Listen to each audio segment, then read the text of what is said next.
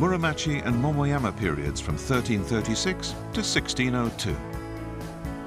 We like it here because the environment is very soothing, very calming. And the PCN isn't just for fun and exercise. People are using it for commuting too. I use this PCN to get to the bus stop to go to school because it's like more convenient for me. It cuts down my traveling time, and also I can get a form of exercise from this. So I prefer this as compared to like buses or trains. Being small shouldn't stop anyone from dreaming big. That's a description of Singapore in brief. Building on the can-do spirit of its past, the country looks ever forward and ahead. Stamping its presence globally as a tiny island with plenty to offer.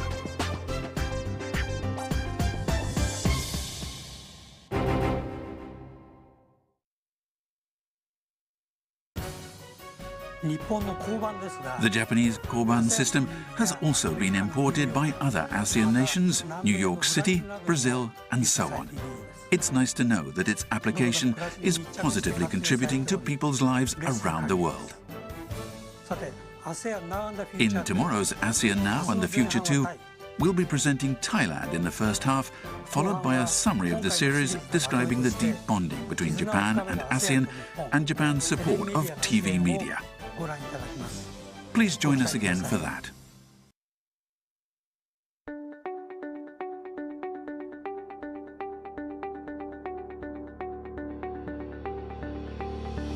Limampung taon ng tapat na pagseserbisyo, kailanman, kahit saan, para sa bayan.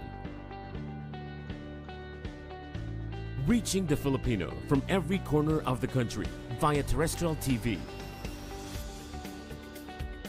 In Luzon, PTV 8 Cordillera, PTV 4 Manila, PTV 4 Palawan, and PTV 4 Naga. In the Visayas, PTV 11 Cebu, PTV 2 Guimaras, PTV 10 Dumaguete, PTV 12 Calbayog, and PTV 8 Tacloban. And in Mindanao, PTV 11 Pagadian, PTV 11 Sibugay, PTV 11 Davao, PTV 8 Agusan del Sur, PTV 8 Cotabato, PTV 7 Zamboanga, and PTV 48 Davao del Norte. And through the power of 6 digital transmitting stations, PTV 14 Manila, PTV 42 Cordillera, PTV 46 Naga, PTV 42 Cebu, PTV 23 Guimaras, and PTV 45 Davao. Connecting with the rest of the world in the era of digital technology. Through the power of television and our extensive online network, we continue crossing borders to serve the timeless news and information, bridging public service through innovative programs, fostering pride in the Filipino, and inspiring the people to be active partners in nation building. Noon hanggang ngayon, kasama mong naglilingkod. PTV. Mga serbisyo ng pamahalaan ipararating sa mamamayan. Diretsahan ang usapan mula mismo sa kinauukulan. Samahan niyo po kami sa pagbibigay linaw sa mga mahalagang isyong pambayan, kasama ang mga iba't ibang ahensya ng pamahalaan. Dahil sa pagkakaisa at pagtutulungan, sama-sama tayong haharap sa isang bagong Pilipinas ngayon.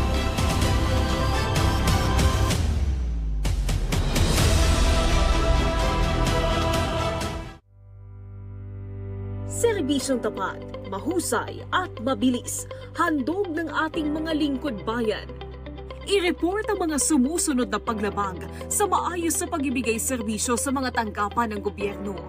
Ang pagtangging tumanggap ng aplikasyon o request na kumpleto ang mga requirement. Ang paghingi ng karagdagang bayad o requirement na wala sa Citizens Charter ng tanggapan.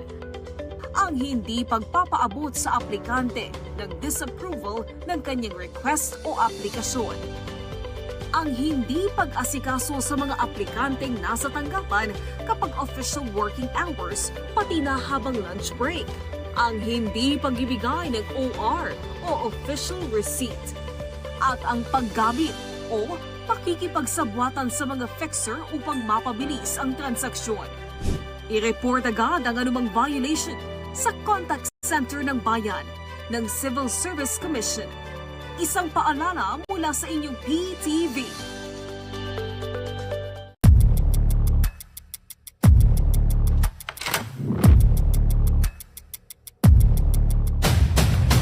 Ngayong linggo sa Masters of the Game. You know, she's one of our greatest athletes.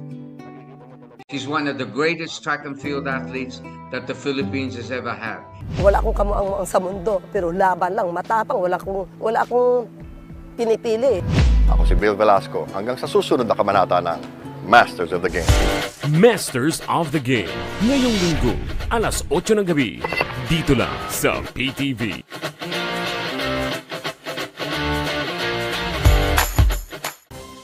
Hello, I'm Manabu Ehara from NHK International. In the final part of this series, we're presenting Thailand, along with an overview of the whole project.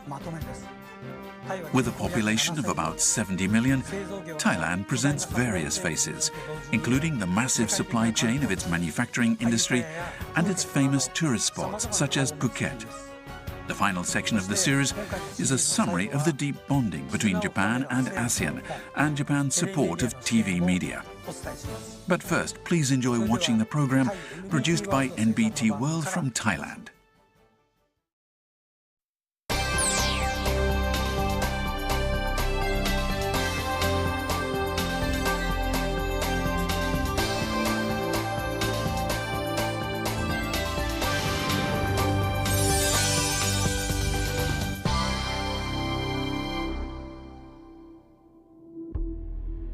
Every country is unique.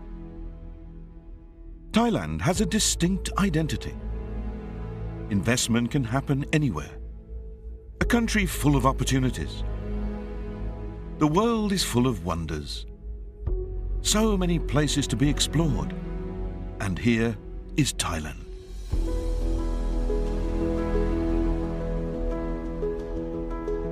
Their movements and jewel-bright colors make Thailand's Siamese fighting fish uniquely beautiful.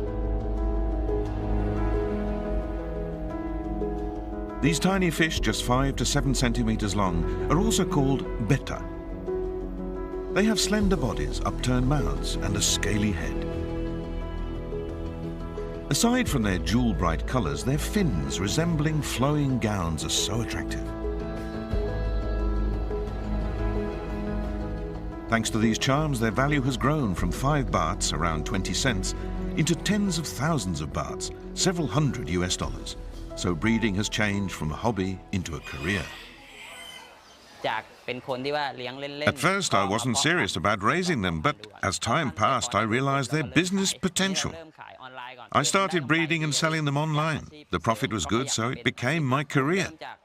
I bought them from Chatucha market for tens to hundreds of bahts, from 30 cents to $3. The price depends on the beauty of each fish. After I started to create breeds with new patterns, I was able to raise the price up to $330. The fish are like works of art. Viewers appreciate their colorful patterns, fins, and swimming actions. Since ancient times, fighting matches have been a spectator sport. Breeding the fish for their beauty has gained popularity both in Thailand and other countries.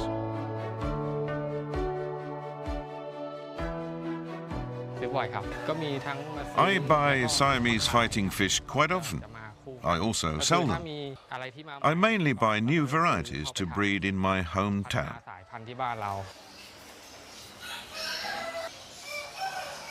I come here to watch and walk around and buy them to bring it back to Japan. Try to breed. Luckily, I can do it. And there are 30 babies, about 3 months. Today, I buy 2 pairs wild better. So I want to breed them in Japan.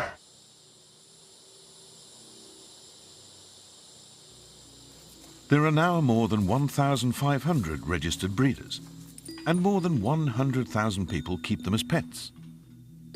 As a result, income earned by agriculturalists and communities comes from Thailand and abroad.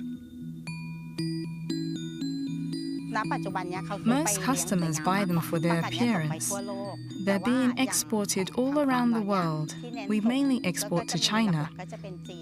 The Chinese fancy different colors from other countries, reds, greens, and blues.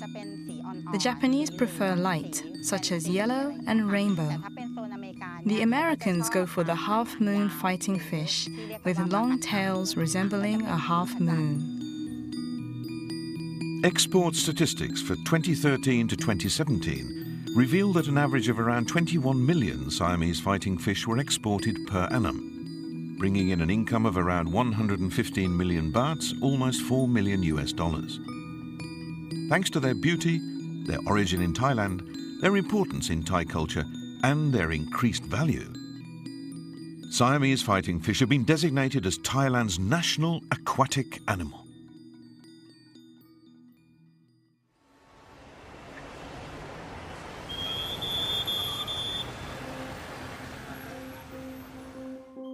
Bangkok, the capital of Thailand, is often ranked as one of the world's cities with the worst traffic congestion. Population growth and the concentration of citizens in the capital makes this issue complex and difficult to resolve. In the evening rush hour, when people finish work and head home, it would be nice if everyone could use trains to relieve the traffic situation. During the past 5 years, Thailand has been expanding its rail transportation system.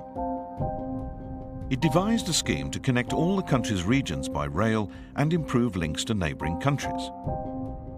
The recently opened Blue Line extension connecting the 2 distant ends of Bangkok is one example of this.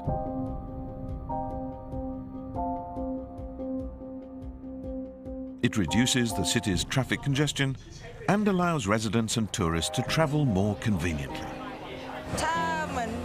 The mass transit system will make travel in the city easier for tourists and local people.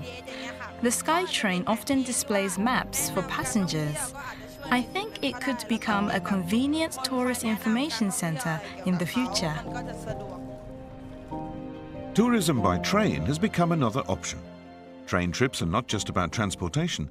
The stations themselves provide various experiences to travellers.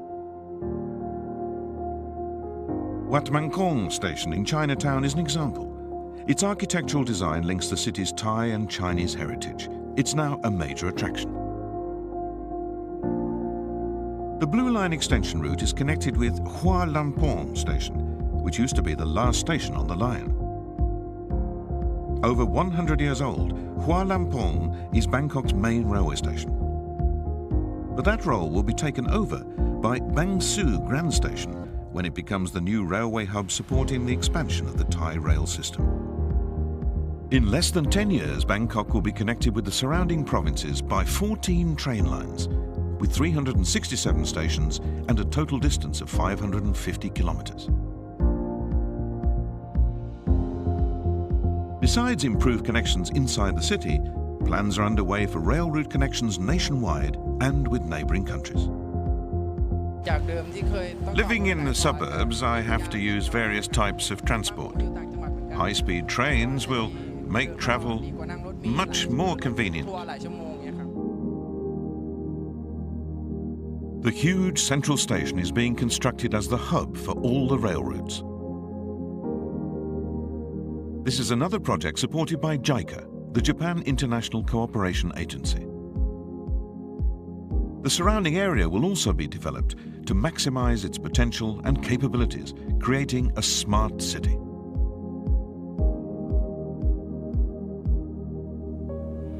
The new hub of the Thai rail system will also become the new centre of Bangkok.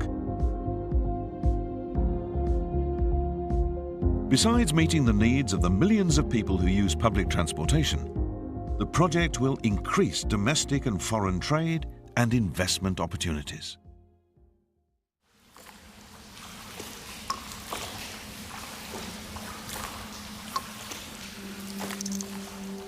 Leh Stegadon Cave offers tourists the chance to encounter all sorts of natural and adventurous experiences, including taking a kayak journey through the caves and viewing waterfalls.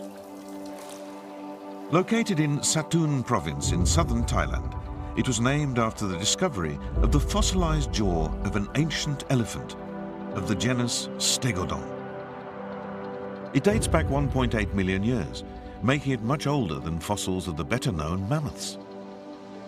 Deep-sea fossils from 250 to 550 million years ago have also been found in the cave. These discoveries led to UNESCO's designation of an area of 2,600 square kilometers around the cave as Satun Geopark in 2018. It has been recognized as a global geological park because of the opportunities it brings to the community, its geological treasures, and the beautiful sites that foster geotourism. Our main way of life here is agriculture, particularly rubber tree tapping. Once the geopark became a tourist attraction, geologists from several universities came to train the local guides. The tourists have an amazing time exploring the site and attain some basic knowledge of geology.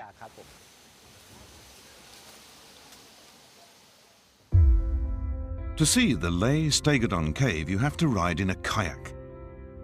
Besides ensuring the safety of each group, staff members relate the cave's story.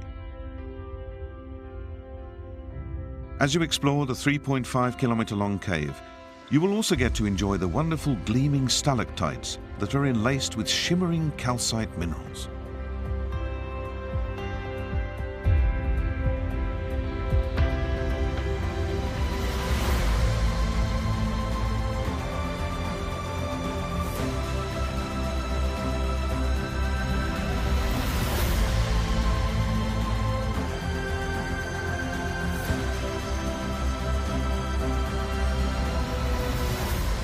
After leaving the cave, you can experience the splendid views and atmosphere of the verdant estuary forest.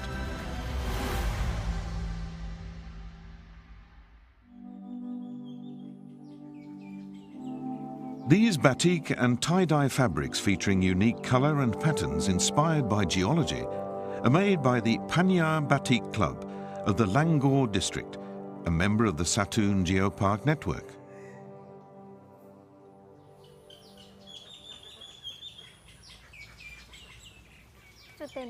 The main characteristics of our batik fabrics are their fossil-like patterns and natural color derived from the soil found here. We started to experiment by using the soil's attractive reddish color for batik dyeing. The outcome was great. The colors of the dyed fabrics were pretty and didn't fade after washing. Tests were carried out on the soil, and luckily, we discovered it was Terra Russa, an ancient, well-drained reddish soil.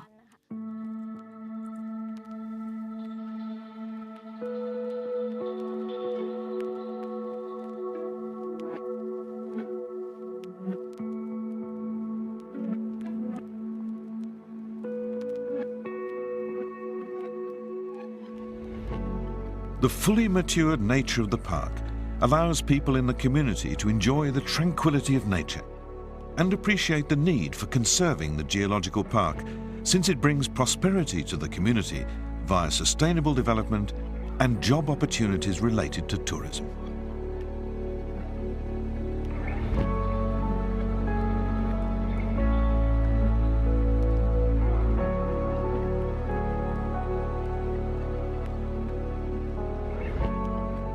Visual images on a screen, sound vibrating from speakers. These are just virtual sensory impressions. But a real Thai experience, impossible to describe, creates unforgettable memories.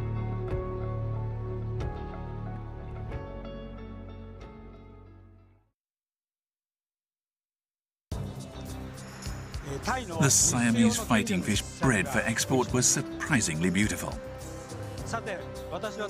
Right now, I'm standing in front of the ASEAN Secretariat in Jakarta, Indonesia. The staff from all the ASEAN nations work here every day to organize and coordinate various meetings and events. We'll be introducing that shortly. Now, please enjoy watching a summary of the deep bonding between Japan and ASEAN and Japan's support of TV media produced by NHK International.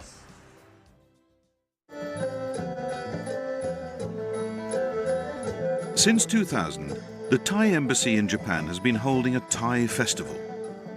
Recently, events to introduce the cultures and traditions of the ASEAN countries and interact with Japanese people have been gaining momentum. Events like this are being held all over the country, and the number of visitors is increasing year by year.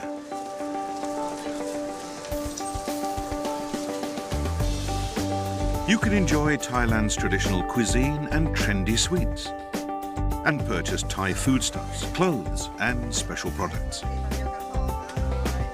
Dishes featuring an exquisite combination of spices with a hot and sour flavour are proving very popular with women in particular.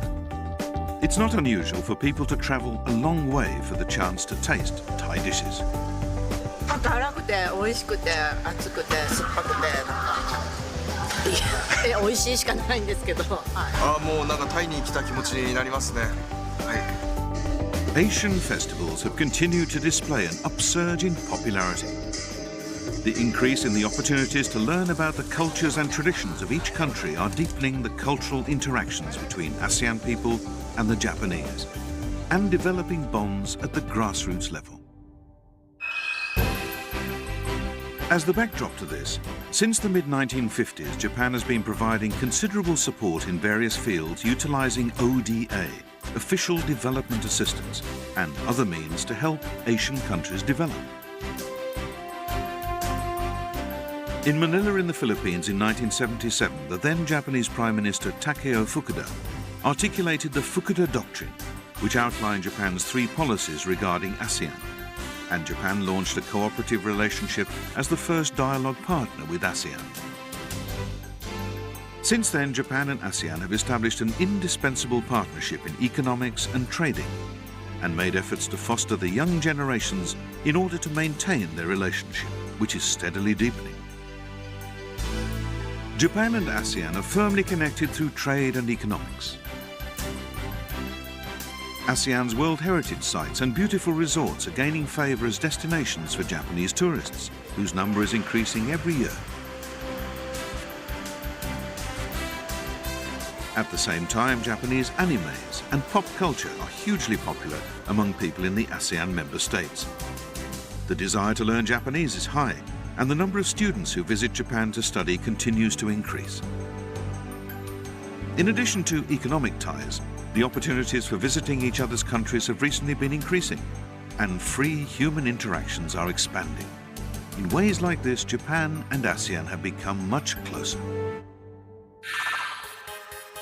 Jakarta, the capital of Indonesia, is the location of the Secretariat of ASEAN, the centre of global growth, which has achieved high economic growth and continues to attract attention from all over the world. In 2019, 2 tower buildings with 16 floors above ground and 2 floors underground were completed next to the old 9-storey headquarters. This large-scale expansion, designed to match the Secretariat becoming the core for diplomacy in Southeast Asia, secured far more spaces for holding meetings. At the Japanese embassy in Jakarta, there's a permanent ASEAN department representing the Japanese government, with an ambassador of Japan to ASEAN. Just before my arrival in Jakarta, ASEAN declared the establishment of the ASEAN community, which consists of 3 pillars: the political security community, the economic community, and the socio-cultural community. It has been striving to deepen ASEAN integration, and Japan wishes to continue cooperating with its efforts. In 2006, to redress intra-ASEAN inequalities, Japan pledged to contribute 7.5 billion yen, approximately $65 million, to establish the Japan-ASEAN Integration Fund, or JAIF. Using JAIF, in 2017, NHK International helped local media organizations to produce the series of TV programs titled ASEAN Now and the Future, Connectivity and Economic Corridors. It was the year ASEAN marked its 50th anniversary. NHK broadcasting specialists helped 4 ASEAN member states to produce the documentaries. The programs spotlighting the east-west and southern economic corridors on the Indochina Peninsula were completed with Japanese support. I think it's very important for ASEAN broadcasting stations to distribute information on the societies, cultures and people in ASEAN countries to the world, making the best use of the expertise and know-how developed with NHK. The 10 ASEAN member states all differ in various aspects. I believe that sending out such information properly to the world is a very meaningful mission. And I sincerely hope that this collaboration with the 10 ASEAN member states will continue. The aim of the project was to entrust Japanese program production specialists with helping ASEAN countries to produce documentary programs to be broadcast on NHK World Japan. First, we'd like to introduce the programs produced in 2017. Vietnam, with a population of about 100 million, has been enjoying remarkable economic growth. The starting point for the filming was the East-West Economic Corridor, focusing on how major economic corridors are so useful for Asia and contributing to development of Vietnam. The program was produced to provoke thought about the future of Vietnam. Using drones for filming proved to be a successful method to express the size and shape of the economic corridors in an easy-to-understand manner. Laos is now drawing attention as a logistics hub for the ASEAN domain. The program spotlighted the important hub of the East-West Economic Corridor and initiatives such as the one-stop service, which simplifies customs procedures. A variety of local lifestyles, transportation infrastructure and other themes were featured to dispatch the current conditions in Laos and its new faces to the world. The Cambodian manufacturing industry has recently displayed considerable development. The program presented by the producer was titled The Cambodia Smile. Its theme was how Cambodian people are being encouraged to have the confidence to produce anything.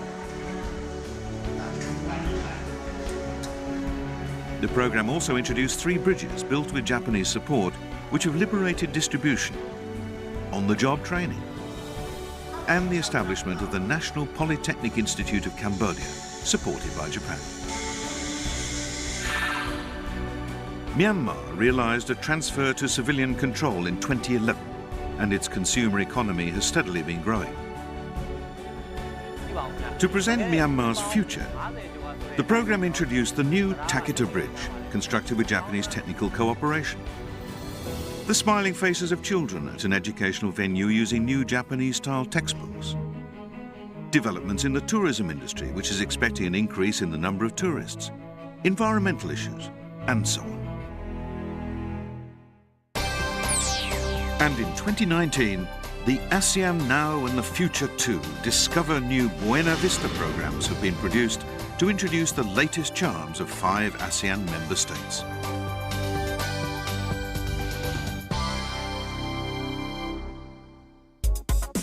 Brunei is a Muslim country blessed with rich natural resources. Mosques with modern architecture are top tourist spots in the country. The program introduces the charms of their beautiful decorations and detailed artwork, as well as points for their appreciation. It also features the water village, where tourists can experience the traditional lifestyle, and a rich variety of halal cuisine, including Japanese dishes, which is enjoying a boom. Indonesia is a country with a huge population. It's said that the traffic jams in the capital city of Jakarta are amongst the worst in the world. The MRT subway line was developed to help alleviate that problem with the help of Japan's ODA, and Japan continues to provide maintenance support. The line offers tremendous convenience to people's lives. The program also features the Gojek integrated services combining motorcycle taxis and various deliveries using smartphones. And the development of Belitung Island, the location for a hit movie for both tourism and eco-tourism. The Philippines has an enhanced environment for learning the English language, and the number of students who come from all over the world to study is rapidly increasing. Ilocos Norte has been labelled as a hidden gem of the Philippines because of its beautiful scenery and more than 100 dynamic wind turbines. And the Ifugao rice terraces have been listed as a UNESCO World Heritage Site. The program introduces the collaborative efforts being made by universities in the Philippines and Japan to promote tourism and preserve nature. Singapore is a small, multiracial country. The interaction of different ethnicities is actively carried out, and the Koban police box system introduced from Japan helps to maintain civil order. The program also introduces how you can relax by going around the Park Connector network of the city's verdant parks. And the hawkers, who create Singapore's unique fusion dishes by mixing the cuisines of other countries. Along with World Heritage Sites and many famous tourist spots and resorts, Thailand has a massive manufacturing industry supply chain. Famous for traditional fish fighting, betta have grown in popularity abroad as a beautiful aquarium fish, and they're now a major investment resource. The program also introduces Bangsu Grand Station, currently under construction, partly supported by Japan, and the National Geopark in Satun Province, which has been recognized as a geological park by UNESCO.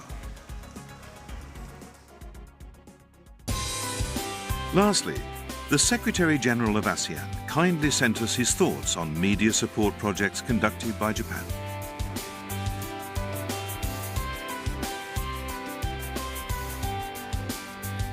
According to Secretary-General Dato Lim Jok Hoi, the ASEAN-Japan partnership established in 1973 has made important contributions to regional cooperation in the area of media and information. ASEAN has benefited from Japan's significant contributions to the ASEAN Cultural Fund, established in 1978, which underwrites regional cooperation in the area of media and information. Furthermore, the regional initiatives that ASEAN and Japan have conducted have been instrumental in fostering mutual and intercultural understanding between our peoples. These initiatives include capacity building of media personnel, enhancing media and information literacy, and exchanges of television content. ASEAN looks forward to continuing its long-standing cooperation with Japan to respond to emerging trends and challenges in an ever-evolving information and media landscape.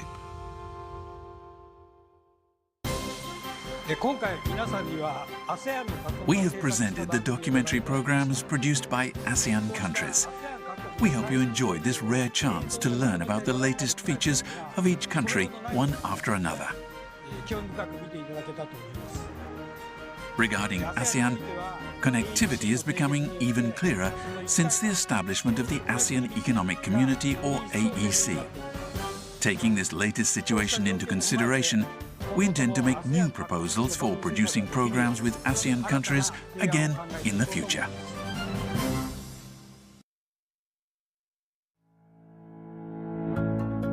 Babiyahe ka ba patungo o palabas ng Pilipinas? Register muna sa etravel.gov.ph. Pumunta sa eTravel website o iscan ang QR code. Sagutin ang online form. I-screenshot o i-download ang iyong personal QR code. At i-present ito sa inyong airline representative bago sumakay at sa quarantine officer sa inyong pagdating. Kailangan mag-register sa loob ng 3 araw bago dumating sa Pilipinas. Gayon din sa mga Pilipinong aalis patungo sa ibang bansa.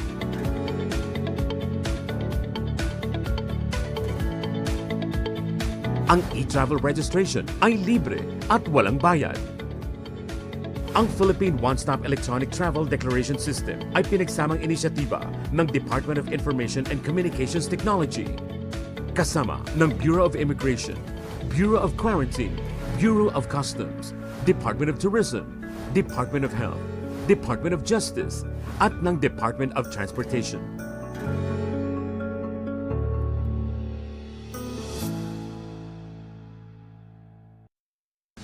Ang pinakabago at napapanahong balita sa bawat sulok ng Pilipinas. Mabilis na nakalusot sa komite ng Kamara ang panukalang apektado ng pagbaha at malalakas na pag-ulan ang ilang bahagi.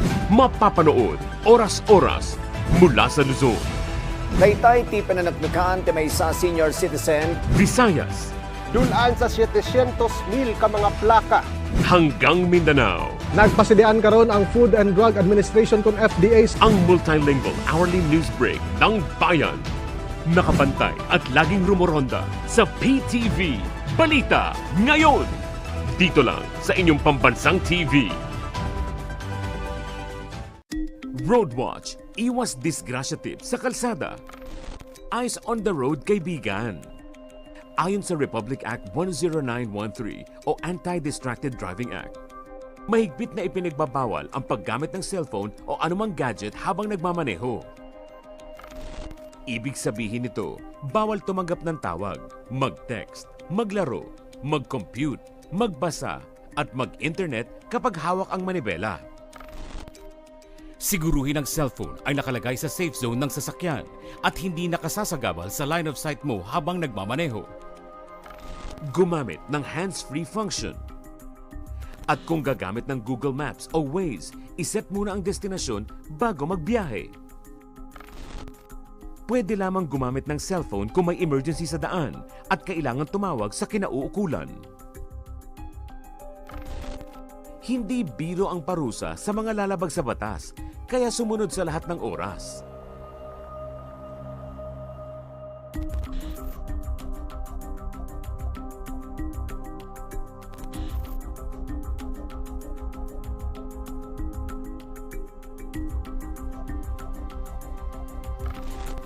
Kapag buhay ang nakataya, dapat listo sa kalsada. Roadwatch, hatid ng inyong PTV.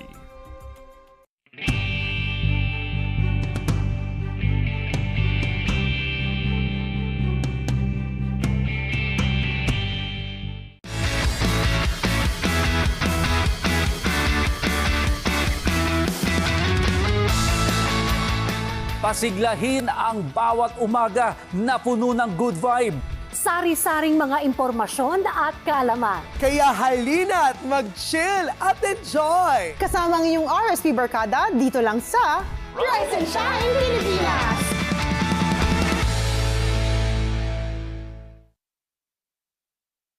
PTV Consumer Watch, bantay presyo sa gasolina.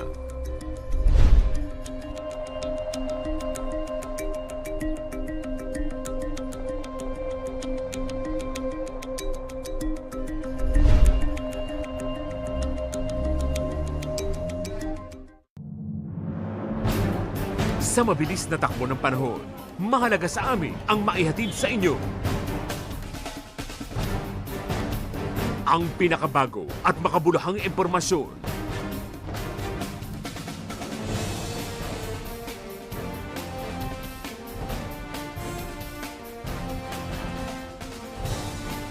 Sa ngayon ay pinag-iingat na ng lokal na pamahalaan. At yan muna ang mga huling kaganapan mula dito sa paalala ng mga eksperto sa Glory Balegan para itipagigyan. Kasama ang mga tapat nating tagapaghatid balita.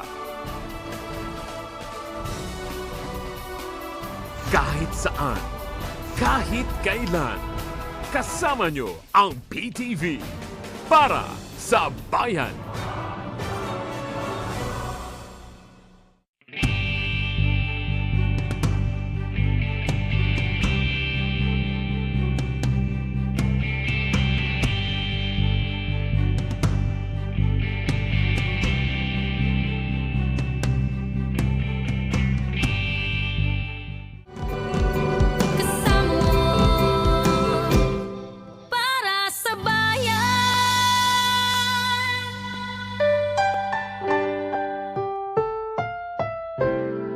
Ang susunod na programa ay rated PG. Ito ay nangangailangan ng patnubay at gabay ng magulang para sa mga batang manonood.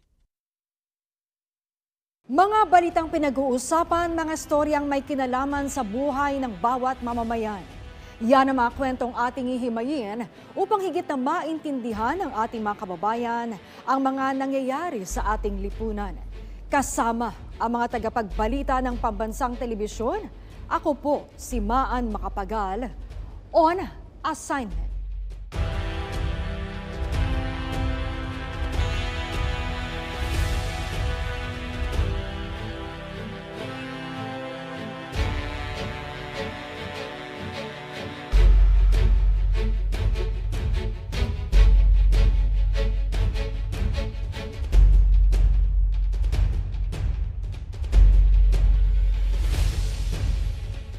Malaki ang papel ng agrikultura sa ekonomiya ng bansa at sa bawat pagbungkal ng lupa ng ating mga kababayang magsasaka. Batid nila ang hirap sa kada pagbayo ng mga kalamidad sa kanilang mga pananim. Kaya naman inilunsad ng ating pamahalaan ang kadiwa ng Pangulo upang matulungan ang ating mga magsasaka na makabangon sa hagupit ng tadhana. Ang mga kwento sa likod ng ating mga kadiwa store, aanihin ni Joshua Garcia. Joshua, ang puna ng ilan sa ating mga mamimili, no, na parang hindi naman daw kumpleto yung mga paninda sa mga kadiwa at hindi rin nalalayo yung presyo sa palengke. Yes, nagkaroon ako ng pagkakataon dyan na matutukan niyang kadiwa. Depende kasi sa panahon, sa lagay ng klima. Dahil kung hindi magandang panahon, minsan hindi na ihahatid yung mga ibang angkat na gulay sa ibang kadiwa locations. At doon naman sa presyo, dumidepende rin sa lagay ng klima. Dahil pag masama ang panahon, may posibilidad nga na tumaas ang presyo ng ibang gulay. Naabot na ba ng gobyerno yung target, no, na bilang ng kadiwa stores sa buong kapuluan at talaga bang malaki yung naging benepisyo sa mga magsasaka, consumer at nagtitinda doon? Well, ayon sa Department of Agriculture, nasa mahigit 300 kadiwa outlet at pop-up store na meron sa buong bansa. At nadadagdagan pa ito sa pakikipagtulungan nila sa mga komunidad, sa lokal na pamahalaan at sa mga barangay na meron tayo. At pagdating naman sa benepisyo, kung nakikinabang ba yung ating mga magsasaka, mga consumer, mga nagtitinda, yan ang aking tinutukan sa On Assignment.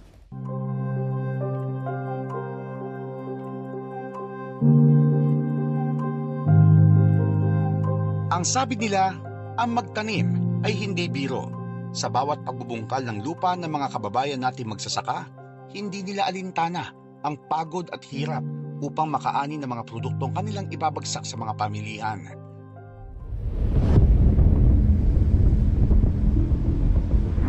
Subalit sa bawat tama ng kalamidad sa ating bansa, ang ating mga magsasaka ang lubos na naapektuhan nito dahil sa pagkasira ng kanilang mga pananim. Bunsod ng pabago-bagong panahon, katulad na lang ng ilang mga bagyo na nagdaan ngayong taon, hindi na naging stable ang presyo ng mga pangunahing produkto, partikular na sa agrikultura. Ang dating tig 50 pesos mahigit per kilo ng mga gulay, ngayon ay naglalaro na sa mahigit 100 piso ang bentahan sa mga palengke. Mahigit doble ang itinaas na pwede na ring ipambili ng ibang pangangailangan. Kaya bilang tugon sa tumataas na presyo ng mga bilihin at upang matulungan ang ating mga magsasaka na makabangon mula sa hagupit ng tadhana, inilunsad noon ng Department of Agriculture ang Kadiwa ng Pasko na kinalaunan ay naging Kadiwa ng Pangulo. Dahil napakaganda ng feedback nung sa Kadiwa ng Pasko, noong November at December, ito'y pinagpatuloy ng ating Presidente para sa 2023 moving onwards. Nakakatulong talaga sa ating mga mamimili. Dahil dito po, nagkakaroon sila ng access hindi lang sa murang pagkain, kundi mga quality at sariwang agricultural products.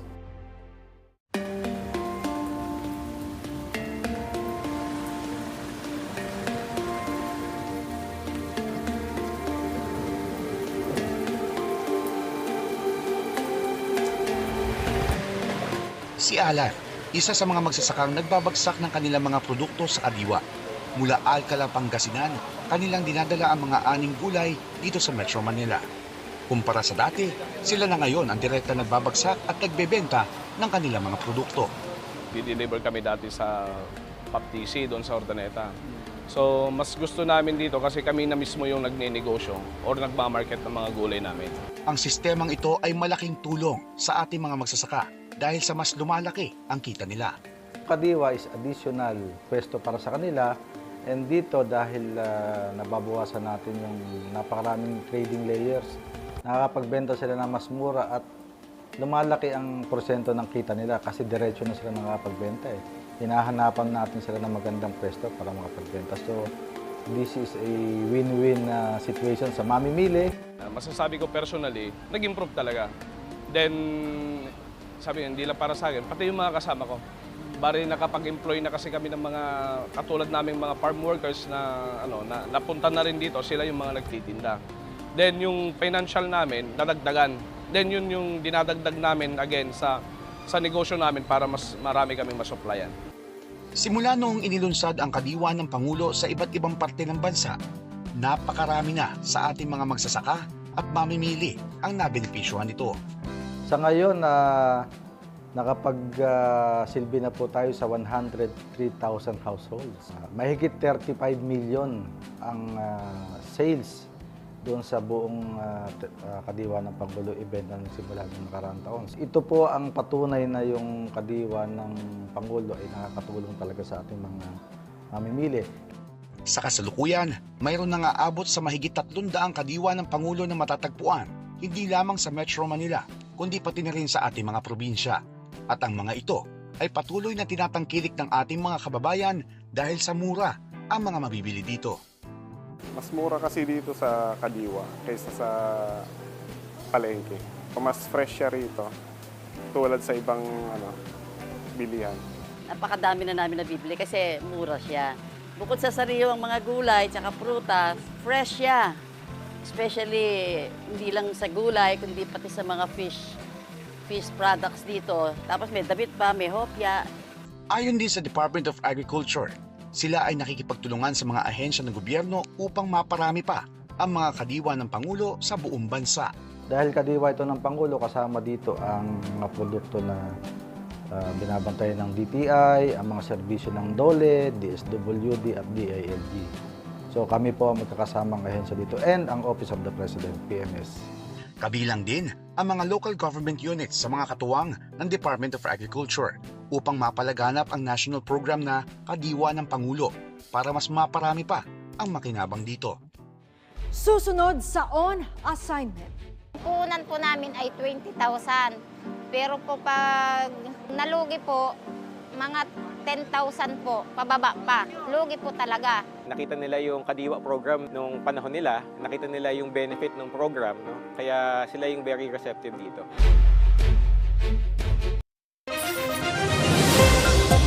Isang oras na hitik na weekend balitaan ang sasa inyo tuwing Sabado at Linggo.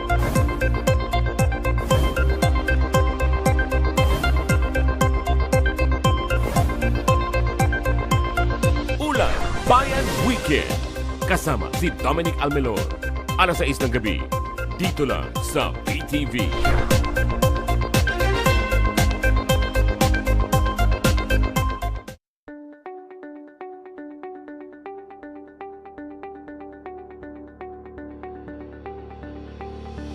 Limampung taon ng tapat na pagsiservisyo.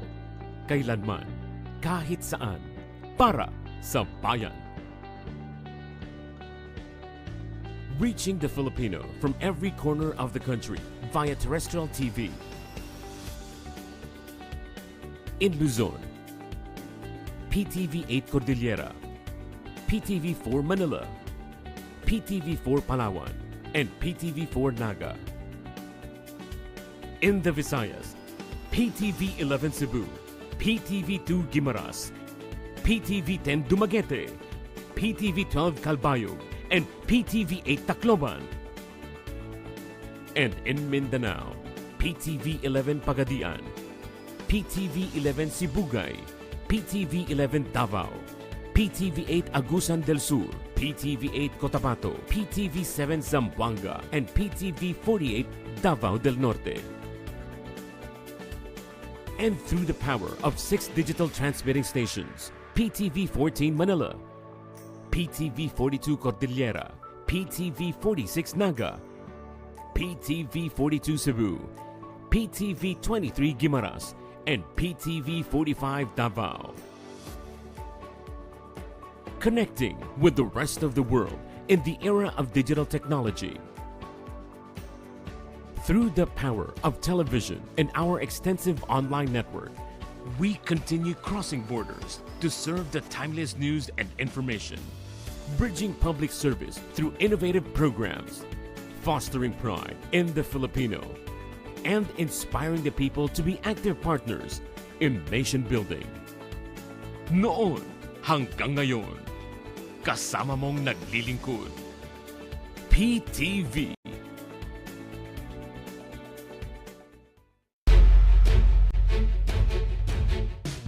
Katuwang din ng national government ang mga lokal na gobyerno upang mas mapalaganap at mas marami pang mabenepisyuhan ang kadiwa ng Pangulo. Isa ang lungsod ng Las Piñas sa mga local government unit na nagpatupad ng kanilang lokal na kadiwa na kinalaunan ay iniugnay na rin sa National Program ng Department of Agriculture na kadiwa ng Pangulo. Actually, before pa pumasok ang Department of Agriculture, meron na kami tinatawag na Covered Court Palengke Project. Nagkaroon kami ng mga local vendors na pumipwesto sa ating mga communities, sa mga covered court ng kanilang mga lugar.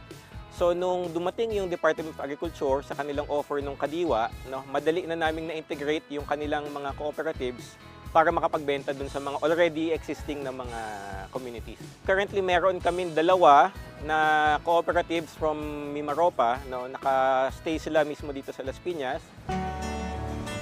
Isa si Irene Atilano sa mga magsasakang nabigyan ng pwesto sa local kadiwa sa lungsod ng Las Piñas. Mula sa kanilang probinsya sa Mindoro, ay nakipagsapalaran sila ng kanyang asawa upang makabangon sa pagkalugi na dulot na hagupit ng bagyo. Nung pong nadaanan ng bagyo po ang aming mga pananim, walang-wala po talaga. Dinaanan po, nag-landslide po yung sa ilog. Doon po dumaan sa mga pananim namin yung tubig. Walang-wala po talaga, wash out po lahat. Opo, lugi po talaga, lugi po. Nasisira po, wala po talagang mapapakinabangan. Maliban pa sa mga kalamidad, isa din sa problema nila noon ay ang hindi masyadong maibenta mga ani. Ay mahirap po kasi po, wala po kaming dinadalhan na katulad po nito. Napakahirap po sa amin dahil doon lang po sa amin sa Mindoro, namin tinitinda ang aming mga gulay. Hindi naman po lahat ay nabibili. Hindi po nababawi. Marami rin po kasing mga magugulay dun sa amin, sa Mindoro, na hindi po lahat nababawi ang kanilang gastos dahil po mahal din po ang fertilizer. Dumagdag pa rito ang pambabarat ng kanilang mga pinagbabagsakan. Pag dinadala po namin sa bayan ang aming mga gulay, mas kakaunti po ang kita. Kaya po nahihirapan po kaming itinda. May mga middleman po na hindi tama sa presyo. May mga inuupahan din po kami na mga taot. Ang puhunan po namin ay 20,000. Pero po pag nalugi po, mga 10,000 po, pababa pa. Para sa katulad ni Irene na tanging pagsasaka lamang ang pinagkukuhanan ng kabuhayan, napakahalaga na maibenta at kumita sa mga itinatanim nila. Lalo pat nasa kolehiyo na ang kanyang anak. Ay mahirap po magpaaral lalo't na kung wala pong pagkukunan. Napakahirap po. Pero ngayon po na may kadiwa, malaking tulong po talaga sa amin. At noong sila'y mabigyan ng pwesto dito sa lungsod ng Las Piñas, kahit mahirap, ay kanila itong bukas palad ng tinanggap. Nung time po ng pandemic, mahirap pong iluwas ang mga gulay. Ngayon po, yung aking pong asawa ay siya po ang coordinator sa buong Oriental. Ang ginawa po niya ay namili po siya ng mga gulay sa mga farmers para mailuwas po niya dito sa Manila. Binigyan po kami ng Department of Agriculture ng truck para po doon po ikarga ang mga paninda na gulay na binibili po namin sa mga farmers sa Mindoro at yun po ang aming iniluluwas. Sa kasalukuyan, nakikituloy si Irene at ang kanyang asawa sa simbahan kung saan nakapwesto ang kanilang kadiwa store. At kumpara sa dati, masasabing mas gumanda ang kalagayan ni Irene dahil nakakatulong na sila hindi lang sa kanyang pamilya, kundi pati na rin sa kapwa nila magsasaka. Mas okay naman ngayon, nakakabayad sa mga bayarin. Yun nga, nakapagpaaral ng anak, nakakatulong na rin sa mga farmers. Ang mga programa ng Department of Agriculture tulad na lamang ng Kadiwa ng Pangulo ay isang pagpapatunay ng pag-agapay ng ating gobyerno sa ating mga magsasaka at mamimili. Napapansin natin, napakarami na nagkakadiwa, so dumadami na yung binebenta. Tinutulungan po natin sila, mapaganda at maparami pa po yung mga aanihin kasama ng mga regular programs ng Department of Agriculture. At dahil ito ay tinatangkilik at suportado ng mga lokal na gobyerno, mas marami pa sa ating mga kababayan ang nakikinabang dito. Direkta na i-market ng ating mga farmer cooperatives yung kanilang mga produkto, so mas mababa talaga yung presyo. Samantala, umaasa rin ng DA na magpapatuloy ang kadiwa ng Pangulo sa mga susunod pang administrasyon dahil sa patuloy na ipinapakita nitong kapakinabangan sa bawat mamamayang Pilipino. Naniniwala po kami na hindi lang yung kasalukuyang programa ang magiging dahilan at ito po ay sigurado magtuloy-tuloy kasi maganda naman yung prinsipyo po ng programa. Kung mapapakita natin yung talagang benepisyo nito na inaanin ng ngayon na mamimili at ng magtitinda, kami po ay naniniwala na ito ay magtutuloy-tuloy. Nagpapasalamat din po ako, lalong higit sa ating Pangulo. Sana po suportahan niya pa po ang Kadiwa. Bigyan niya po kami ng tulong po para sa mga magsasaka, lalong higit po sa Oriental Mindoro. Ang mga programa ng ating pamahalaan, lalo na sa agrikultura, ay isa sa mga tinututukan ni Pangulong Ferdinand R. Marcos Jr. Paunti-unting pagsulong patungo sa maganda at maunlad na bagong Pilipinas. Josh Garcia, on assignment. Ang magtanim ay talaga namang hindi biro, kaya patuloy ang pagtulong ng ating pamahalaan sa ating mga magsasaka sa pamamagitan ng iba't ibang mga programang pang-agrikultura. Magbabalik ang On Assignment. At your service, Pilipinas, USEC Edu Punay po ng Department of Social Welfare and Development. Samahan nyo kami tuwing alas 12 ng tanghali, Lunes hanggang Biyernes, para sa isang bagong Pilipinas ngayon. Dito lang sa PTV.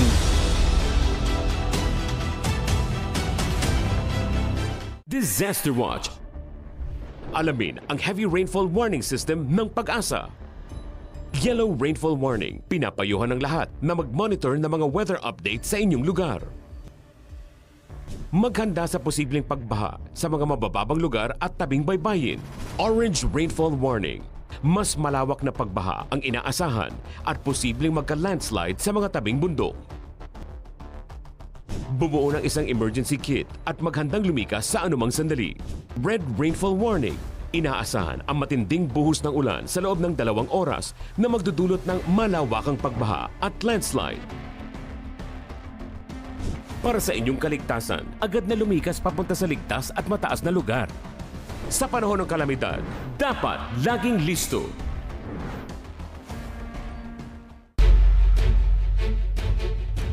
Nagbabalik ang On Assignment.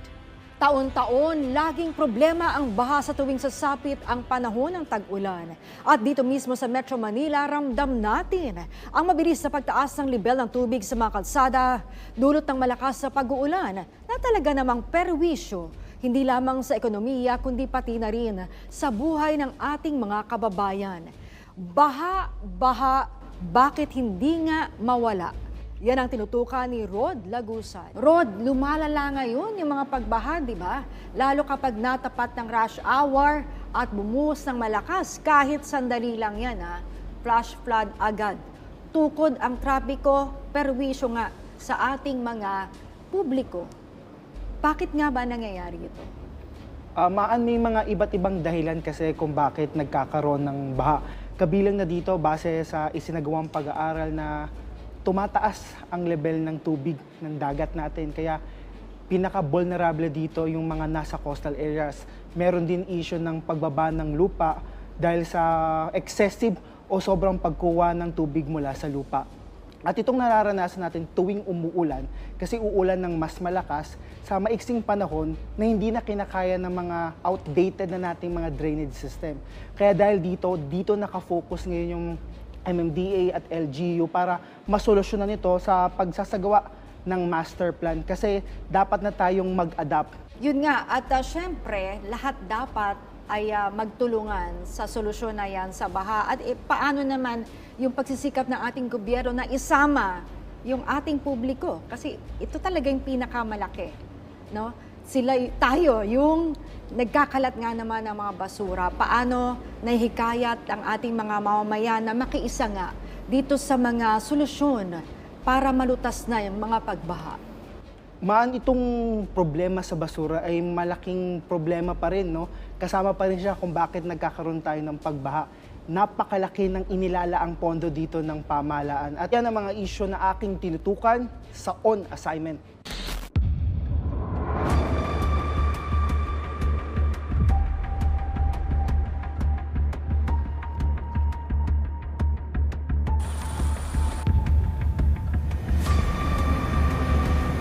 Hindi na bago sa Pilipinas ang tamaan ng mga kalamidad.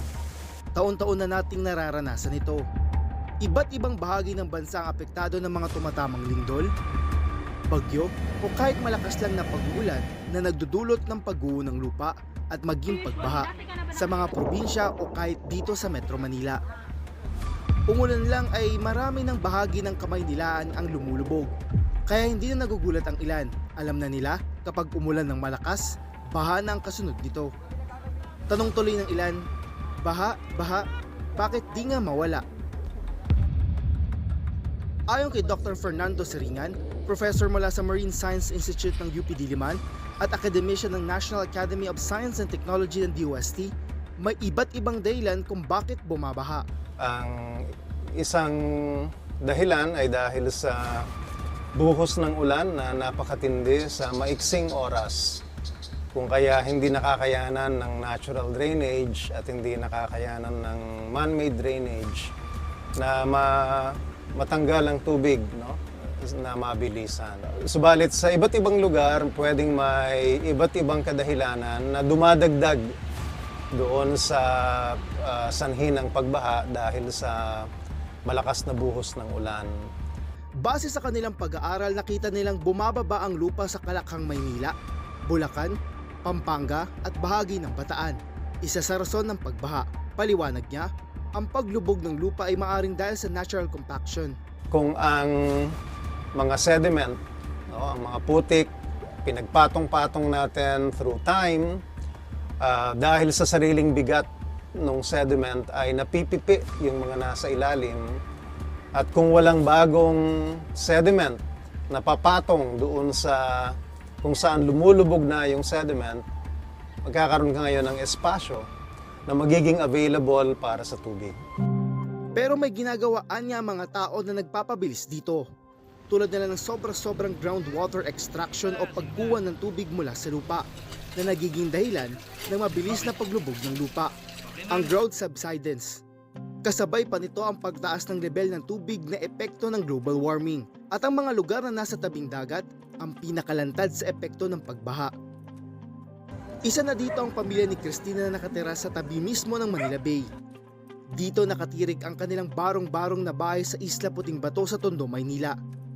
Gamit ang kahoy ay nakatayo sa tubig ang kanilang bahay. Pero nito lang unang linggo ng Oktubre ay nasira ito matapos tamaan ng malakas na alon. Kwento niya, sa tagal niyang nakatira dito, halos magtatatlong dekada na, ay ngayon lang ito nangyari sa kanila. Dahil kapag may bagyuhan niya, nakakabalik pa sila. Madalas naman niya inaabot ang sahig nila kahit mataas nito, lalo na kapag high tide sa lugar. Pag tumataas po yung dagat, papatungan po namin mga paleta, yung mga bata, sila lang po yung pinatutulog namin kasi kami po, hindi kami matutulog, babantayan po namin kasi hindi po kami may hindi pa tataas yun. Kasi tataas kasi po, pag tumaas, may kasama po pong alon. Diyan po yung buhay namin, diyan po nag-aaral ang mga bata.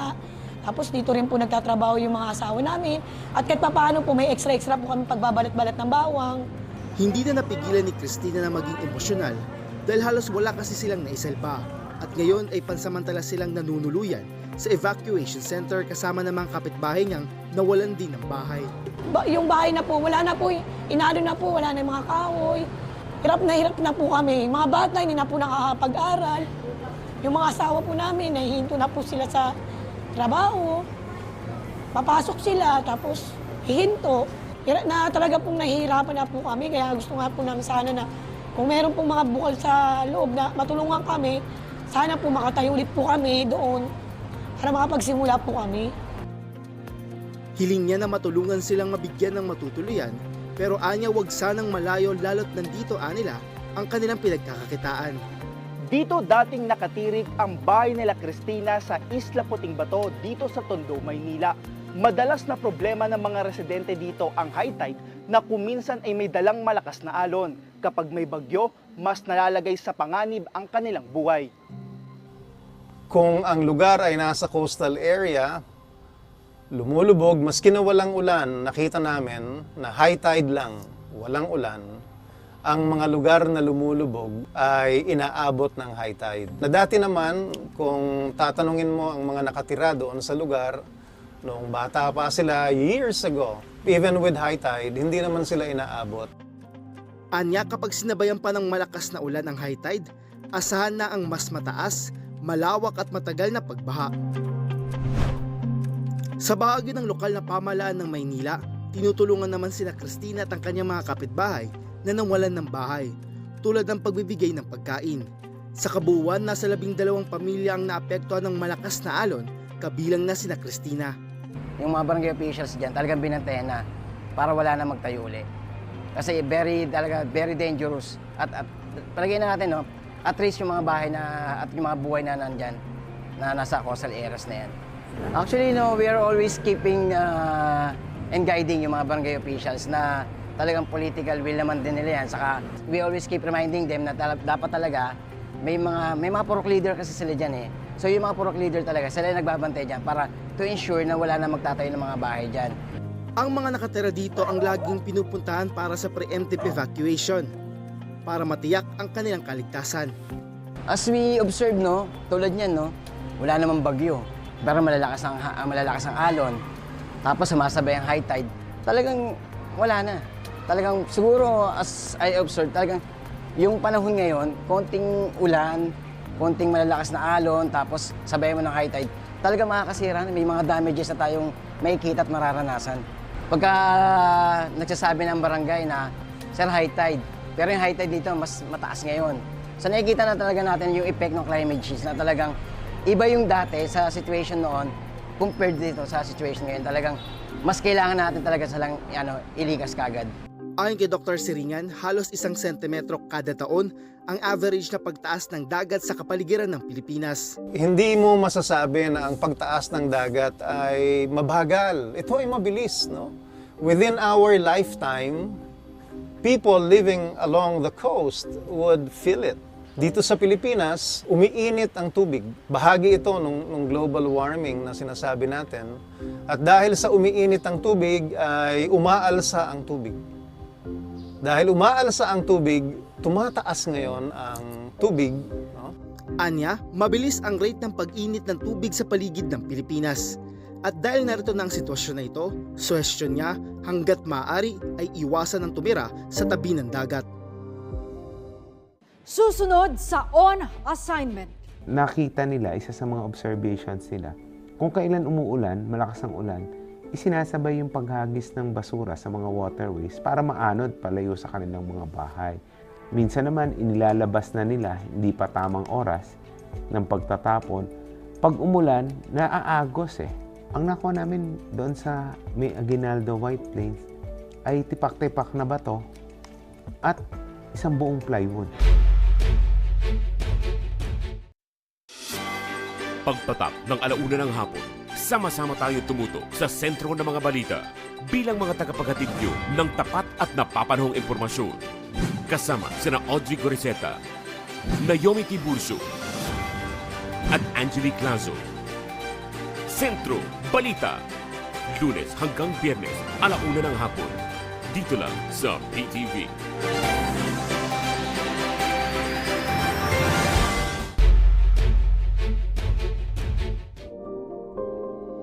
Bukod sa pagbaba ng lupa, pagtaas ng tubig, malaking bahagi pa rin ng baha ang pagbara ng mga basura sa mga drainage system na kadalasan ay nagiging sanhi ng pagbaha sa mga lansangan.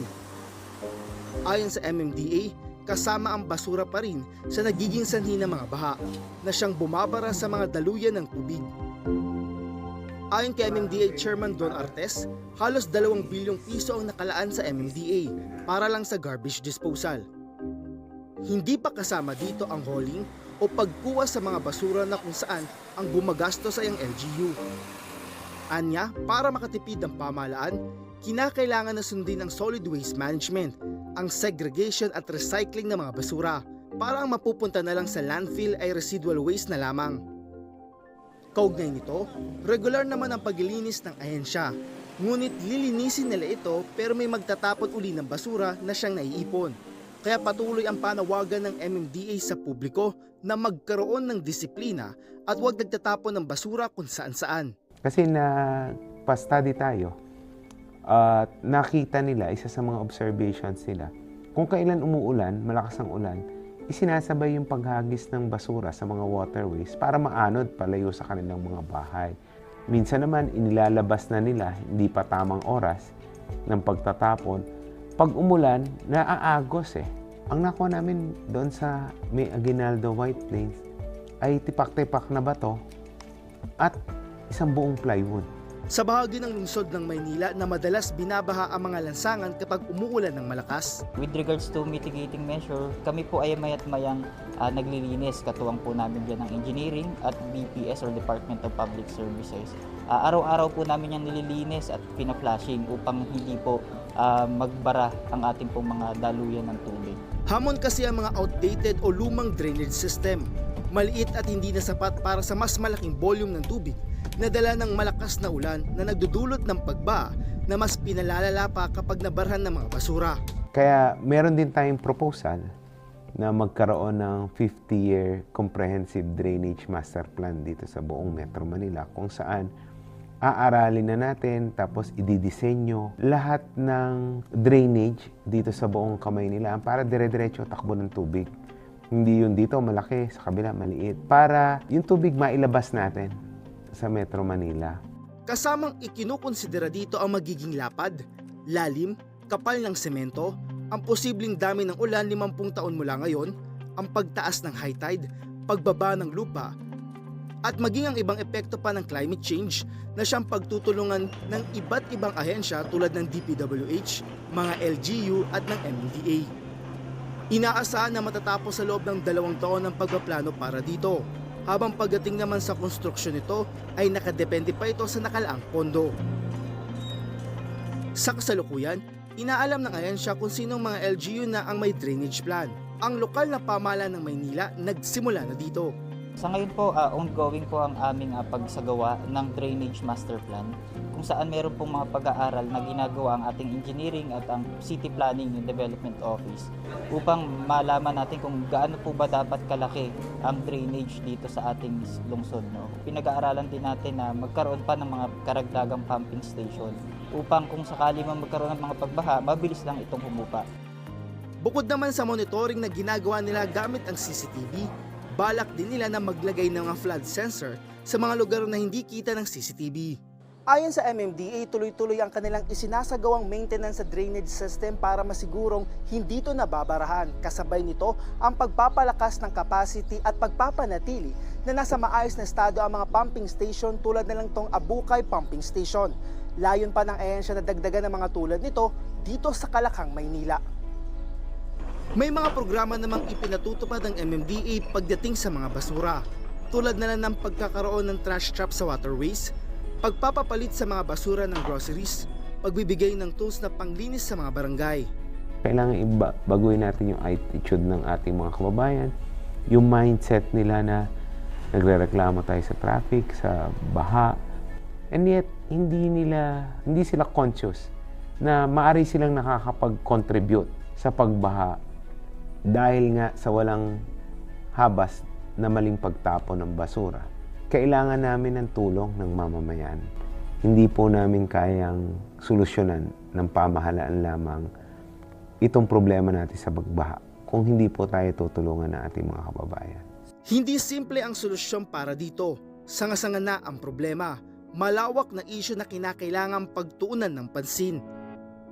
Binigyang din naman ni Dr. Siringan na napaka-importante na ikukonsidera ang realidad na meron tayo ngayon pagdating sa pagpaplano ng pamahalaan. Kasabay nito, mahalaga rin ang pagtutulungan ng lahat. Pero hindi pwedeng isa lang, kailangan ay sama-sama. At hindi pwedeng isang activity lang, kailangan madaming activities, no? Na dapat na ma-address. If you think that science is important, then you ought to put money into it. And the study of flooding is a basic science research that needs funding. May mga bagay tayong hindi kontrolado tulad na lang ng pagbabago ng klima.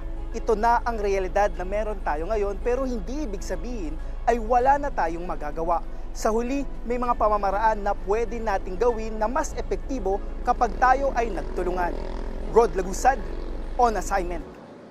Malaki ang perwisyong dulot ng pagbabaha sa araw-araw na buhay natin. Bagamat ang pamahalaan ay patuloy na nagsusumikap upang masolusyonan ang problemang ito, mas makatutulong ang bawat isa sa atin kung magkakaroon tayo ng disiplina, lalong-lalo na pagdating sa ating mga basura.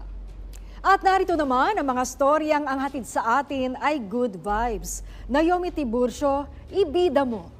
Karamihan sa mga guro natin, bulaklak at tsokolate ang natanggap na regalo nitong nakalipas na World Teachers Day. Pero sa Malasiki, Pangasinan, kakaibang parangal ang ibinigay kay Teacher Luisa Conmigo ng kanyang grade 5 student na si Jeric. Isang bouquet ng saluyot. Ayon kay Teacher Luisa, hindi ito isang gimmick dahil handog ito ng kanyang estudyante mula sa puso. Natouch ako dun sa pagkakasabi niya sa akin na, Ma'am, ito lang ang meron ako. Wala po akong tsokolate, wala po akong dalang bulaklak, tsaka hindi po ako nakagawa ng mga message. Ito lang meron ako, teacher. Mapapaiyak na kaming dalawa. Ako madadamay niya na. Kaya minala ko yung feelings niya yun na huwag ka ganyan. Alam mo ba, sarap-sarap nito. Itong pinaka-sustansyang gulay. Ang post ni Teacher Luisa na sweetest gift na natanggap niya noong Teacher's Day at taga-dumani na mahigit 100,000 likes. Kwento pa ni Teacher Luisa, nag-alangan pa umano si Jeric na ibigay sa kanya ang isang taling saluyot dahil sa panunukso ng ilan pa niyang mga estudyante. Huwag niyong sasabihin yan, lahat yan gusto ko dahil lahat kayong mahal ko. Anak ng magbobote at labandera ang 10 years old na si Jeric, panganay sa 4 na magkakapatid. At talaga namang likas sa kanya ang pagiging mapagmahal mula sa pamilya hanggang sa eskwelahan. Sa mga araw na walang klase, tinutulungan ni Jeric ang kanyang mga magulang sa pagtitinda ng gulay. At hindi dito tumitigil ang pagtulong niya sa kanyang pamilya. Nalaman ko po, hindi yan sabihin sa father niya, pag magbebenta siya ng kangkong sa bayan, diretso na siya ng simbahan, mamamalimos yung bata. Pagdating ng pasukan, Lunes, Martes, Merkules, may baon siya. Nitong nakaraan, binisita ni Teacher Luisa si Jeric sa kanilang tahanan at nagpadala ng munting tulong mula sa ilan nilang kababayan na naantig ang damdamin dahil sa sinseridad ng puso ng bata nang magregalo ito ng saluyot sa kanya. Kaya naman nakatanggap din si Jeric ng tulong para sa kanyang pag-aaral mula sa pamahalaan ng Pangasinan. Maraming salamat po sa bigay ninyong tulong po sa amin. Kwento ni Teacher Luisa, nagmula din sa hirap ang kanyang pamilya. Pero sa tulong ng pagpupursige, nakapagtapos silang 6 na magkakapatid sa pag-aaral. At ang payo niya sa kanyang mga estudyante, huwag iismulin ang pinanggalingan ng bawat isa. Maging kasing simple man ito ng isang bungkos ng saluyot. Huwag niyong isipin na mahirap kayo. Kasi yung kahirapan, panandalian lang yan. Kung magsusumikap kayo sa pag-aaral, hindi nyo na maidaramdaman ang hirap ng buhay. Ako po si Naomi Tiburcio, on assignment. Bilang miyembro ng ating lipunan, mahalagang magkaroon tayo ng kaalaman pagdating sa mga balita at usapin ng bayan. Muli, ako po si Maan Macapagal, on assignment.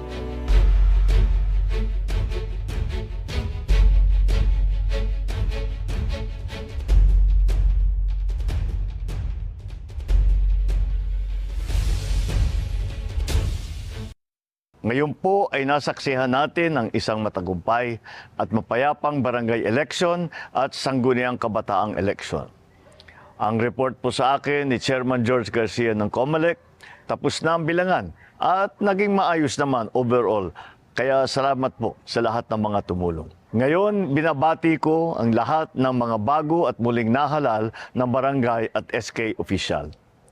Napakahalaga po ng inyong papel sa ating lipunan. Isang panibagong pagkakataon na naman po ito upang makapagserbisyo sa mga Pilipino at sa ating bayan ng buong puso at higit pa sa abot ng ating makakaya. Maging tapat po tayo sa lahat ng oras. Lagi po nating unahin ang kapakanan ng sambayanan sapagkat sila po ang dahilan kung bakit nais nating magsilbi sa bayan. Sa ating pagkakaisa at kolektibong pagsisikap, tiyak na maisusulong natin ang bagong Pilipinas kung saan ang bawat barangay ay mapayapa, masaya at maunlad. Kung saan ay nananaig ang pagkakaisa, pagkakaunawaan at kasaganahan. At kung saan ang bawat mamamayan ay taas noo bilang mga Pilipino. Mabuhay ang mga bagong opisyal ng barangay. Mabuhay ang ating mga kabataan ng sangguniang kabataan. Mabuhay ang bagong Pilipinas.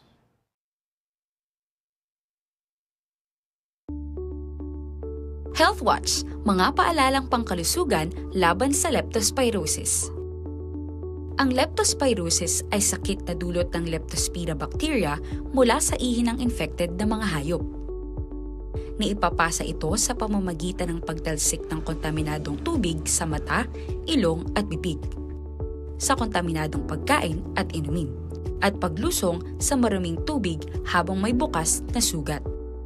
Kabilang sa sintomas ng leptospirosis ang lagnat, panginginig, pananakit ng katawan, sakit ng ulo, pamamantal, pamumula ng mata, paninilaw ng balat, at diarrhea. Kung hindi maagapan, maaari itong makapinsala sa bato, utak at atay.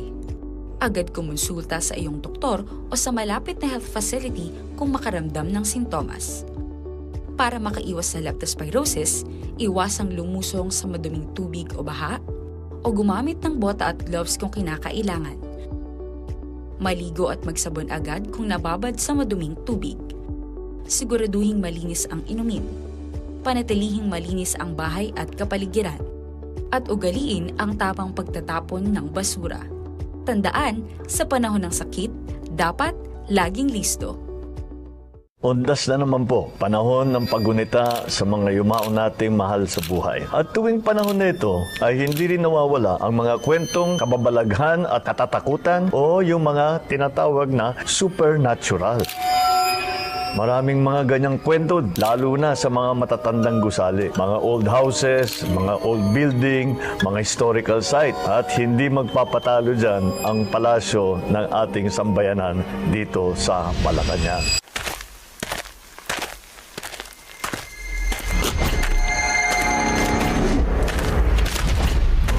Itinayo ang Malacanang noong mga 1750s ni Don Luis Rocha Camina. Ang Malacanang noon ay isang summer house. Binili naman ito ng Estado noong 1825 bilang summer house ng Gobernador General. Mula 1863, tinirahan ito ng 18 Gobernador General, 14 na American military and civil governors at kinalaunan mga pangulo ng ating bansa. Nakailang renovation at refurbishment na ang palasyo. Makalipas ang ilang digmaan, pero ang pinakamalaking pag-remodel ay naganap ng time ng aking ama dahil ang mother ko ang gumawa ng remodeling. Itong mga kwento ito ay hindi ko pa talaga nakikwento sa mga anak ko. Baka matakot kasi. Pero since undas, Halloween naman, kikwentuhan ko muna kayo ng mga karanasan ko dito. Lalo na nung kabataan ko. Oh, are you ready? No. Not really. Not really. Pero sige. Never mind. Let's go. Dito mismo, dito sa tinatawag na reception hall, nung una kaming dumating dito sa palasyo, yung mga security namin paggabi, dito natutulog at naglalatag sila dyan ng kama at dyan sila natutulog.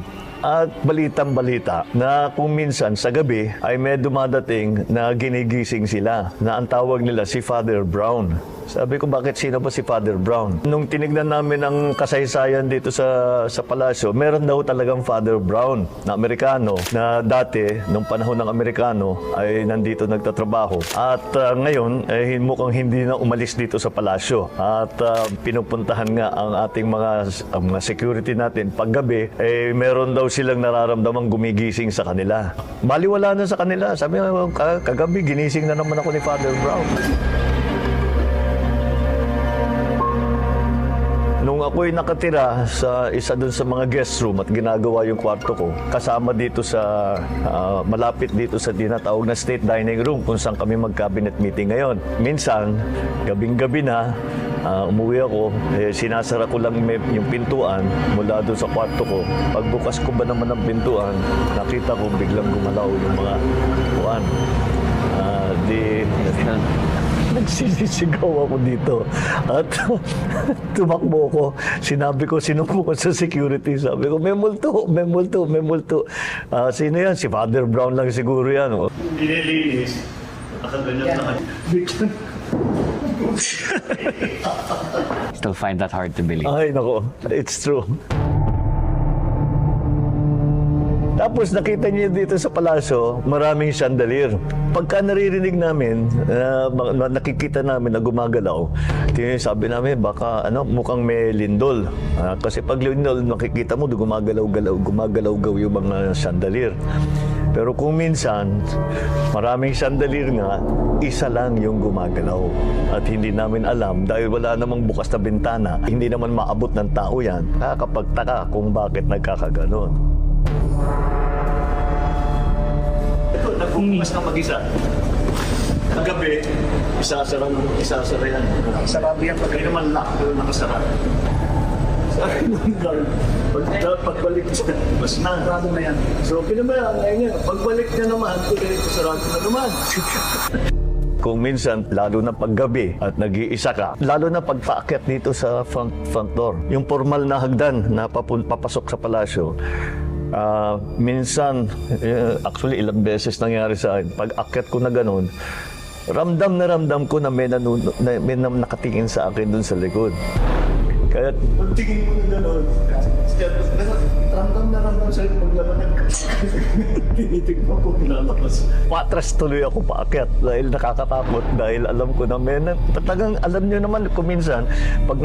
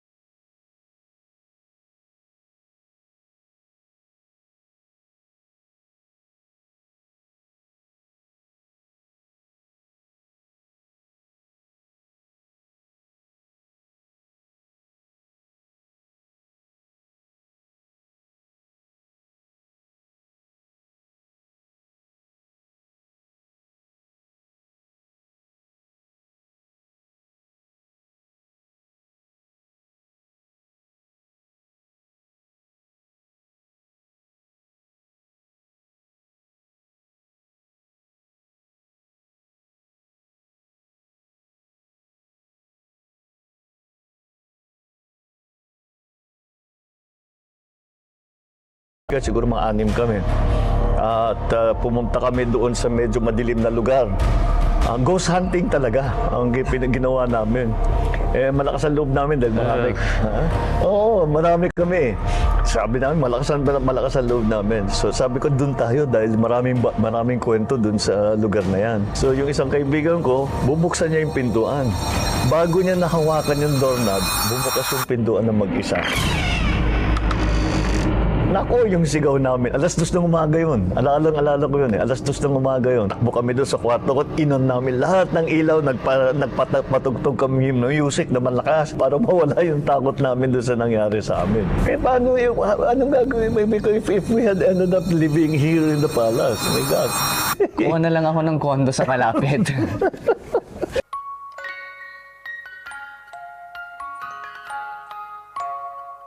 Yan po ang mga kwentong kababalaghan ng makasaysayang palasyo ng Malacanang. Sa lahat po ng magbabakasyon o out of town ngayon, mag-ingat po tayo sa biyahe. Panatilihing malinis ang ating mga sementeryo at ingatan ang inyong mga kagamitan.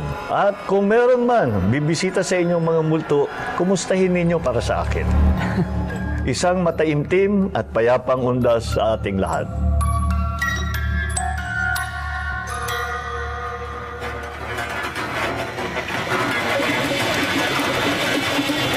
Once again, if you want to see more, remember to share, like, and subscribe.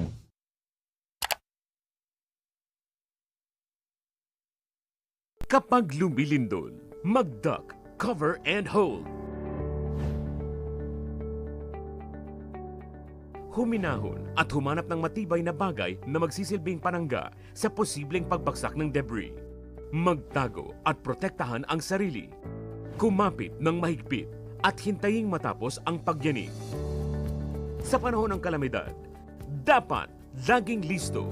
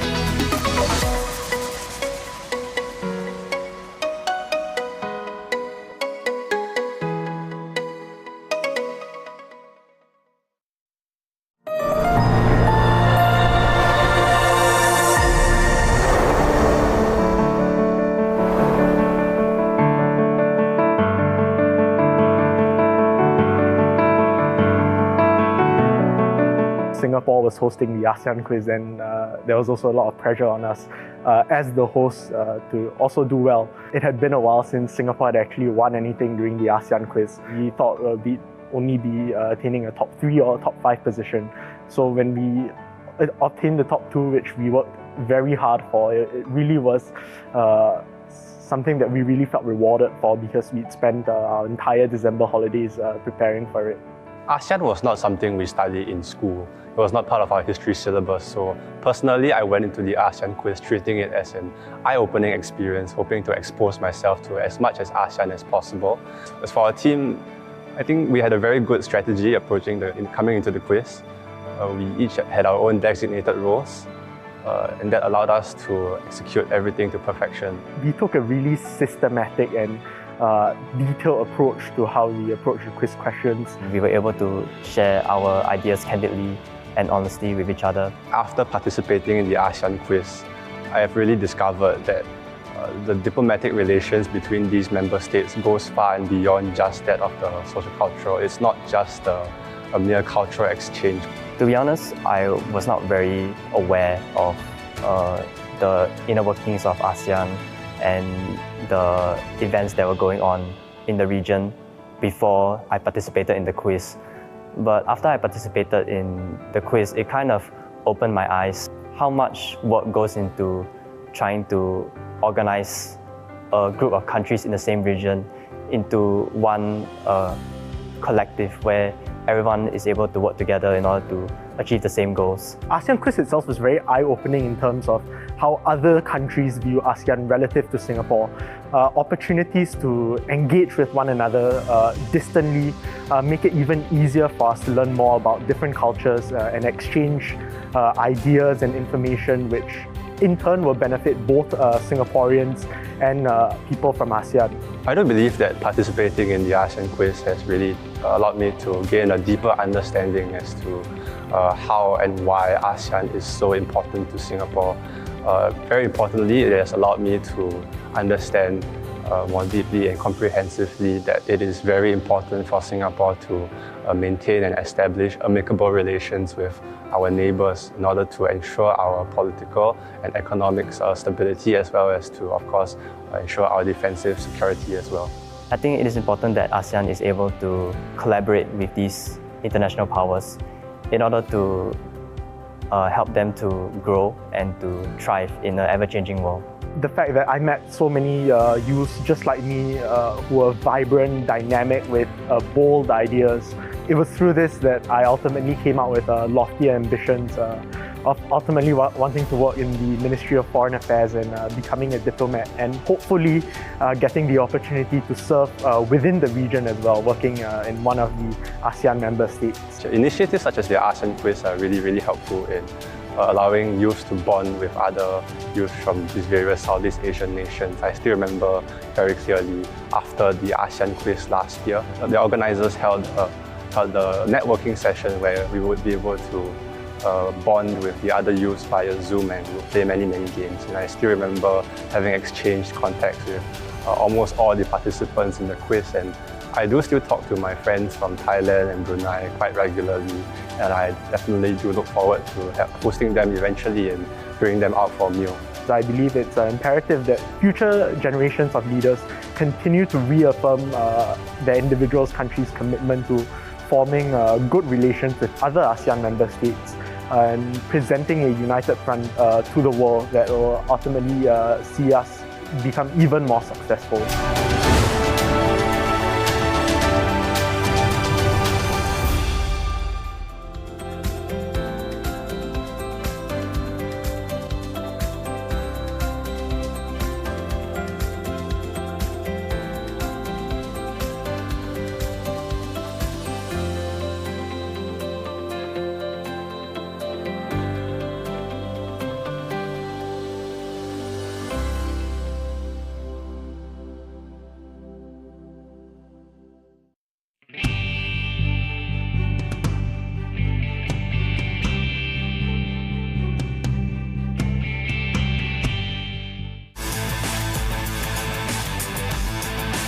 Masiksik na aksyon at may init na balitang sports ang mapapanood.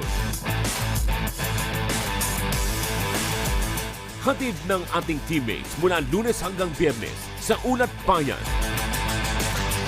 At lalo pang sisigla ang inyong Sabado sa iba't ibang kwentong sports kasama si Sheila Salaysay. Achieve naman ang physical at mental wellness kasama sila Handstand at Mig Siozon. Lahat ng yan mapapanood sa PTV Sports. Dito lang sa PTV. Saan mapapanood ang PTV? Sa bawat sulok ng Pilipinas. Reaching millions of Filipinos across the country through the power of terrestrial TV. Abot na abot namin ang mga Pilipino para sa tapat na balita at impormasyon. Dito'y Cordillera, kan intero ang Luzon. Da kami, di mapang namnamaan. Sa aton sa Visayas, wala kami mapugong sa pagpaabot sa unsang hitabo. Dini sa saad ng yuta, Mindanao, PTV, pirmi maminaw para sa paghatod sa balita. Broadcasting in Luzon. PTV4 Manila, PTV8 Cordillera, PTV4 Naga, and PTV4 Palawan. In the Visayas, PTV11 Cebu, PTV10 Dumaguete, PTV2 Guimaras, PTV8 Tacloban, and PTV12 Calbayog. And in the heart of Mindanao, PTV11 Davao City, PTV8 Cotabato, PTV7 Zamboanga, PTV11 Sibugay, PTV11 Pagadian, PTV48 Davao del Norte, and PTV8 Agusan del Sur. PTV Regional Network, buong katapatang naghahatid ng balitang maaasahan para sa inyong pambansang TV.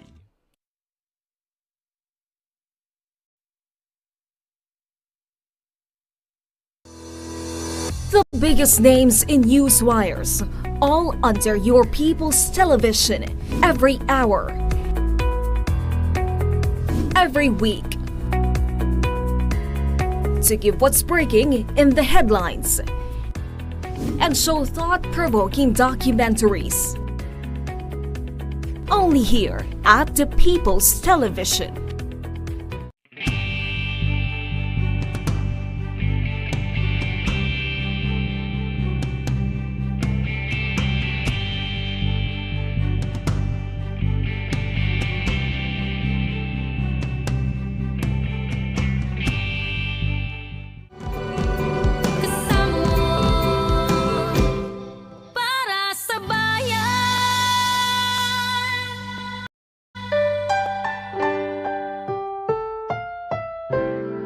Ang susunod na programa ay rated PG. Ito ay nangangailangan ng patnubay at gabay ng magulang para sa mga batang manonood.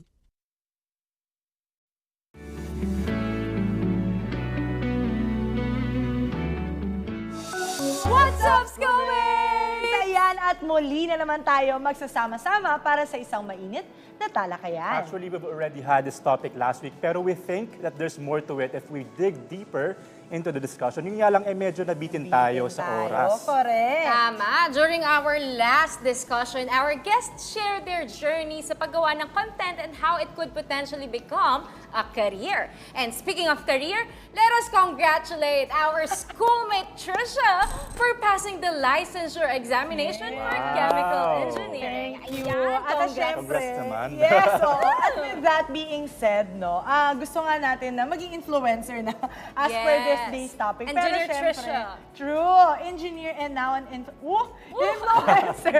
Pero syempre, that's why we wanted to hear it first mula sa ating mga guests for today. At gusto pa nating mas malaman kung paano nga ba mas magiging successful ang mga content creators and aspiring influencers. And syempre, what does the future hold for them? Ito nga, may isang academe sa Ireland ang nag-o-offer ng 3-year college degree on how to become a pro influencer. Para ito sa mga aspiring influencers and content creators, and the program is geared towards the influencer economy. Yan. At syempre, mas marami pa tayong dapat malaman tungkol sa usaping ito. Kaya naman kung kayo gusto nyong maging influencer at syempre, tune in lamang kayo dito sa ating diskusyon kasama ng ating mga bagong guests na sabay-sabay nating matututunan from dito lang sa Schoolmates! Isigaw ang tinig mo, ihayag sa buong mundo ang karapatan, kalayaan.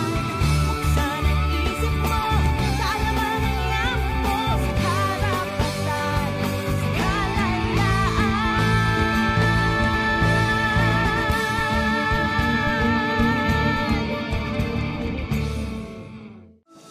Now that other countries are venturing to create their own programs and studies to professionalize influencing and content creating, susunod na rin ba ang Pilipinas dito? At kaya ba nating simulan yan dito sa ating bansa?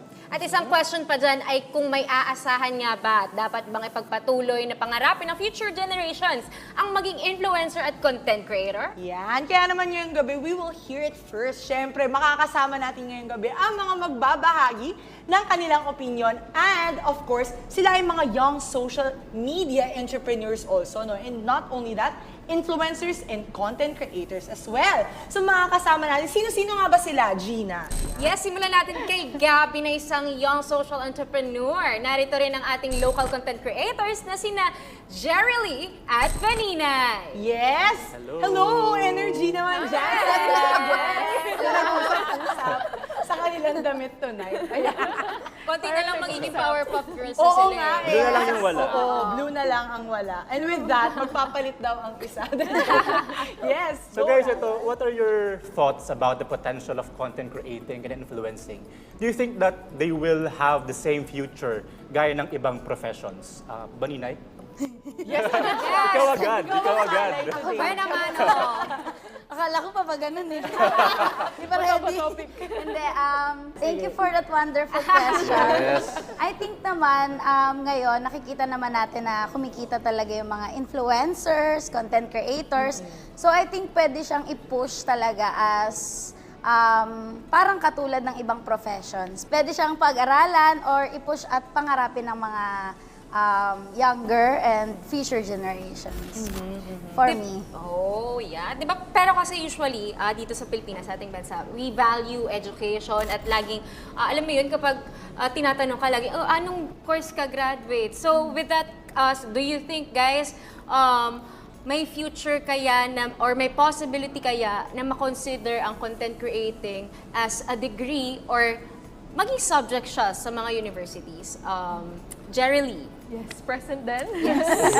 Yeah, I think pwede siyang maging part ng course. I think for now, pero siguro in the future din possible na maging mismong mismong course. Pero sa ngayon, I think kasi 'di ba ang media naman laging nag-evolve. Yeah. So from newspapers to film to TV, tapos I think naman yung next step would be internet na. So I think it's very much possible. Yeah.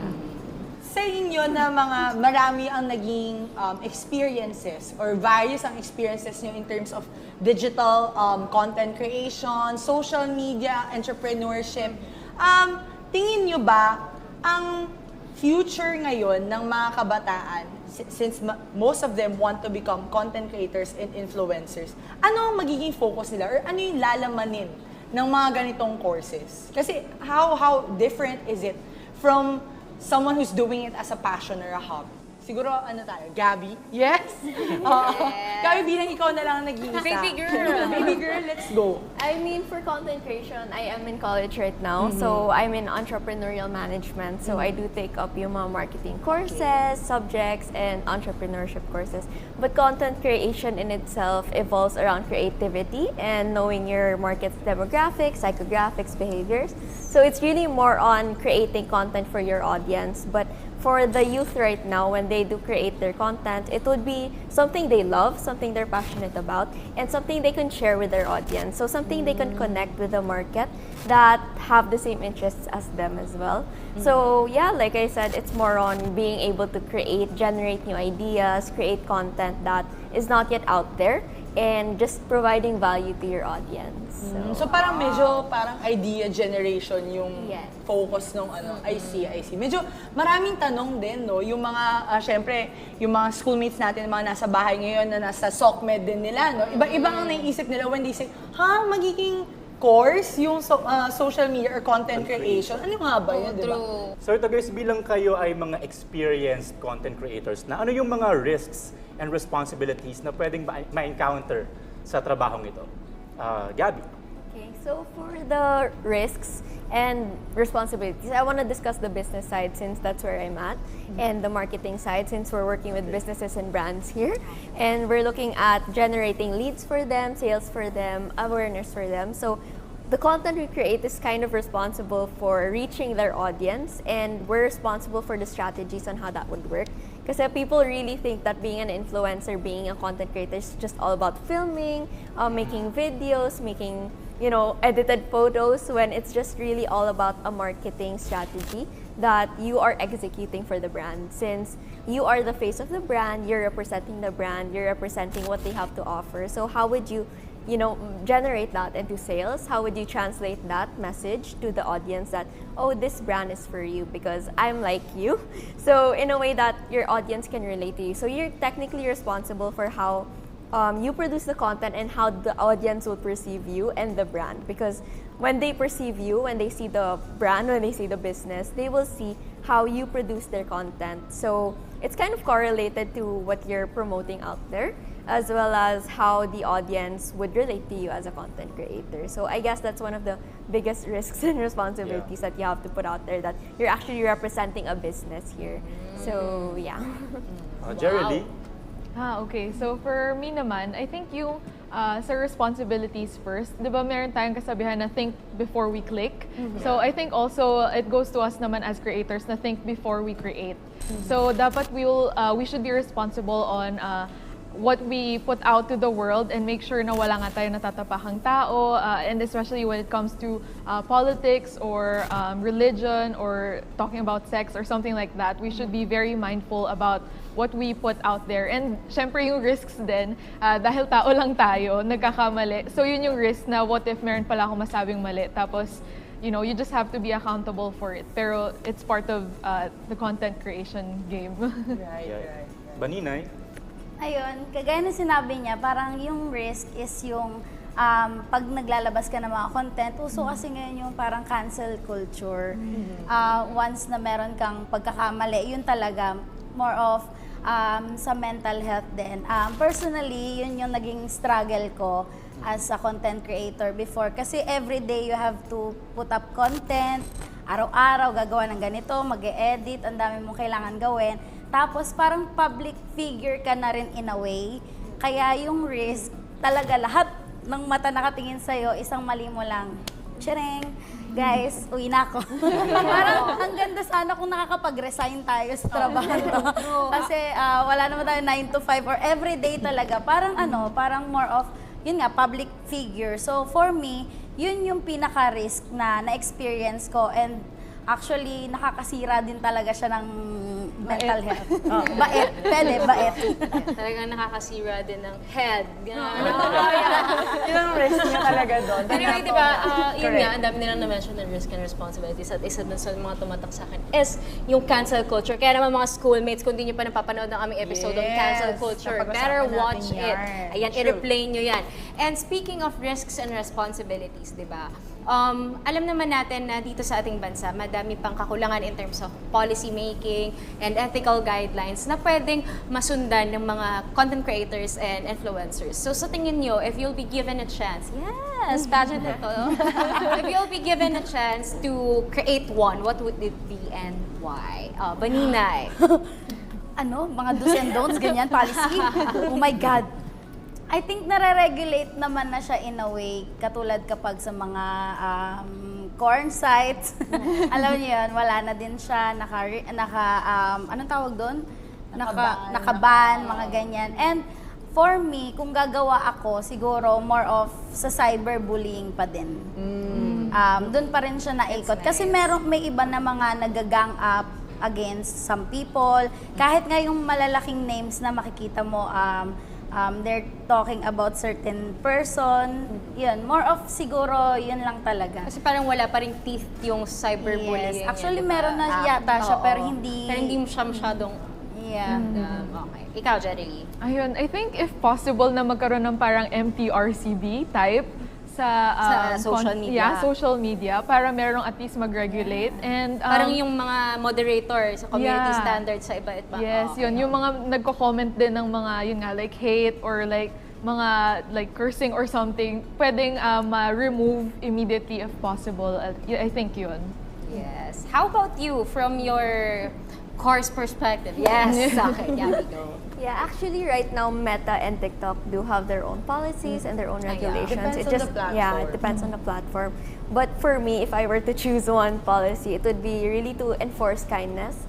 Because right now, with all the content going out there, it's really easy to put out a comment, especially when you don't have your own account at risk. And there are a lot of people right now using dummy accounts, commenting on people's accounts with, random accounts that they're using. So I think it's really to enforce the community and to, foster a safe community for everyone. So, yeah. Gusto ko sabihin, pero ang ganda nung deliberation. Diba? Ganon din. Copy-paste na lang. Ganyan na lang din yung sagot. Ang galing. Copy-paste. Galing nito. 20 lang to. 20 years old lang yan. The packaging is different. Same but different. Correct. At syempre, when I totally agree nun, sinasabi na the product that you're selling, it's not just the product, it's you na, di ba? No? And however, let's face it, it's highly subjective. Like even how you guys get your following, how you get to know your market, it's highly subjective. It's based on your own assessment. Pero ngayon, pag-usapan naman natin na we talked about ethical guidelines, policies. Let's talk about qualifications. Parang if we are to go back to the point na we want to make content creation 101 or influencing 101 for youngsters or for schoolmates, 'di ba? Parang ano ang qualification ng isang content creator, ng isang influencer para masabi nating expert sila sa field? Is it experience alone? Is it the number of following? Kayo, anong tingin nyo? Like, kung kayo ba, uy, Miss Gabby, magturo ka sa ganitong university ng Influencing 101. What do you think? Oo, seminar. What do you think should your qualifications be? Or should anyone's qualification be to be able to put out an educational course on it? Siguro simulan natin kay Jerry Lee. I think at least dapat may years, of course, of experience. Kasi if you're doing this for like a few months lang, you won't know kung ano ba talaga yung struggle ng, especially if you're editing it on your own. Right. So, ang hirap ng pagmatagalan mo na siyang ginagawa. You're doing everything. You're like a one-man team na ikaw yung mag-iisip ng concept mo, ikaw yung mag-iisip ng kung paano ba yung placement ng cameras, lights, everything, and also yung pag-edit mismo. So, I think, yeah, experience definitely kailangan with someone to be called an expert. Pero I don't know din kasi parang feeling ko kahit ako, 5 years ko siyang ginawa and I don't think I'm an expert either. Pero well, I'm here now talking about it. Wow. So I guess, it's hard to actually say if you're an expert. Pero yun, I think experience and years. Yeah. Banina, ikaw? Ako din, parang gano'n. Copy-paste tayo today.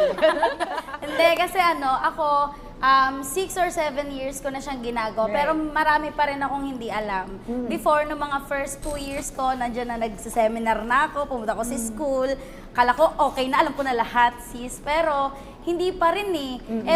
Every month, may bagong trend, may bagong demographics, iba-iba yung mga trend, and yung anong tawag dun? Analytics ba? Yung iba-iba, minsan ang lakas nitong video na to, gawin mo siya ulit, hindi naman siya yung malakas next time. So, hindi mo siya matuturo as in parang, ito dapat ganito for it to become ganyan. Hindi siya yung parang automatic na pag alam mo, mangyayari yung effect na gusto mo. So, I think wala kahit sino na pwede.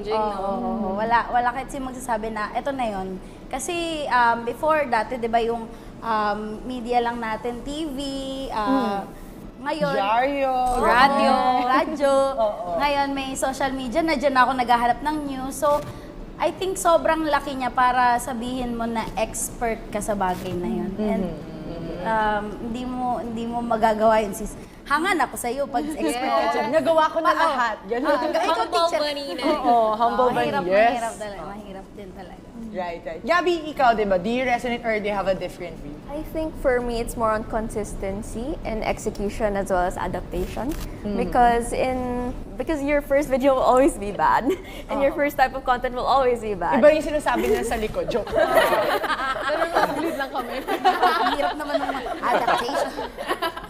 And yeah, I think it's just more on practicing and being consistent, because there are a lot of so-called influencers out there who want to be content creators, who want to aspire to get brand deals, who want to be influencers, but they don't really take action, which is where they get stuck. So for me, I really do think execution, action, and adaptation, since social media is changing, it's actually evergreen. So there will always be new trends, new things to learn. And it's, more on the adaptation skills that you have that will be practiced and exercised here. And, so, paano ba siyang, paano siyang parameter? Like, if someone were to introduce you guys, like, as a speaker or like as a professor, for example, ng course na to, how do you pin down execution, adaptation, and consistency? Like, kailangan ba sabihin ko, may 5 years of experience ako as a content creator with 1.3M. Ganun ba? Is that how you? Actually, for me, it's just more on building the habit, because when you actually get the hang of it, it will just come. Because you'll never know which videos will go viral, which won't perform, because it's really all about the market and how they respond. So all you have to do now is test and verify. So that's your role na lang as a content creator because you can't force the content on them because sometimes the content may look good on you when, okay, I like this type of content, pero hindi siya mag-perform. Pero minsan yung mga content na I really don't like, but I post anyway, that's what clicks. So that's what's odd about social media, which is why you have to learn how to adapt and then you just test and verify. So that's how you stay consistent as well into delivering value lang sa market mo, delivering content, and then it's up to them now what will click. Kasi you can't really tell which one that will be. So, yeah. At ito, bibitinin muna namin kayo sa aming usapan. Ngunit marami pa kayong dapat abangan sa pagbabalik ng Schoolmate!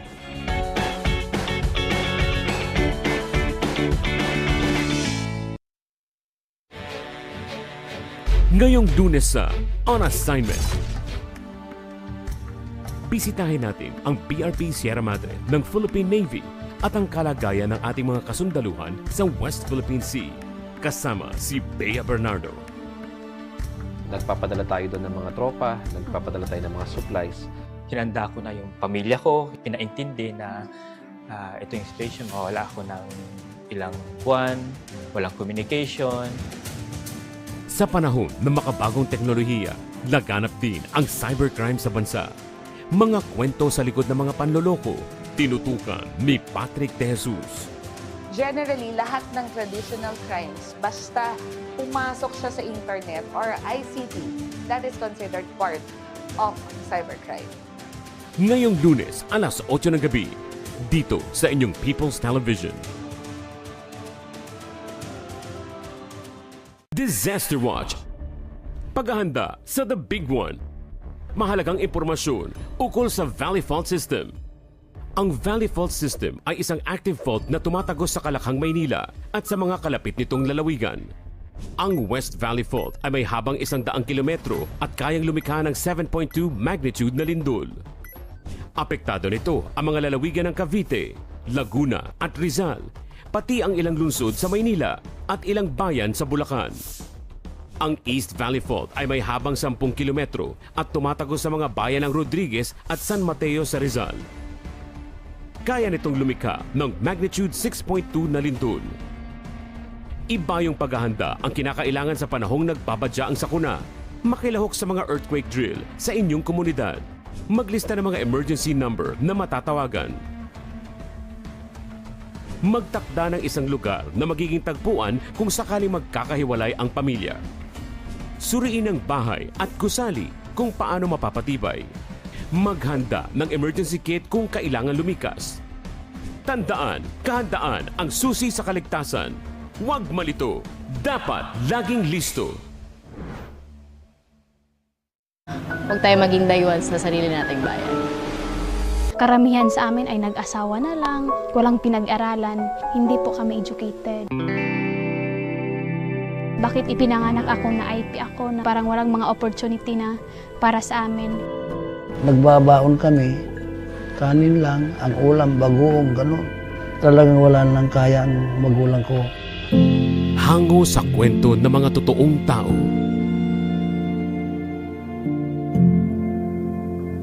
Tahanan ng mga award-winning documentaries.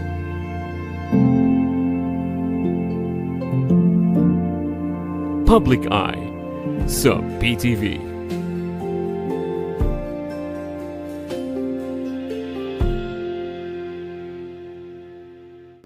PTV Crime Watch.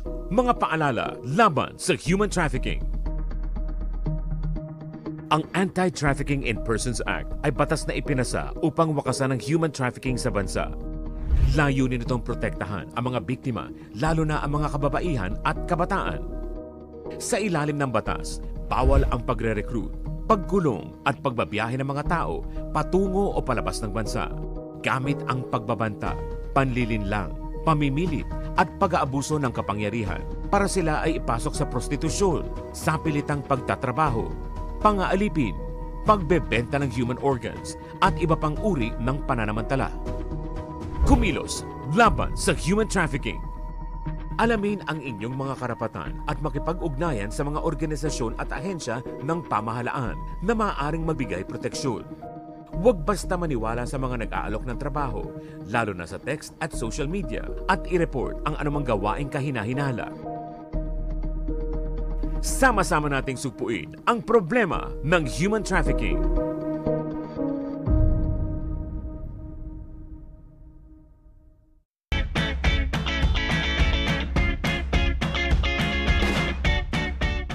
Welcome back to Schoolmates. Kasama pa rin natin sina Gabby, Jerry at Baninay. At kanina nga ay napag-usapan namin ang mga dapat i-consider if content creating and influencing is to be included in our academy. Sabi niyo nga kanina, it's highly unpredictable, iba-iba ang trends, every month may bago. Ano sa tingin niyo ang trajectory ngayon ng digital media? Saan siya papunta? Like, is it creating more content? Is it creating more content creators? Is it creating more social influence? Ano ba siya? Tingin niyo, siguro, yes, Baninay, are you ready? Are you ready? Napapakit na lang si Baninay. Friend. Kala friend, ikaw muna. Isipin ko muna yung sa akin. Sige. Tingin mo, Baninay, saan papunta, like ikaw, kung habang gumagawa ka ng content, ano napapansin mo? Saan ba papunta ngayon yung digital media? Actually, for me, parang nagiging mainstream na siya. Para siyang, for me lang personally, para siyang naging TV ko before. Yung TV, lahat ng information na nasasagap ko, yun yung main ko na source of info, entertainment, lahat news before TV. So I think siya yung TV ko ngayon, kung i-compare before. And dyan na ako kumukuha ng lahat ng info, kahit search, pag-search, or pag mga review ng products, kung maganda ba yung products or hindi, lahat dyan na. So I think it is leaning, ayoko na mag-English, di ba? Mali-mali. Kabalo sa sis, yes. Hindi, mas nakikita ko na nag-create siya ng free form of entertainment. Kahit sino, kahit small content creators or big influencers na. I think yun yung maganda doon, yung ano bang tawag doon? Freedom na mag-express ng sarili mo. Hindi mo kailangan ng before kasi kapag mag-artista ka, kailangan may manager. Dapat may teleserye ka, kailangan mag-audition ka. Eto, mag-upload ka lang ng video. So I think mas accessible siya sa lahat and lahat may chance na maging job siya in the future. Right. Ayan, ay tawid. Yes, ayan. Nakalagpas na nga po si Baninay. Jerry Lee, it's now your turn. Ayan, sa'yo naman ako kakopya. Tama. Yung sabi din ni Baninay na parang yung TV nga, ngayon, yun na yung social media. Tapos, for me, parang yung content creation nga, nagiging reality show na rin siya. Diba? A lot of the content creators, parang halos buong buhay na nila yung napapakita nila, diba? From their, what they eat in the morning to their Get work. ready with me. Yes, exactly. So parang lahat na, parang feeling ko gano'n na siya nag-evolve. And I think medyo nawawala na nga yung niche. Tapos mas nagiging like, what's your whole life? Parang gano'n na. Yun, that's what I think. Yeah, baby. For me, I do think content creation is the future because right now in our agency, we did really experience brands and audiences connect.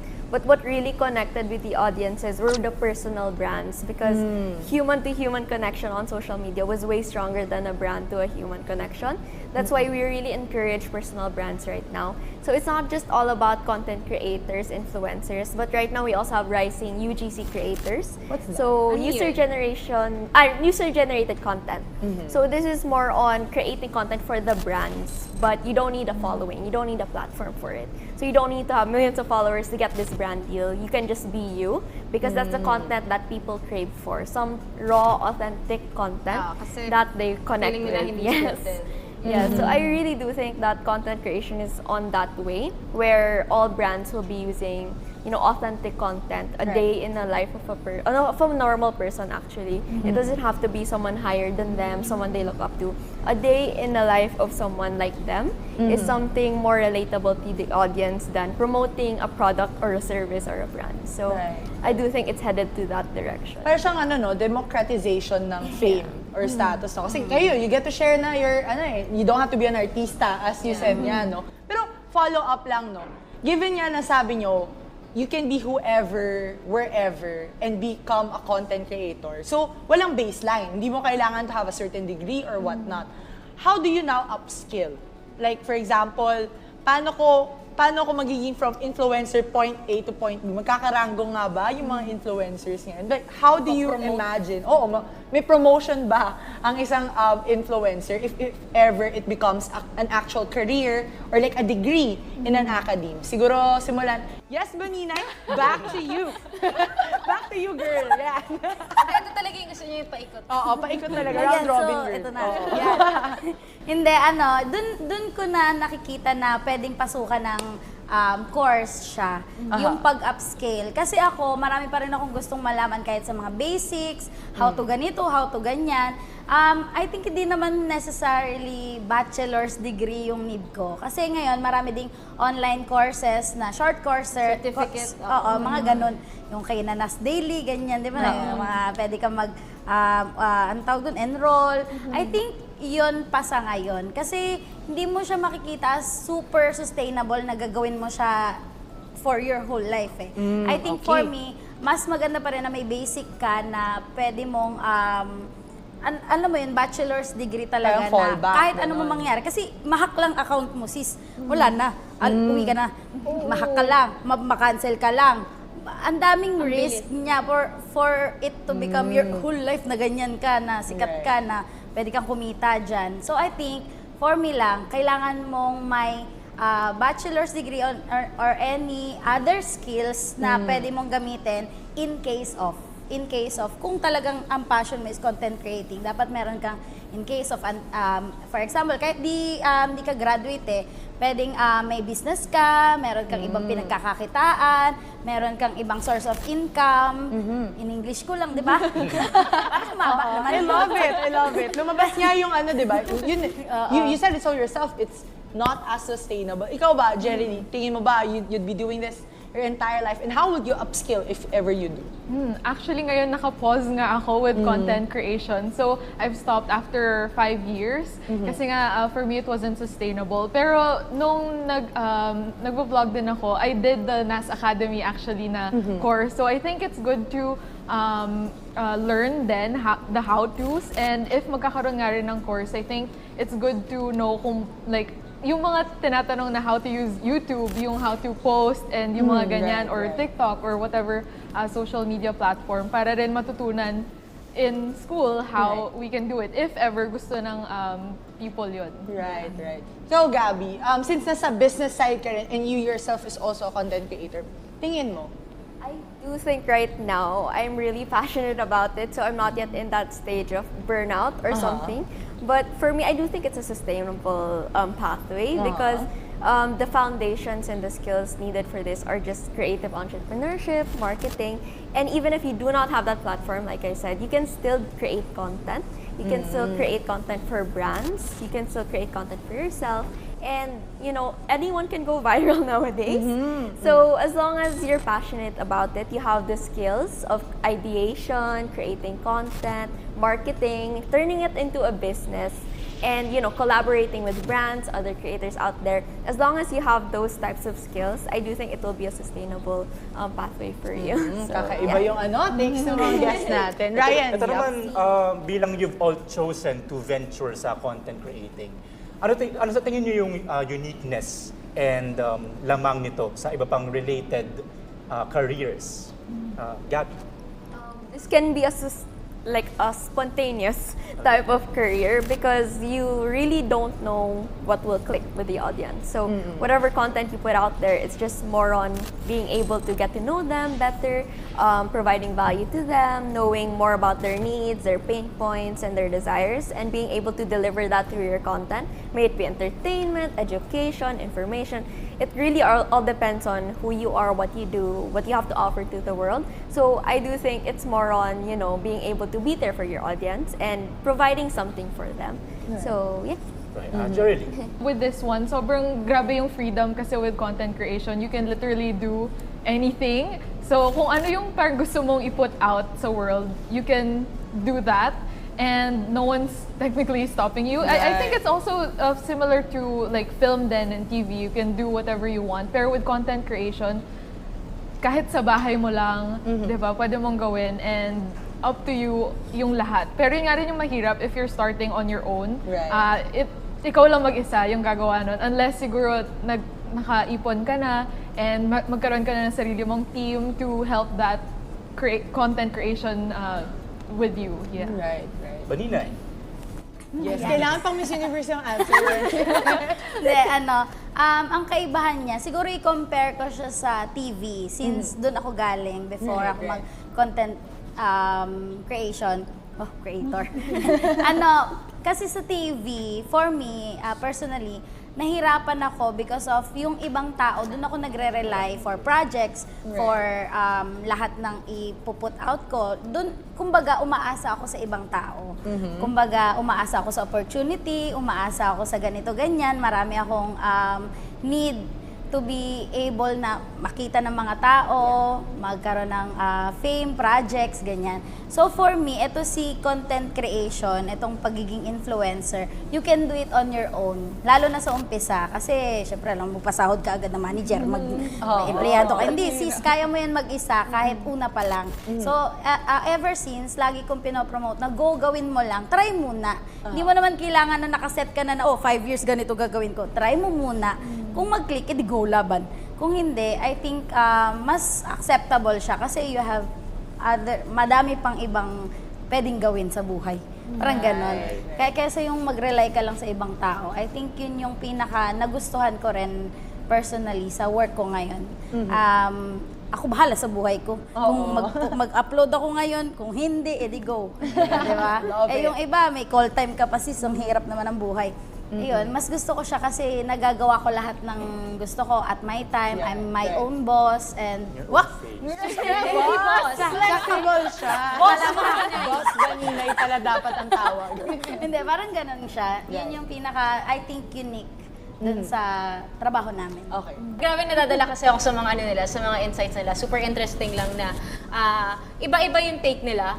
Kasi iba-iba din sila ng field, iba-iba din sila ng years of experience. And after everything that we've discussed, Jerry Lee, Gabby, and Baninay, do you think it's really practical to develop content creating and influencing into a career or profession? Alam ko may mga nasabi na si Baninay kanina na points, pero I wanted to know, or I wanted our schoolmates to know, na dapat ba invested tayo dito, or is it enough na maging hobby lang to? Let's say, for example, si Boss Baninay. Yan. 8 years na siya sa industry ng pagiging influencer or artista and content creating. Tapos si Gabi, fresh grad. Tapos ang course niya, quote-unquote, kunwari, ay content creation. Do you think mawawala yung credibility ni Boss Baninay over sa mga graduates na ng Bachelor of some sort of content creation? What do you think would happen? Jerry Lee? I think hindi, kasi syempre OG si Boss Baninay. Pioneer yun. Pioneer. So syempre feeling ko hindi naman mawawala yung credibility kasi ahead na siya sa experience, diba? So magkakaroon lang ng new breed, I guess, of the students who would graduate from this course. So I think ayun, hopefully mag-mesh well naman yung new graduates from that course and then yung people din na OG na nga. Pero ikaw, personally, Jerry Lee, dapat ba invested ba? Or okay lang, hobby ko lang to ganyan. Okay, kasi sa akin, ganun yung nangyari. Parang hindi ko siya hobby, ginawa ko siyang full-time job. Pero hindi siya nga naging sustainable sa akin. Kasi I'm a freelance content creator before and freelance actor pa.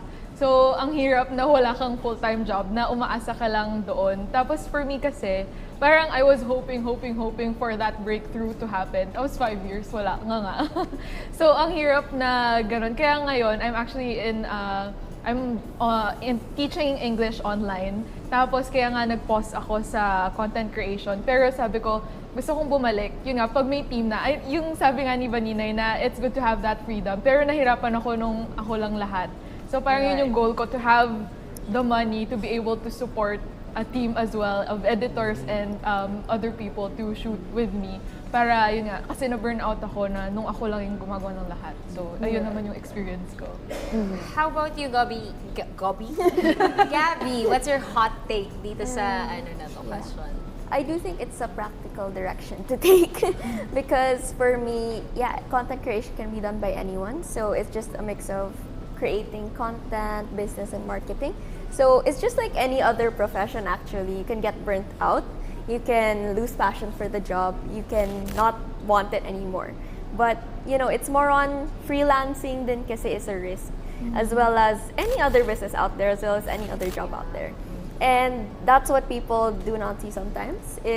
They think na content creators just happen overnight, they just boom overnight. But it really takes nga what I said, consistency and being able to connect with your audience. Kasi if you really don't know your audience, then like how would you create content for them? Kasi social media is social for a reason. That's why it's called social media. It's to socialize with different people and to connect with them through your content. So you have to make them feel like something na, okay, this account makes me feel comfortable, this account makes me feel safe, this account gives me ideas, makes me more creative, ganon. So they really have to be able to connect with you in a way. But for me talaga, it's a practical decision, and I feel like a lot of people out there who dream to be content creators can actually do it as well, as long as they do have the consistency, the persistence. And it's not overnight din kasi, so it's like you really have to be able to, you know, be patient with the results kasi hindi overnight yung results niya. Yeah. You have to develop your skills pa.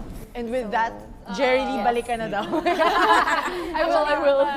Ano nga, may nabasa ako sa Forbes, sabi nila, ang pagiging influencer daw or content creator is the new American dream. So parang, okay, upon hearing those words that they've said, oo nga, no, di ba? Pero syempre, through your years of experience, do you think it's really practical, ate, Paninay? Na magkaroon ng course?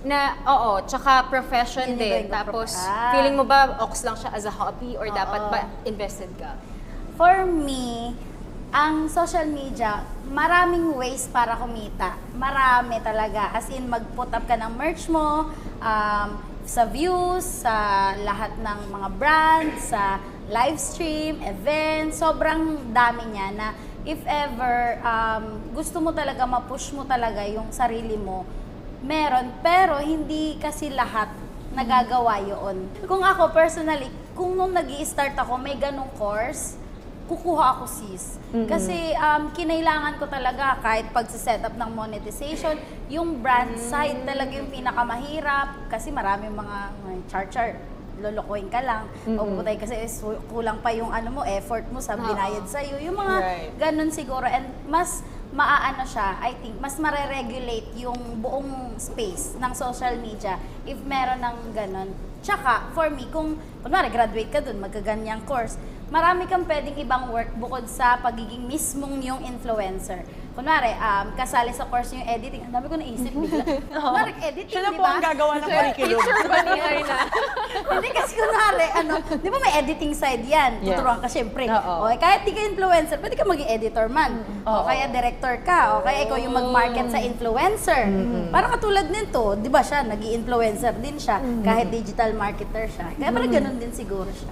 Very flexible yung pwedeng gawin. Oo, na-split ka nga na, tumbling flexible. Yes, di ba? Lahat na kaya mong gawin, ganun. Ayan, pero guys, siguro ito, no? We've been talking about content creating, influencing as very much buzzwords practically, no? For everyone. I want to be an influencer. I want to be a content creator. Pero sa inyo, gusto ko siguro mga 2 lines lang. Yes, ito na. Ready na ba kayo? Final round. Final round. Sa tingin nyo, ano ang content creator or ano ang content creation for you guys? If you are to encapsulate content creation, content creation, what is it? And what message is it trying to give us or like come across us? Gab? I do think content creation is all about providing value for your audience because content creation is never about you. It's always about your audience. It's always about your market. So that's what I think. Content creation is about your audience. Okay, Jerry Lee? Ayun, yun din. Charot. Yes! Content creation is a way to inform, educate, and entertain people. So I think it's a mix of all actually, yung content creation. So, yun. Baninay, ikaw? Nahirapan ako sa 2 seconds Mga 3, sige, barter tayo, 3. Ganun. Ano sa'yo ang content creation? For me, content creation, ang hirap ganun, summary. Pero more of to inspire people, to entertain them, and I think siguro for me ang naging purpose. Yes, what is your purpose in life? Para kanina ako mabangon. Oo. Hindi. More of ako personally, for me, content creation is how you connect nga with your audience. Okay. And siguro how you present yourself to the world na pwede mong i-edit. Ganun. Correct. Ang ganda nun, ang ganda nun. So yeah, thank you guys. Ano na lamang yung mensahe ninyo para sa ating mga schoolmates at words of encouragement na rin? Gabi. Also kung may mga announcements, mga invites, sa mga gusto nyo invite na rin panoorin sila. namin. Yeah. Go! Yeah, Gabi. If you're a content creator or an aspiring influencer, just keep on creating content because sometimes you'll feel discouraged na it's not performing, it's not working, but it will eventually because all you need to do is start. Your first video will always be bad, your first content will always be bad, but you will get better along the way. So I do think you just have to keep trying and trying and trying. So, yeah. Right. Jerry Lee. Para sa mga gusto maging content creators and yung mga gumagawa na rin ng content, ang masasabi ko lang is pagpatuloy nyo yan. Yes, as someone who stopped. Magbabalik. Pero push nyo lang din kasi sobrang dami ko rin natutunan. And for me kasi it's a journey. So I think even the pause is a part of the journey. Yes. Yes. So Jer kasi yung nickname ko. So journey. So ayun. Wow. And yeah, so please please follow me sa YouTube ko. It's Jerry Lee Salvador.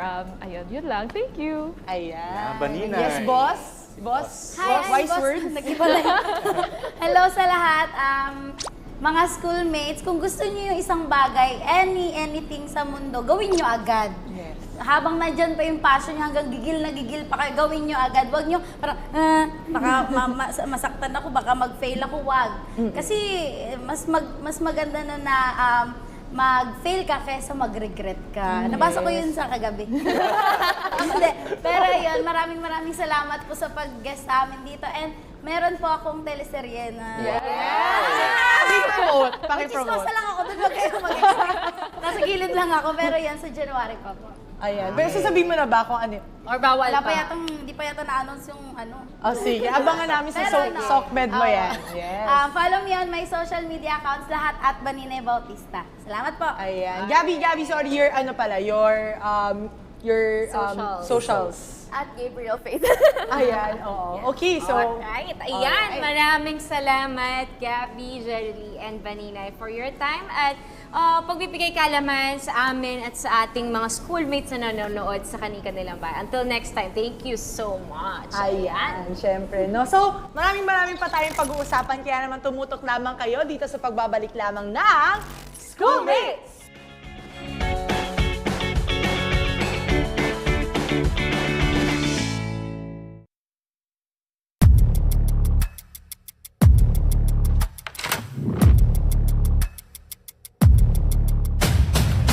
Ngayong linggo sa Masters of the Game.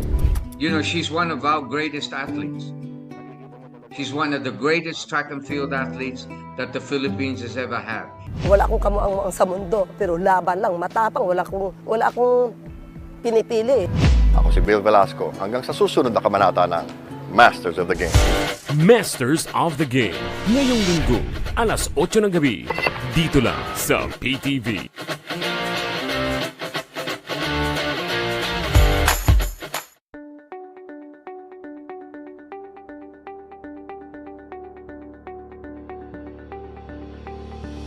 Limampung taon ng tapat na pagsiservisyo.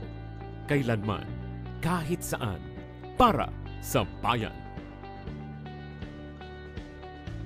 Reaching the Filipino from every corner of the country via terrestrial TV.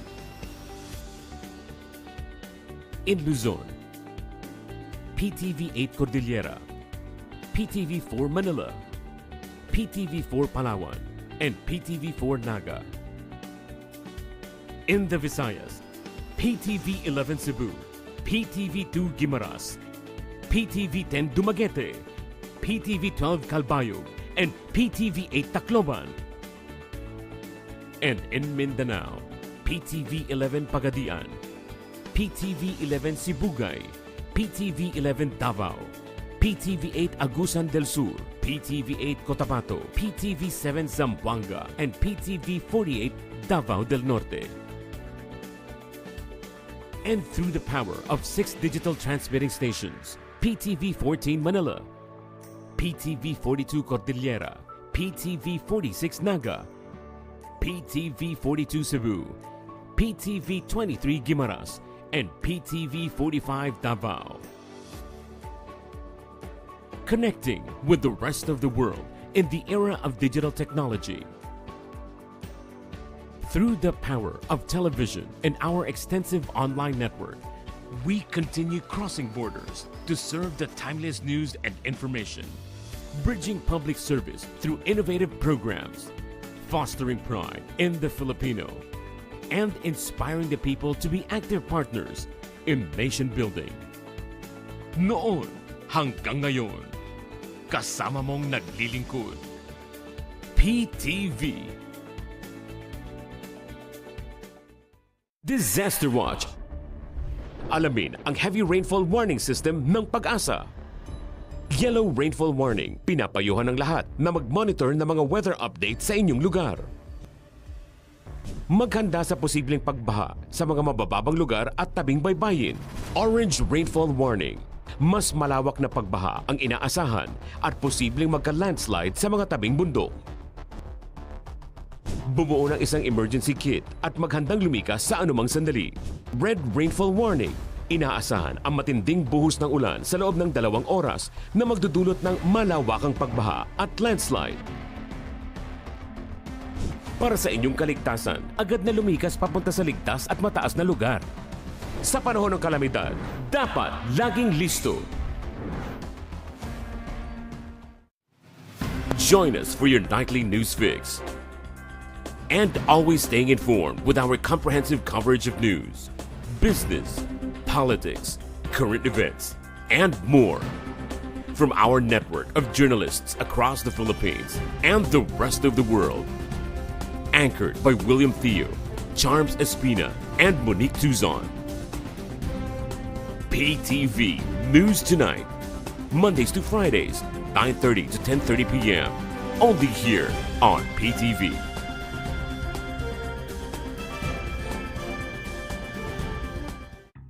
Health Watch, mga paalalang pangkalusugan laban sa henipavirus.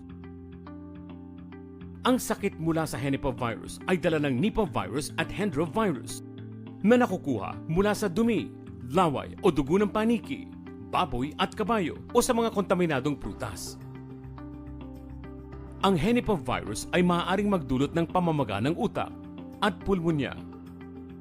Upang maging ligtas, magsuot ng protective equipment kung pupunta sa mga lugar kung saan posibleng ma-expose sa virus. Iwasan din ang pakikisalamuha sa mga hayop na may sakit. Ang pagpunta sa mga lugar na pinamumugaran ng mga paniki. Ang pagkain ng mga prutas na may kagat ng paniki o nakukuha malapit sa mga pinamumugaran ng mga ito. At siguraduhin nahugasan at naluto ng wasto ang mga pagkain. Kung makaramdam ng mga sintomas ng henipavirus, kumonsulta agad sa doktor o sa pinakamalapit ninyong healthcare provider. Maaari rin tumawag sa DOH National Patient Navigation and Referral Center o NPNRC. Tandaan, sa panahon ng sakit, dapat laging listo.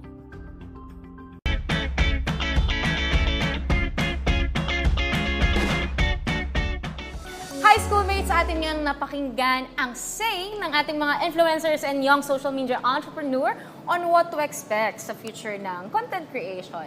Right. So, gusto ko lang naman din na mag-share sa inyo ng konting insights doon sa mga sinabi ng guests natin for today.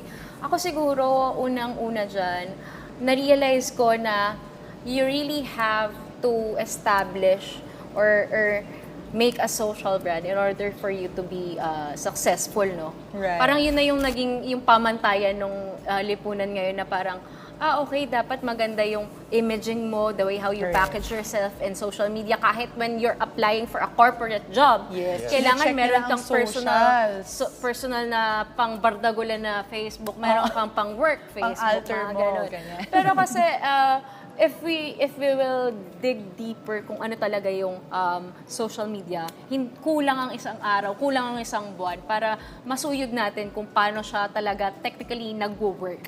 Pero if in terms of the influencers and the content creators that we're always seeing on our social media, we can always tell na parang, okay, sobrang multifaceted nitong field na to. Grabe paano nila nagagawa yun. Parang they're making it look like it's easy, but behind yung paano sila nagka-come up sa ganun. Kahit yung mga kahit sa last episode natin about content creation, di ba?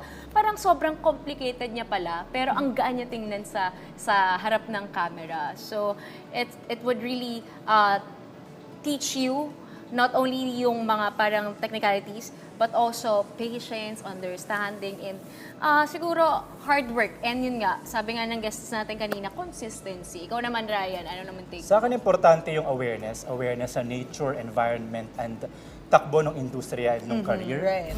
Kasi sa lahat ng careers naman may mga problema. And kailangan hindi lang maging aware, but maging ready yung mga aspiring content creators na maging ready sila to face the challenges, especially yung mga nabanggit natin nung nakaraan na pataas yung kompetisyon. Kasi padami ng padami. Yes, and posible rin na maka-apekto ito sa lifespan nga ng content creators. Gayun din, yung hindi definite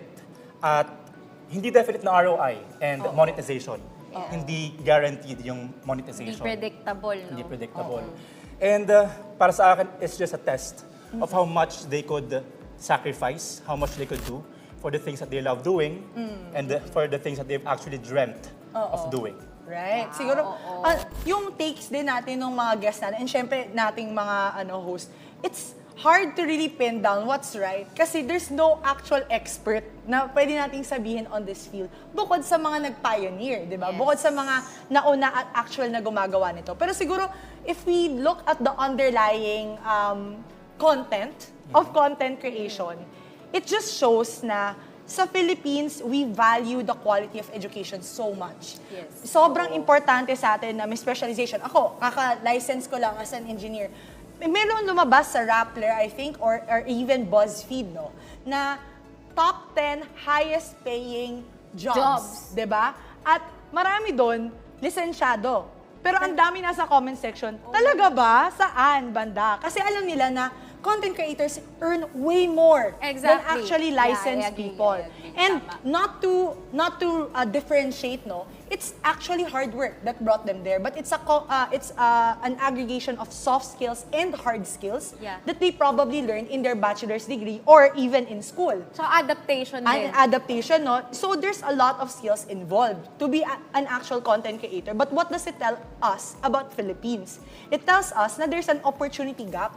Diba? Na parang you can monetize so much on the internet and yet people who have actually spent years of learning, studying so much for one specific dream or one specific profession has so much trouble getting a job, so much trouble getting earnings, getting a decent way of living. So it calls to us na it's not just to regulate the economy of influencers. Let it be because it's art. It's creativity. You're not supposed to box creativity, di ba? Sinasabi ng mga artists natin before na hindi mo dapat kinukulong yun kasi outlet siya eh. It could be a side hustle for everyone. And another thing is experience and syempre yung expertise mo nanggagaling doon. Pero how do we define now who are qualified to speak about it? So siguro marami pa tayong dapat pag-isipan, no, to actually make it an actual curriculum. Kasi kung yung basics nga lang, hindi pa natin napipin down, magdadagdag pa ba tayo ng isa?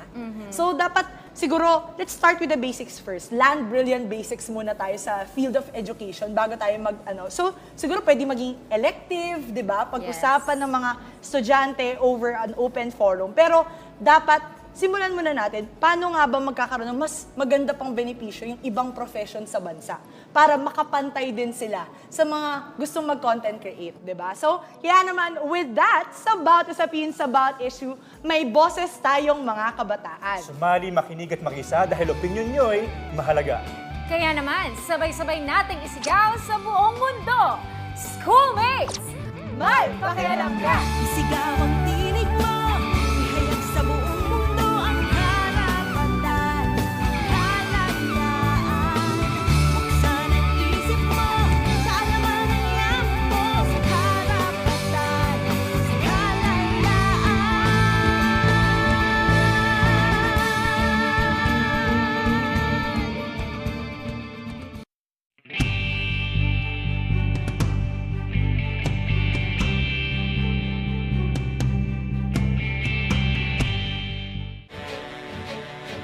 Ngayong Lunes sa On Assignment.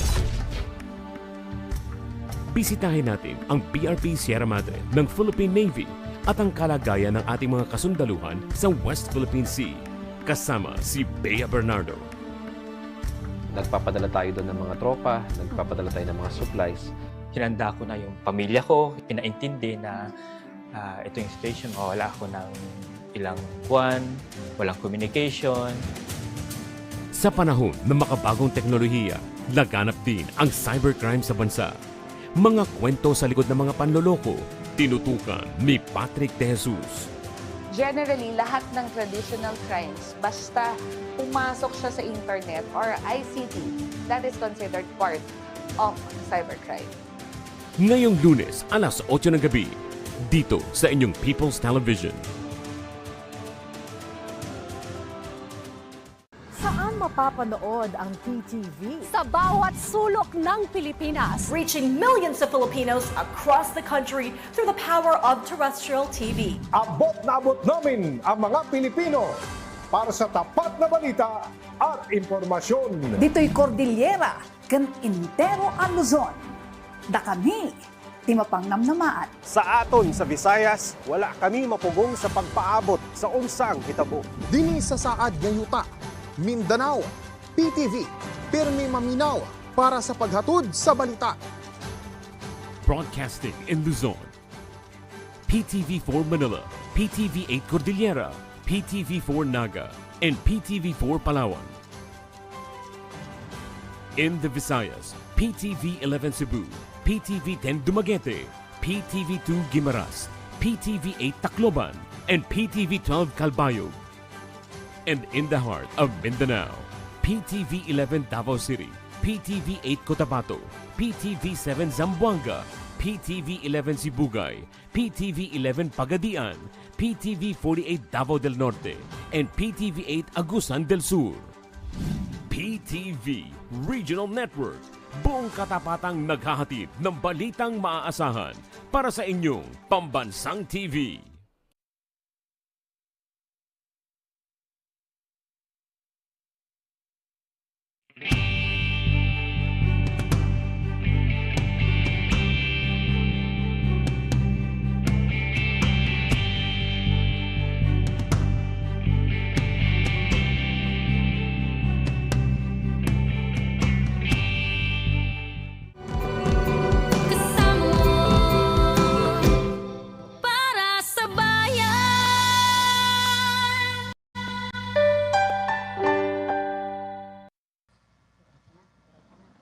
Magandang umaga at malugod po namin kayong binabati sa ika-70 anibersaryo ng Federation of Free Farmers.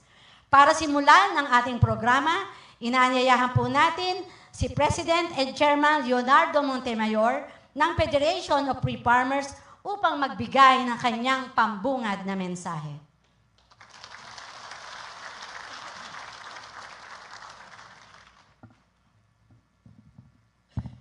Mr. President, His Excellency Ferdinand Romualdez Marcos Jr., Secretary of Agrarian Reform, Conrado M. Estrella III, other distinguished representatives of government, the leaders and members of the Federation of Free Farmers, led by our President, Joscoro Granada, friends, ladies and gentlemen, welcome.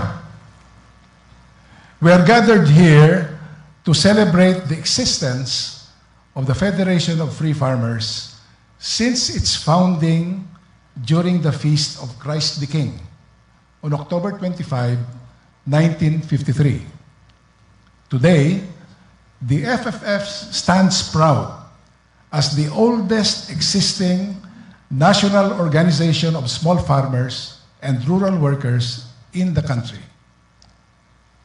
For the nation to achieve lasting development and peace, the FFF's founding fathers dedicated themselves to enabling the rural masses organize and unshackle themselves from poverty and injustice in its many forms.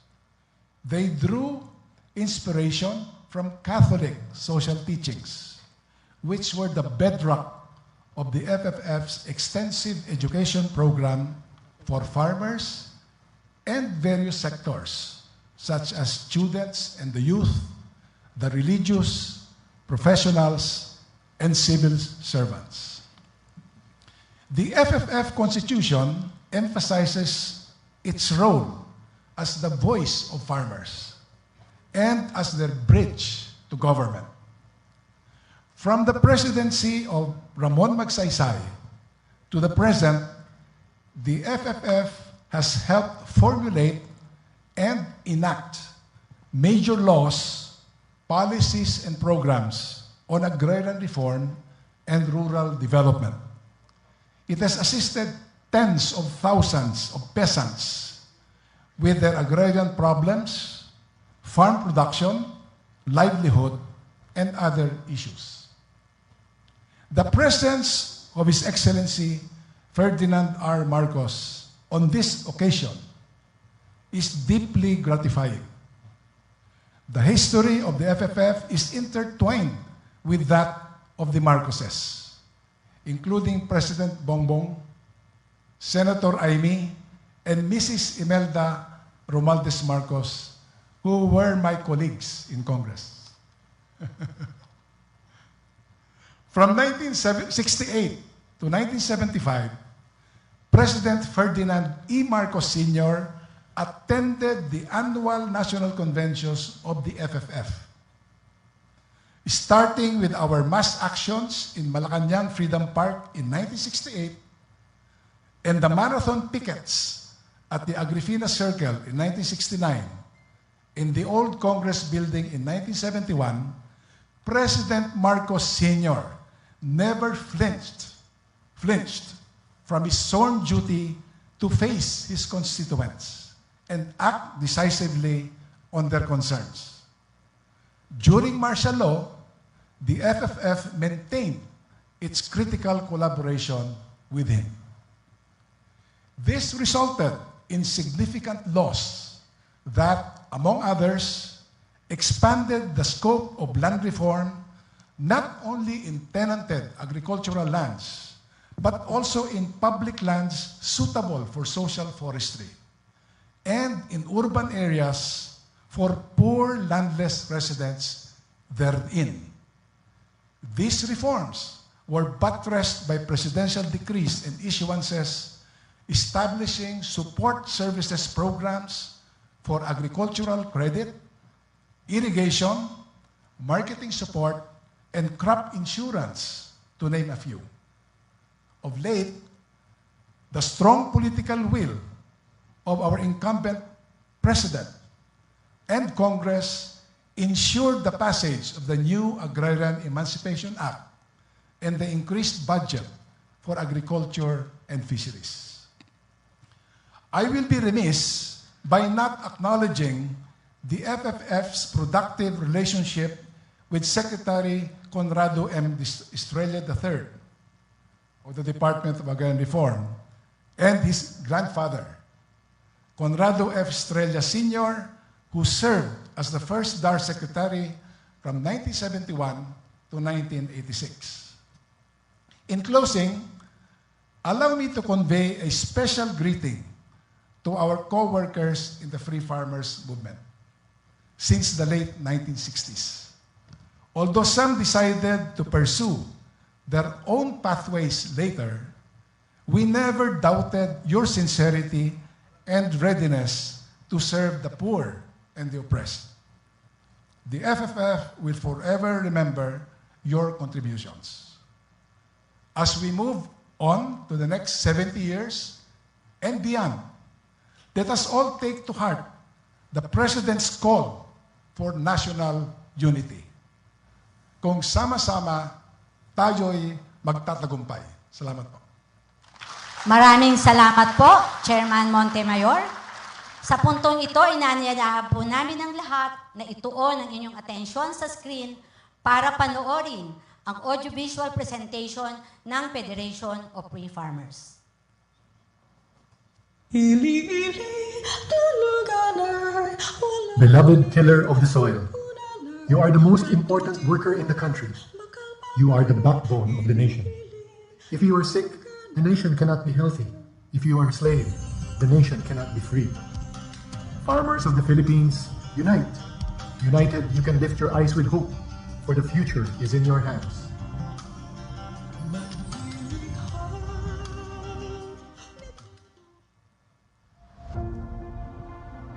The Federation of Free Farmers, or FFF, emerged during a time of social turbulence. The country was beset with a communist-led insurgency and widespread labor and agrarian unrest. The FFF was organized in 1953 by a group of Catholic laymen led by Jeremias U. Montemayor, who, ironically, came from a landlord family in Pangasinan. In organizing the FFF, they emphasized on the need for it to be an organization of farmers and not merely a non-farmer organization for farmers. The FFF's adherence to a unique Filipino Christian ideology rooted on Catholic social teachings set them apart from other groups. The FFF's social analysis saw the farmer's bondage to the soil as the root of all the country's ills, and it sought to help liberate him through agrarian or land reform.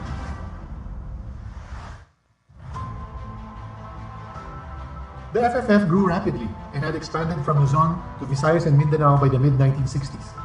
They conducted massive and nationwide organization and education efforts to train its educator organizers and to orient and motivate the farmers to fight for their rights. They provided legal aid to thousands of farmers, spearheaded mass political actions, put up their own radio shows and newspaper, set up a charity foundation. They even offered drama writing, acting, and production for farmers. From one organization, the FFF soon gave rise to other distinct entities, such as the Federation of Free Farmers Cooperatives, Inc., and its youth arm, the Junior Free Farmers. It even launched a women's group called the Dilag ng Kalipunan. As many as 86 priests were scattered all over the country serving as FFF chaplains. The FFF was even recognized by the Vatican. Militant youth organizations gave the FFF active support, particularly in its mass actions. They also gained support from students, professionals, government workers, and other labor leaders. The reputation and prestige of the FFF also extended well beyond Philippine borders, and it became associated with many prestigious international organizations. The FFF achieved progress on many fronts, but it was slow and certainly not easy. Many leaders and members faced hunger, torture, incarceration, and even death.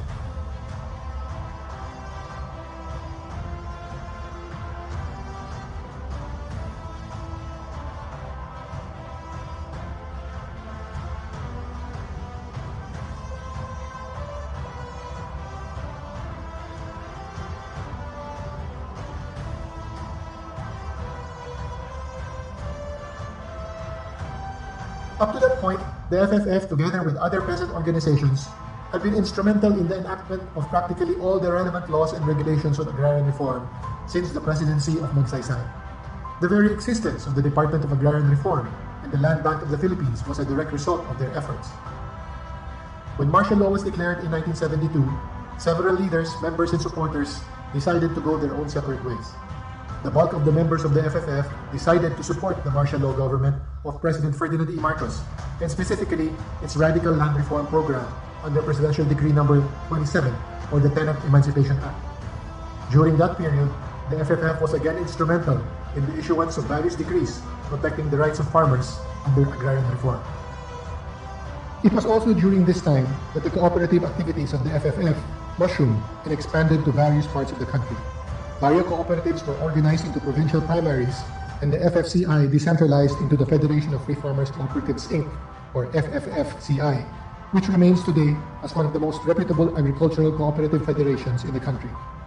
After the EDSA revolution, the government under President Corazon Aquino built upon and expanded the scope of the agrarian reform program, started long ago by Quezon, strengthened by Magsaysay, further moved forward by Macapagal, and expanded greatly by Marcos.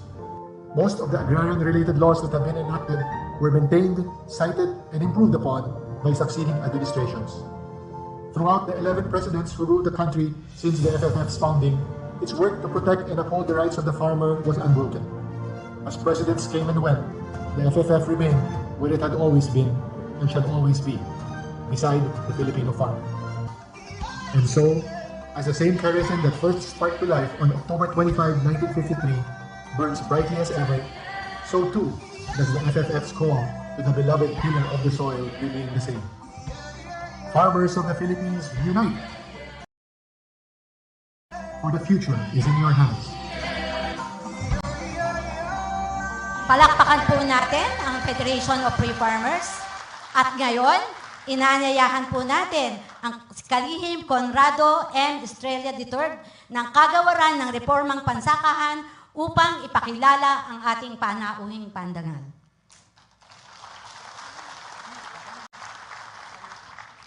Ladies and gentlemen, the President of the Republic of the Philippines, His Excellency Ferdinand R. Marcos Jr.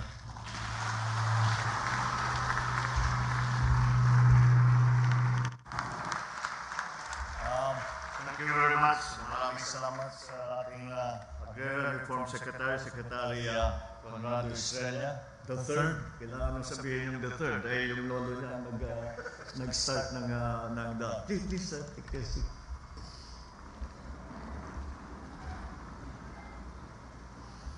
The officials and members of the Federation of Free Farmers, led by another lifetime worker in support of our farmers and our fishers.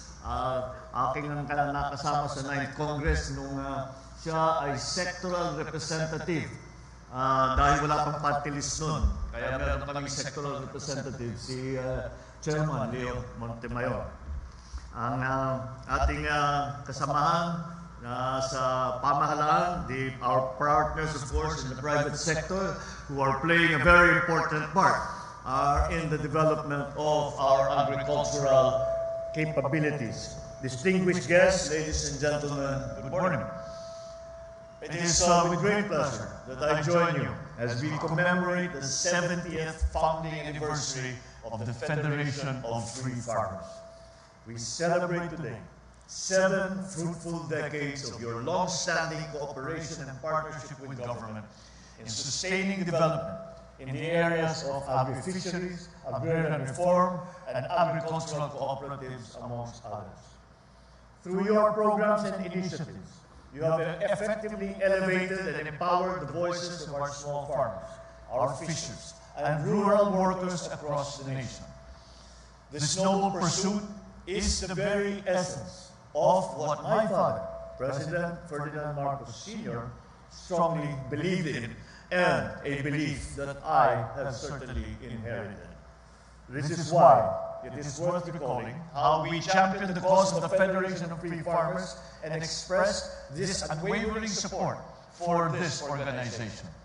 It was because you shared a common goal of advancing social reform and rural development in our country that this partnership was strengthened.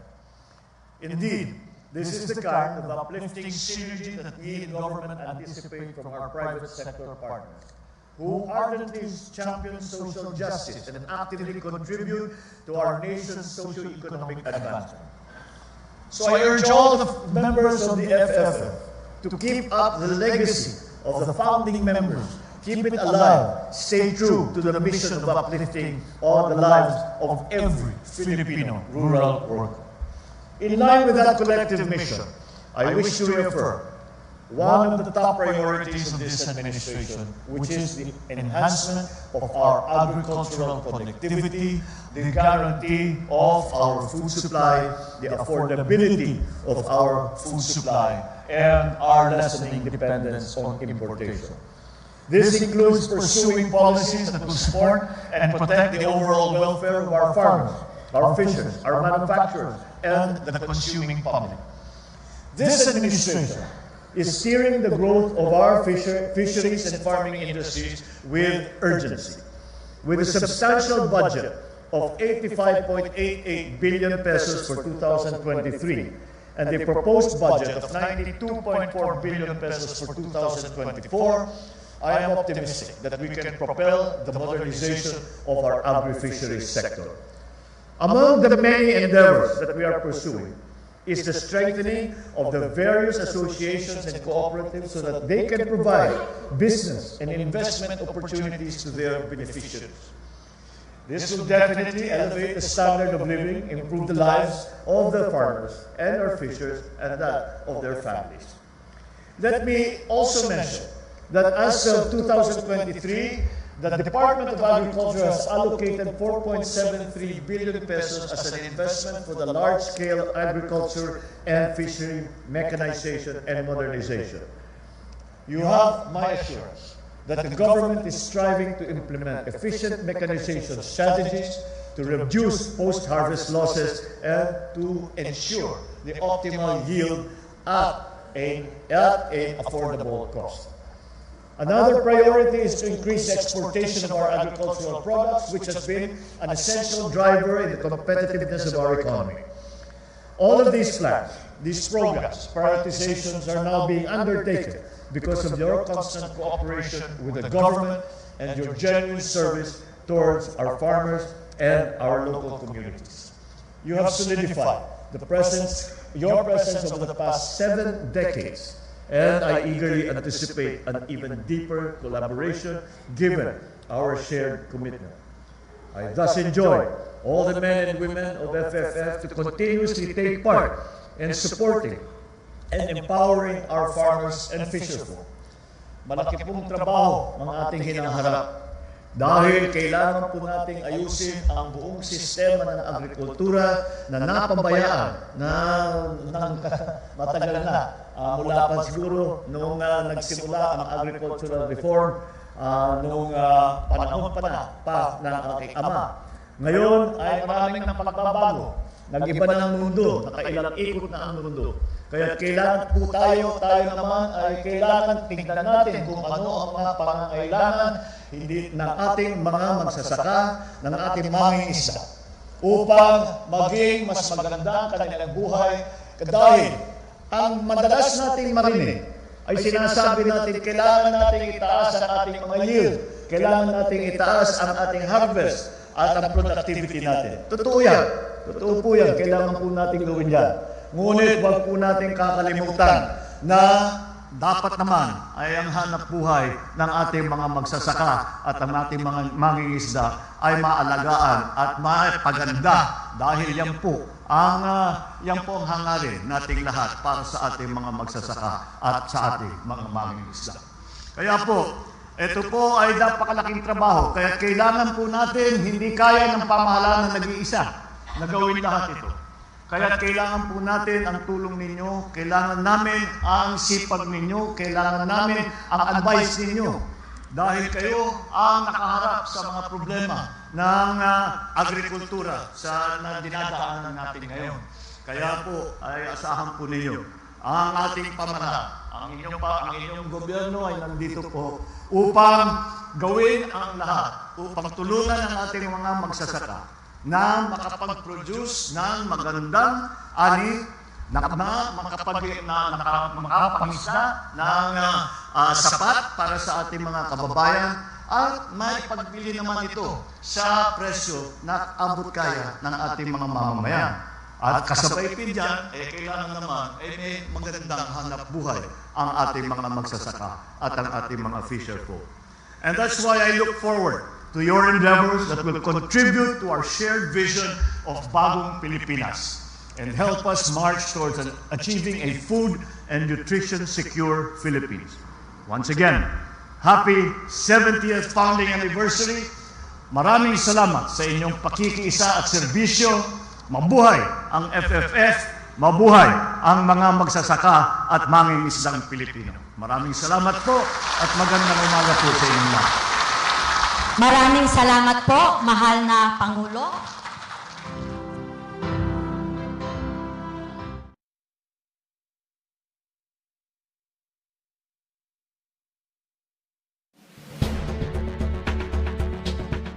Tatlong bagong programang sumasalamin sa kwento ng Pilipino. Mapapanood na sa inyong People's Television. Mr. President, what do you do every day? Maraming bagay naman talaga na ginagawa ng isang Pangulo na hindi alam ng publiko. Kaya dito ko na lang sasagutin sa vlog yung katanungan na yan. The Philippine President, Ferdinand Marcos Jr. like you've never seen him before on BBM Vlog. Madami na ako nakitang picture ng beach at iba pang lugar sa Pilipinas. Pero ngayon ko lang talaga masasabi. Ang ganda pala talaga ng Pinas, no? Tunghayan ang mga nakakaantig na istorya ng buhay ng mga ordinaryong Pilipino sa On the Ground. Ang oras ng pagpapatrol ko sa dagat, alas 8 ng gabi.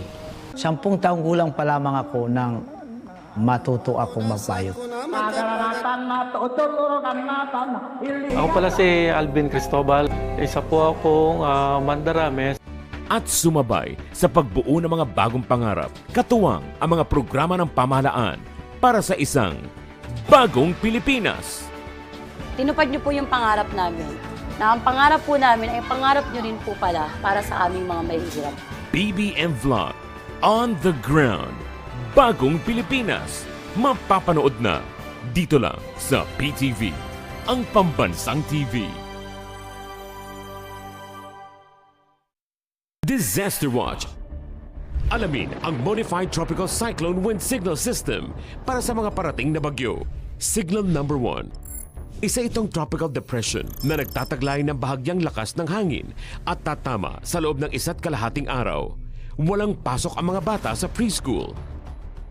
Signal number 2. Ito ay tinatawag na tropical storm na may dalang katamtamang lakas ng hangin at posibleng tumama sa loob ng 24 oras. Pinapayuhan ng lahat na isecure ang kanilang mga bahay at kagamitan. Wala ring pasok ang mga mag-aaral mula preschool hanggang high school. Signal number 3. Ito ay severe tropical storm na posibleng tumama sa loob ng 18 oras. Pinapayuhan ng mga residente na lumikas sa mababang lugar, baybayin at tabing ilog, at maghanda ng pagkawala ng kuryente at komunikasyon. Walang pasok sa lahat ng antas ng edukasyon. Signal number 4. Ito ay isang ganap na typhoon na maaaring tumama sa loob ng 12 oras at nagtataglay ng napakalakas na hangin. Bawal ang maglakbay at dapat ay nakalikas na mula sa mga mapanganib na lugar. Signal number 5. Ito ay isang super typhoon na nagtataglay ng napakalakas na hangin at posibleng magdulot ng malawakang pinsala, manatili sa loob ng matitibay na gusali at mag-monitor ng mga weather update para sa inyong kaligtasan. Sa panahon ng bagyo, dapat laging listo.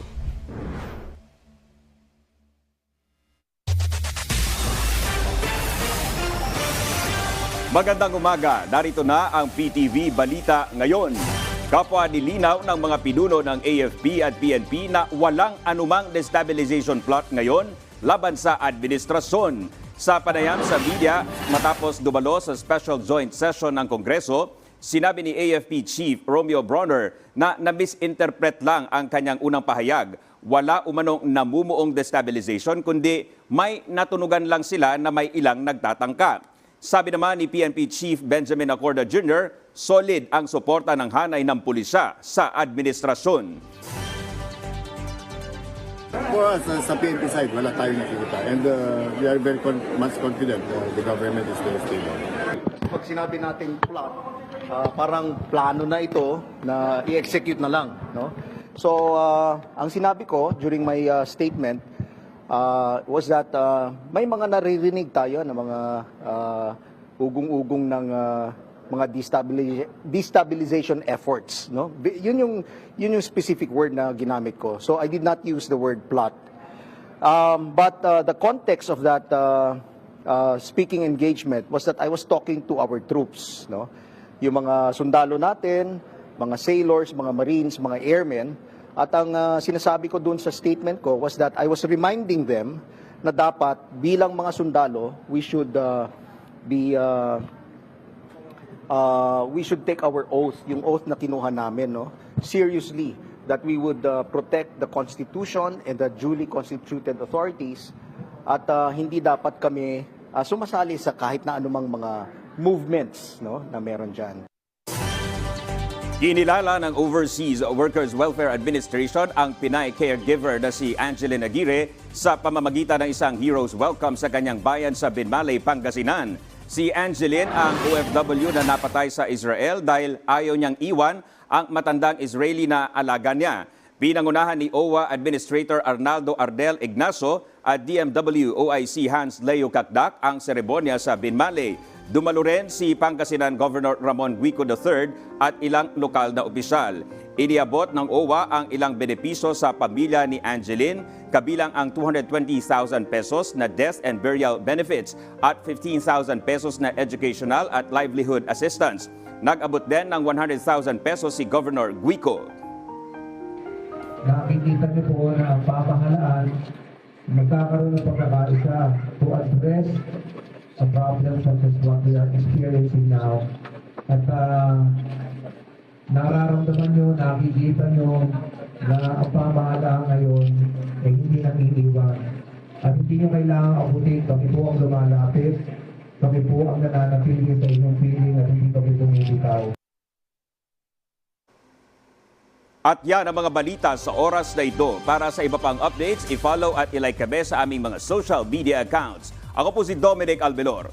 Magandang umaga.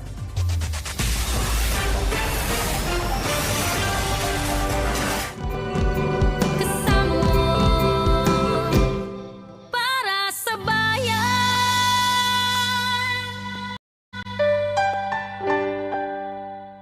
His Excellency Ferdinand R. Marcos Jr., President of the Republic of the Philippines. ご列席の皆様、フィリピンのフェルディナンド・マルコス・ジュニア大統領閣下です。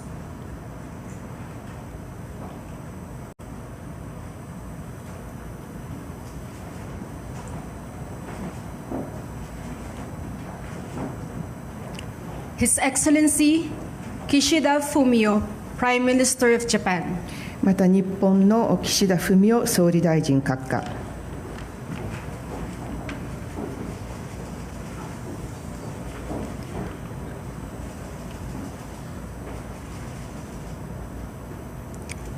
May we invite the members of the Philippine and Japanese delegations to take their seats. フィリピンと日本の参加者の皆様、ご着席ください。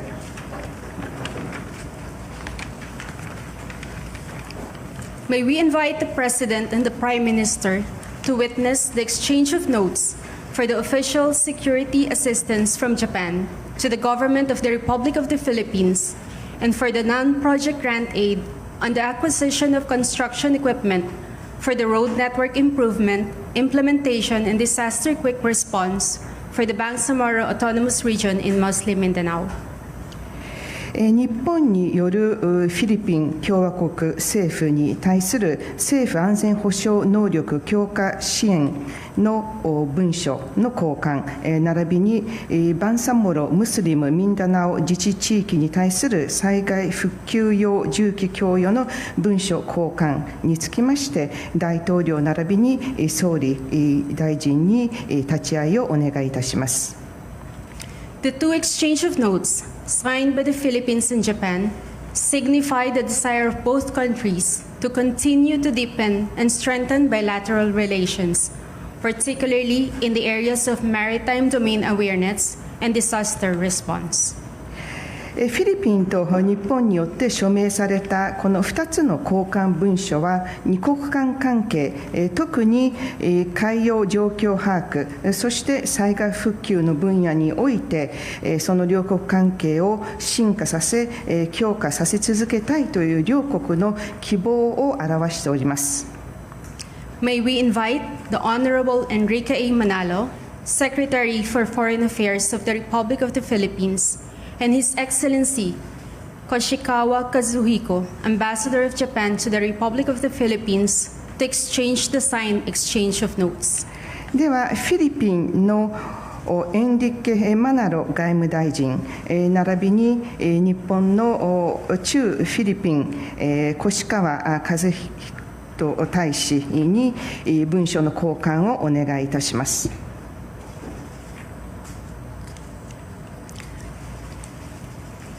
Thank you, Secretary Manalo and Ambassador Koshikawa. マナロ大臣、越川大使、ありがとうございました。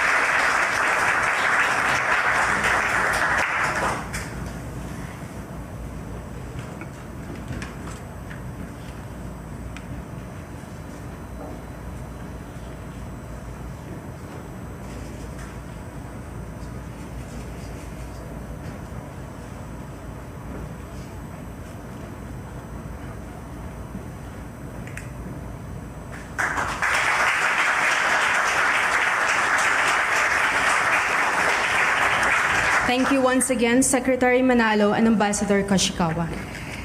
マナロ大臣、越川大使、ありがとうございました。We now invite the Honorable Jonas R. Leones, Undersecretary of the Department of Natural Resources, and Mr. Hasaka Shin, Vice Minister for International Affairs of the Ministry of Economy, Trade and Industry, to exchange the signed Memorandum of Cooperation on Mining Sector between the Department of Environment and Natural Resources of the Republic of the Philippines and the Ministry of Economy, Trade and Industry of Japan. では、これから、フィリピン天然資源省のジョナス・レオネス次官、そして、日本の保坂新経済産業審議官に、経済産業省とフィリピンの環境天然資源省との鉱物、分野における鉱物資源分野における協力覚書の交換をお願いいたします。The signed Memorandum of Cooperation aims to continue promoting cooperation in the mining and mineral resources sectors to resume mutual support in promoting sustainable development of the respective mining and mineral resource sectors of the Philippines and Japan.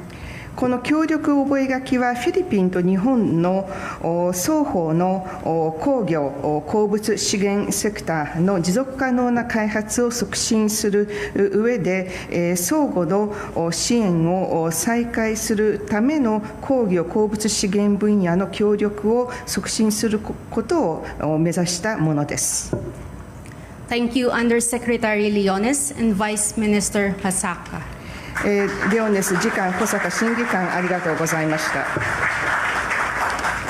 We now invite the Honorable Maria Esperanza Cristina Garcia Frasco, Secretary of the Department of Tourism, and Mr. Uehara Atsushi, Deputy Director General, Ministry of Land, Infrastructure, Transport and Tourism, to exchange the signed Memorandum of Cooperation in the field of tourism between the Department of Tourism of the Republic of the Philippines and the Ministry of Land, Infrastructure, Transport and Tourism of Japan. ではこれから、エスペランザ・クリスティーナ・ガルシア・フレスコ観光大臣と、上原敦国土交通審議官に、観光庁とフィリピン観光省との間の観光振興協力覚書の交換をお願いいたします。The signed MOC aims to strengthen, promote, and develop cooperation in the field of tourism between the two countries. この協力覚書は両国間の観光分野における協力を強化、促進、そして発展させることを目指したものです。Thank you, Secretary.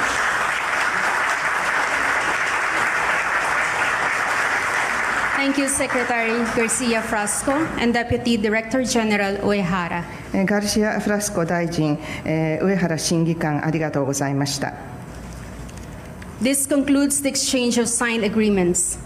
At this point, may we invite His Excellency Ferdinand R. Marcos Jr., President of the Republic of the Philippines, to deliver his statement, to be followed by His Excellency Kishida Fumio, Prime Minister of Japan. これで文書の交換は終了いたします。ではここで、フィリピン共和国の、フェルディナンド・ R ・マルコス・ジュニア大統領閣下から、ご発言をお願いいたします。でそれに続いて、日本の岸田文雄総理大臣閣下にお願いいたします。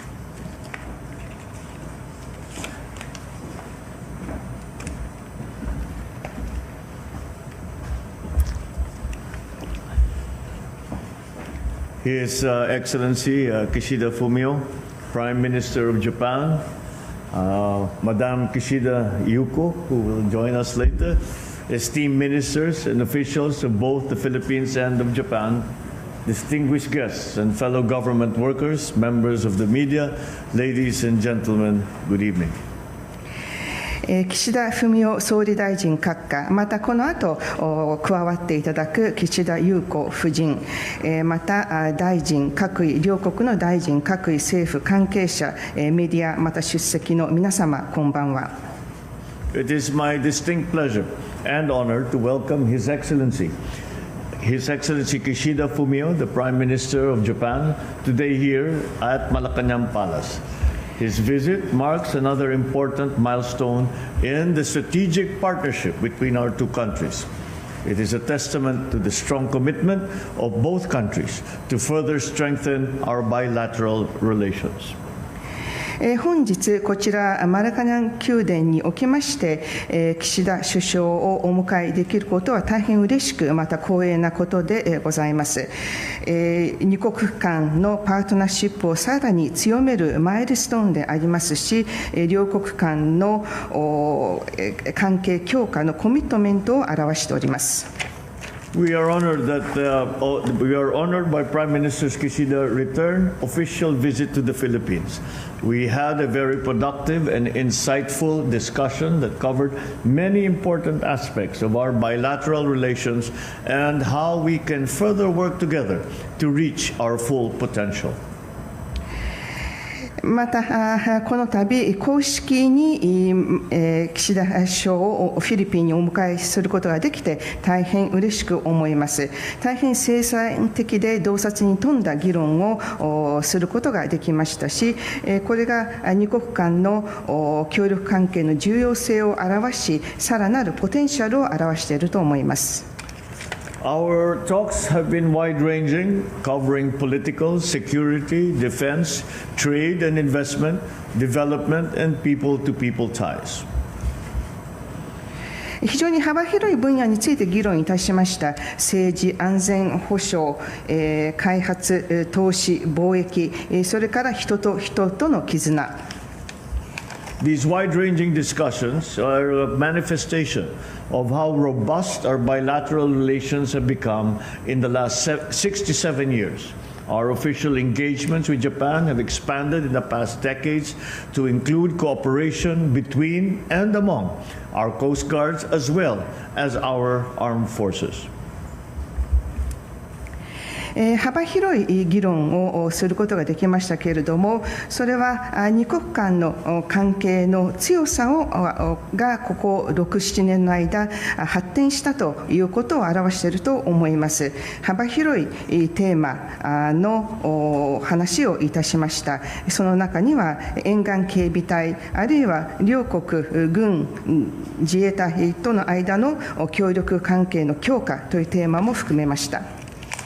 We have gone beyond traditional exchanges and interactions, with Japan participating in several humanitarian assistance and disaster response exercises in the Philippines. また伝統的な今までの交流をさらに超えてフィリピンにおける日本の人道支援、あるいは災害対応、防災などといった分野もカバーするようになりました。Today, key agreements have been signed that will propel the momentum of our bilateral relations in the next coming years, building on the joint statement issued on 9 February 2023 following my official visit to Japan. 2023年2月9日に私が日本に公式訪問した後、合意いたしました共同声明に続いて二国間の関係がさらに発展していることを反映していくつかの重要なテーマについての文書を交換することができました。Counting on our active framework of defense and security cooperation, there was an exchange of notes on the official security assistance from Japan to the government of the Republic of the Philippines. This OSA will further enhance the military capacities of our countries, including the Philippines, which shares common security concerns with Japan. また防衛安全保障の分野での交流はさらにその枠組みがさらにしっかりとしたものになりました。これは OSA 政府安全保障能力強化支援を通してさらにその枠組みがしっかりとしたものになると思いますし、またフィリピンと日本は同じ分野の安全保障上の懸念を共有していますので、私どもの能力の強化にこの OSA は貢献すると期待しております。The OSA grant worth Japanese yen 600 million or around 235 million pesos will help boost the efforts of our Department of National Defense in securing coastal radars for our armed forces to enhance the maritime domain awareness capability and maritime security. また海洋状態把握と海上の安全保障を強化するために、この沿岸警備レーダーの供与を含め、私どもの防衛省のさらなる強化につながると思います。で、この OSA は6億円、約2億3500万ペソに相当するものでありますけれども、さらなる発展につながると思います。I also would like to recall our commitment to work on a framework for our status of visiting forces or the proposed reciprocal access agreement, RAA, with Japan. We are cognizant of the benefits of having this arrangement, both to our defense and military personnel and to maintaining peace and stability in our region. またそのコミットメントは、さらに RRA の枠組みを通して、さらに強化されると思います。これが重要であるということを認識しております。で、これは私どもの防衛あるいは軍の関係者のみならず、この地域の平和と安定性に大事な要素であると認識しております。We have also signed the exchange of notes on the non-project grant aid for the acquisition of construction equipment for road network improvement, implementation, and disaster quick response operation in the Bangsamoro Autonomous Region of Muslim Mindanao. さらにバンサモロムスリムミンダナオ自治地域における災害対策用の重機の供与についての文書の交換も行いました。This grant, which is worth Japanese yen 957 million or $6 million, will significantly contribute to mitigating the impact of flooding aggravated by climate change in the Bangsamoro region. でこの9億5700万円、約600万米ドルに相当するこの資金は、この地域、バンサモロ地域における洪水災害の緩和軽減に貢献すると期待しております。To mutually support the promotion of sustainable development of the mining and mineral resources sectors to the Philippines and Japan, we have signed the Memorandum of Cooperation on Mining Sector between the Department of Environmental and Natural Resources of the Republic of the Philippines and the Ministry of Economy, Trade and Industry of Japan. また鉱業鉱物資源分野での持続可能な開発をさらに促進するために、日本の経済産業省とフィリピン環境天然資源省との間で鉱物資源分野における協力覚書を締結いたしました。In the field of tourism between our two countries, we have concluded and signed the Memorandum of Cooperation in the field of tourism between the Department of Tourism of the Republic of the Philippines and the Ministry of Land, Infrastructure, Transport and Tourism. また観光分野におきましては、日本の国土交通省観光庁とフィリピン観光省との間で観光振興協力覚書に署名いたしました。As leaders of like-minded states, we affirm our commitment to peaceful negotiations to resolve maritime conflicts and the need for a stable and secure environment for mutually inclusive growth and development for our peoples. 私どもの人々の包摂的な発展のために、その安全性と安心を確保するために、同志国のリーダーとして平和裏に海洋の問題を交渉によって解決することが大事であると考えております。We must note with appreciation Japan's commitment to the Philippines, which is manifested by its dynamic support of the Philippines' efforts to attain upper middle income country status by 2025, in line with our Philippine Development Plan for 2023 to 2028. フィリピンの2023年、2025年の開発計画に沿って、2025年までにフィリピンが上位中所得国の地位を確保することを目指す上で、日本はフィリピンに対してさまざまなサポートをしてくださっております。The Japan-funded Metro Manila Subway project and the development of the North-South Commuter Railway and its extension will secure a reliable, safe, and efficient mass transportation system for the entire country. 日本の支援によって開発が行われておりますマニラの地下鉄システム、また南北をつなげる鉄道システムは信頼のおける安全で効率のいい交通手段となり、私どもの国の発展に寄与することになると確信しております。Once again, we extend our heartfelt thanks to the Prime Minister and his delegation for his fruitful and meaningful visit. Thank you very much. 実り多い、また非常に意味のある重要な訪問をしてくださいました総理並びにデレゲーションの皆様に改めて心より感謝申し上げます。ありがとうございました。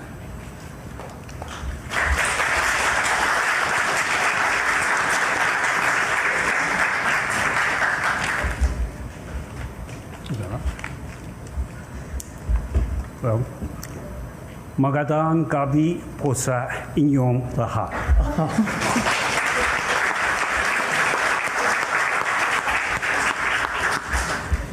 Eh, 本年2月のマルコス大統領の訪日に続き、今回は私が総理大臣として初めてフィリピンを訪問し、マルコス大統領と首脳会談を実施することができたこと、大変嬉しく思っております。Following President Marcos' visit to Japan in February this year, I'm very pleased to be able to visit the Philippines for the first time as a Prime Minister and to be able to hold a leaders' meeting with President Marcos. 先ほどの首脳会談においては、二国間協力、また地域国際社会の諸問題への対応について胸襟を開いて意見交換を行いました。本年2月の共同声明で表明した幅広い分野での協力が着実に進展していることを確認することができました。At the meeting, we held open-minded discussions on bilateral cooperation and responses to various regional and international issues, and we are able to confirm that we are making steady progress in broad areas of cooperation expressed in the joint statement of February this year. まず、ますます厳しく複雑化していく安全保障環境の中で、この安全保障分野での連携、これますます進化しています。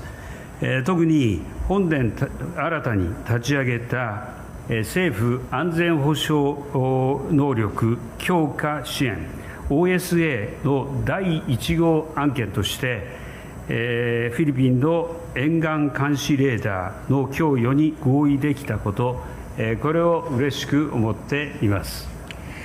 First of all, under the increasingly severe and complex international situation, we are deepening our cooperation in the area of security.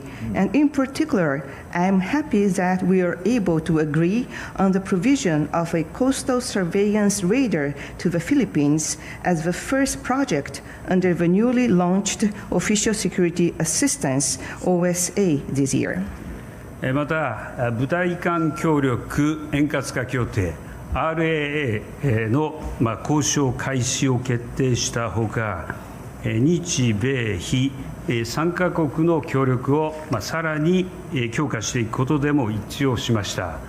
さらに巡視船供与を含むフィリピンの海上法執行能力向上に資する協力、警戒管制レーダーの移転を含む防衛装備技術協力を一層進めていくことも確認をいたしました。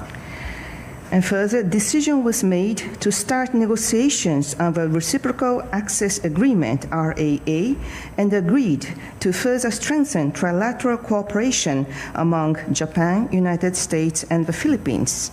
We also confirmed to further promote cooperation to improve the Philippines' maritime law enforcement capabilities, including the provision of patrol vessels and defense equipment, and technology cooperation, including the transfer of warning and control radar.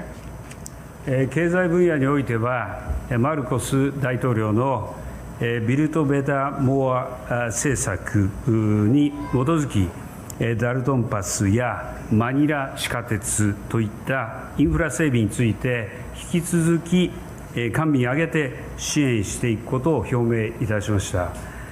またミンダナオ地域の和平と経済社会開発に向け災害対策用の重機を供与することも決定をいたしました。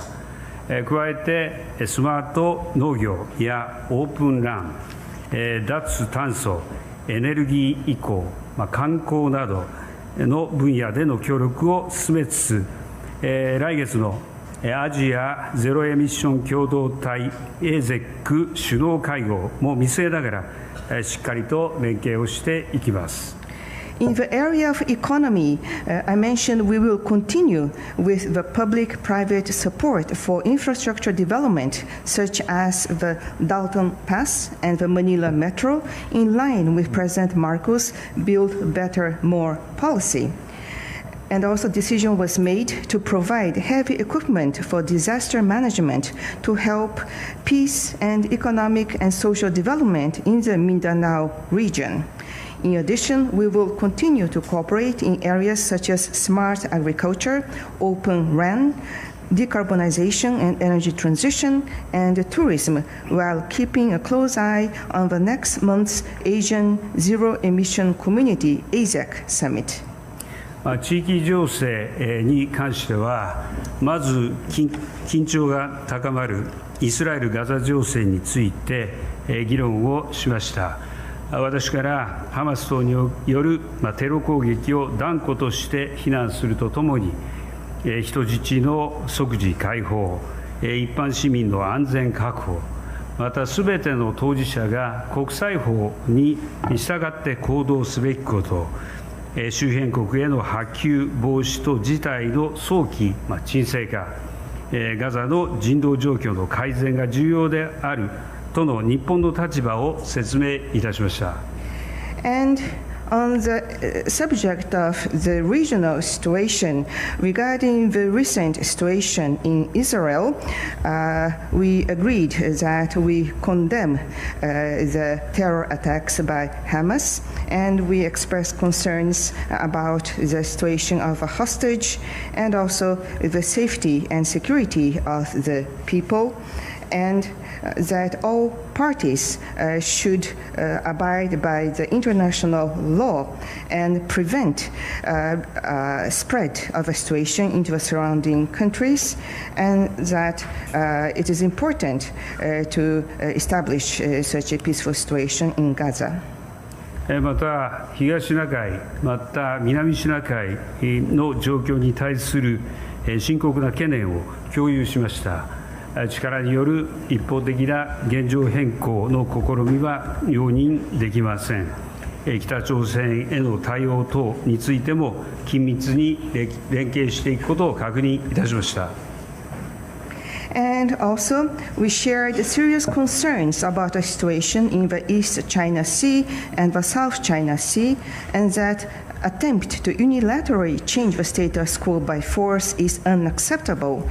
And also, we we also discussed about a response to North Korea and the situation in Myanmar.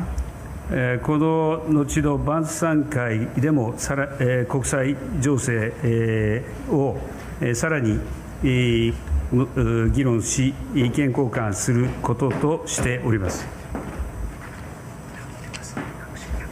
And also, we have agreed to further continue to discuss and exchange views about the international situation during the dinner this evening.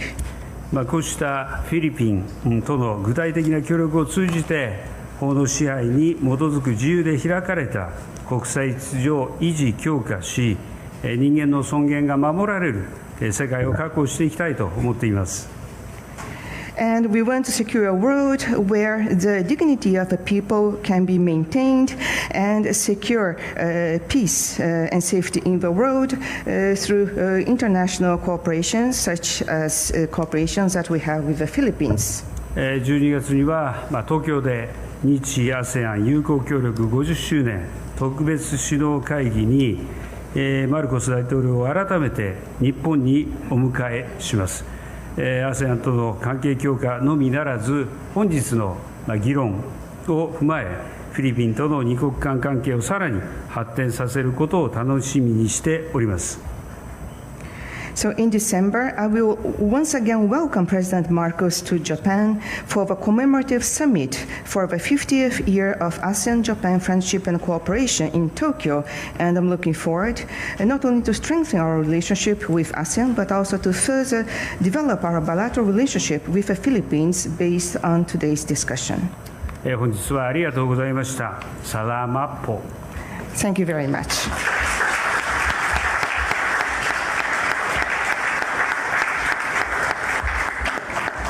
Excellencies, distinguished guests, this concludes the joint press event. Thank you and good evening. 皆様、これで共同記者発表は終了いたします。ありがとうございました。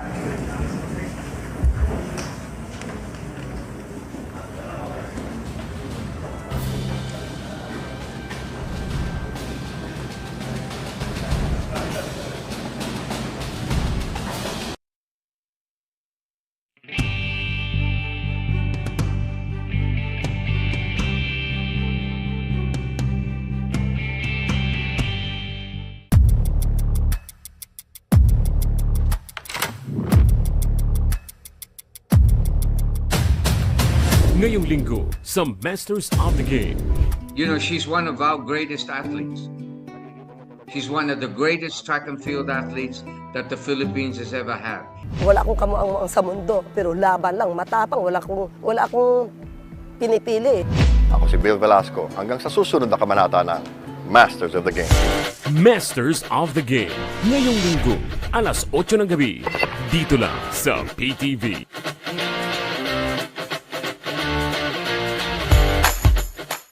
PTV Consumer Watch, bantay presyo sa gasolina.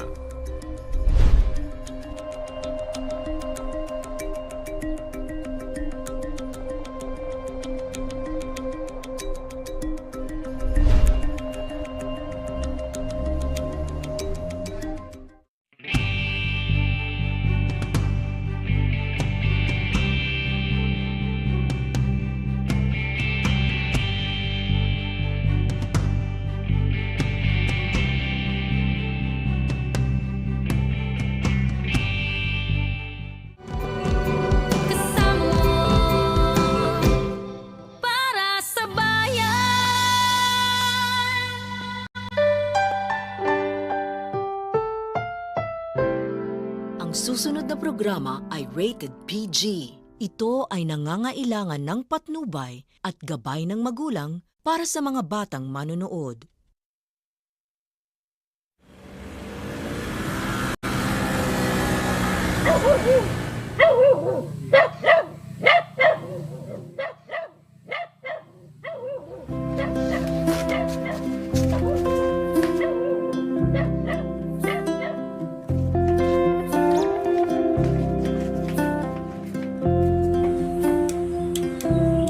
Naging inspirasyon ko po yung pamilya ko po. Yun po yung naging inspirasyon ko na magpatuloy po at saka magpursige po talaga. Kasi po, inisip ko is yung maibigay ko po yung pangangailangan ng mag-ina ko sa araw-araw naming pamumuhay.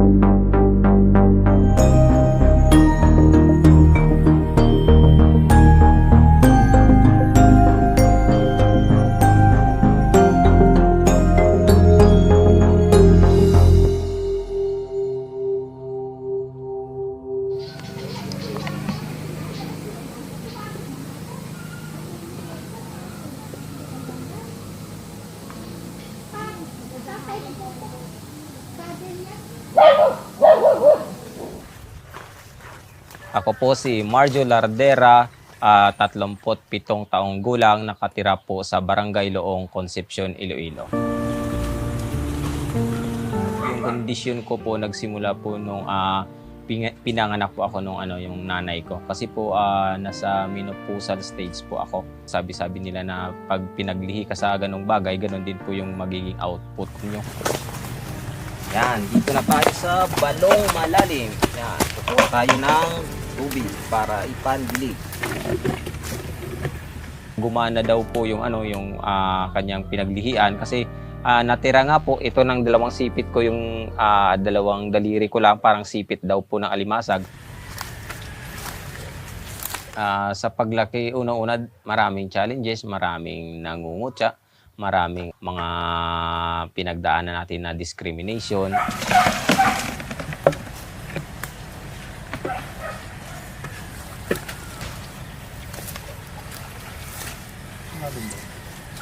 Pag hindi ko kaya, hindi ako nag-i-engage sa mga bagay-bagay na hindi ko talaga kaya para iwas na kapahamakan ba.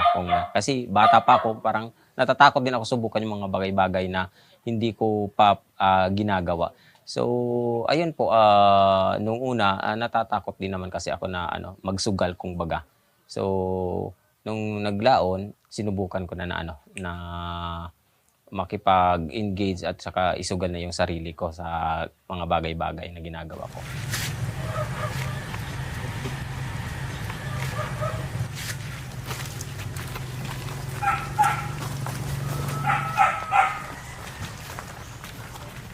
Nung nag-aaral pa ako, hinahatid sundo ako nung nanay ko. Inaalalayan ako sa mga gawain ko kasi pinapakita ni nanay na parang nasa gilid ko siya, nasa tabi ko siya anuman po yung kakaharapin ko. Siya yung minsan, siya yung nagsasaway sa mga batang nangungutya sa akin nung bata pa ako, nasabi, wag ganyan, parang ganon. Parang pinagtatanggal ako ng nanay. So, malaking impact po yun sa akin na parang hindi ako nag-iisa yung ganon po.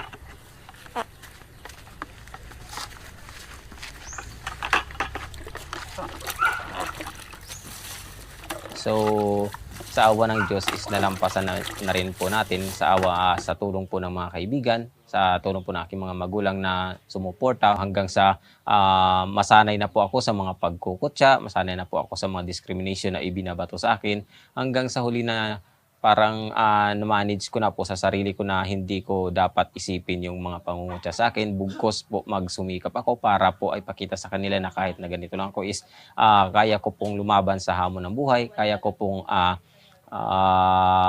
makisama sa mga kumplito po na tao po.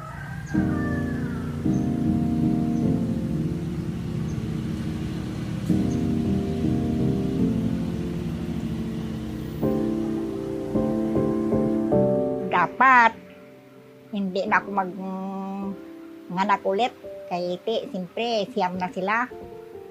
Pero anhon mo kay nagdugang pagid siya. Masakit man tani nga damo na dugangan pa. Pero baton ka naman lang, okay naman lang, ano mo ay ara na. Nagbata ko, sang pagbusong ko na sa iya, nagkanto ko sa baybay, kay daw makaon ko sang sisi. Tapos, sandito na ako sa baybay, nasandad ko ang bato, nga daw amo ni kadako. Nagkamang ang kasag, wala bala kamoy ang tihak may kagat lang. Dakop ko, kag isa-usa sa tubig, kag kaunon buhi. Gintulon ko gid wala ako ginutom, alauna na, way gid ko ginutom. Puli ko di sa balay. Amo na to nga amo na to gali nga okay naman lang ako abi ko wala man to mag-epekto sa akon nga ginabusong hay isa ka bulan kag tunga atong akon nga ginabusong kag magkaon ako sa tong kasag. Kaya samtang nagadako na sa pagpanganak ko na sa ewan man ako nang nabatyagan sa kalawasan ko, nagpanganak na lang ako sa iya.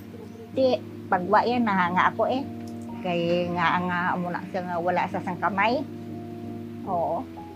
Di okay lang. Sana masakit pero nabatom ko naman lang siyempre anak ko naman sa mo.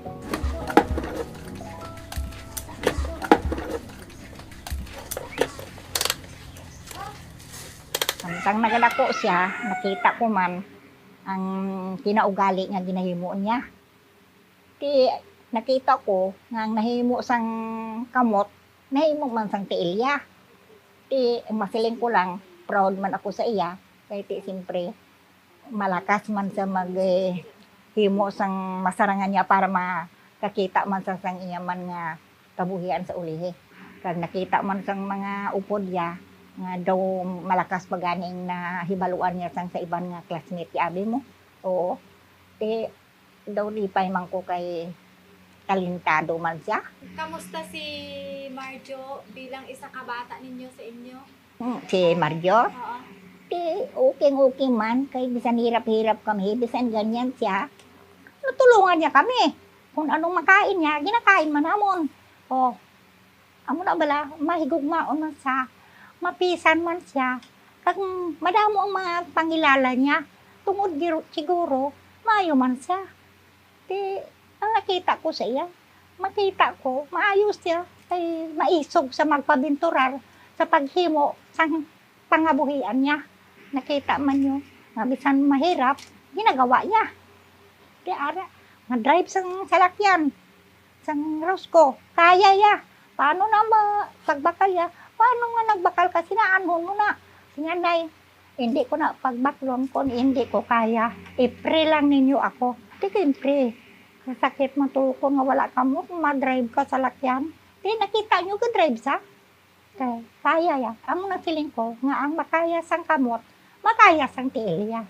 Di mo lang na nga ako makita. Malipay man ako. Masakit, pero malipay man ko. Sa kaluoy sang mahal nga Diyos, nagkaraot man siya. Nabuhay man iya pamilya. Proud ako sa iya.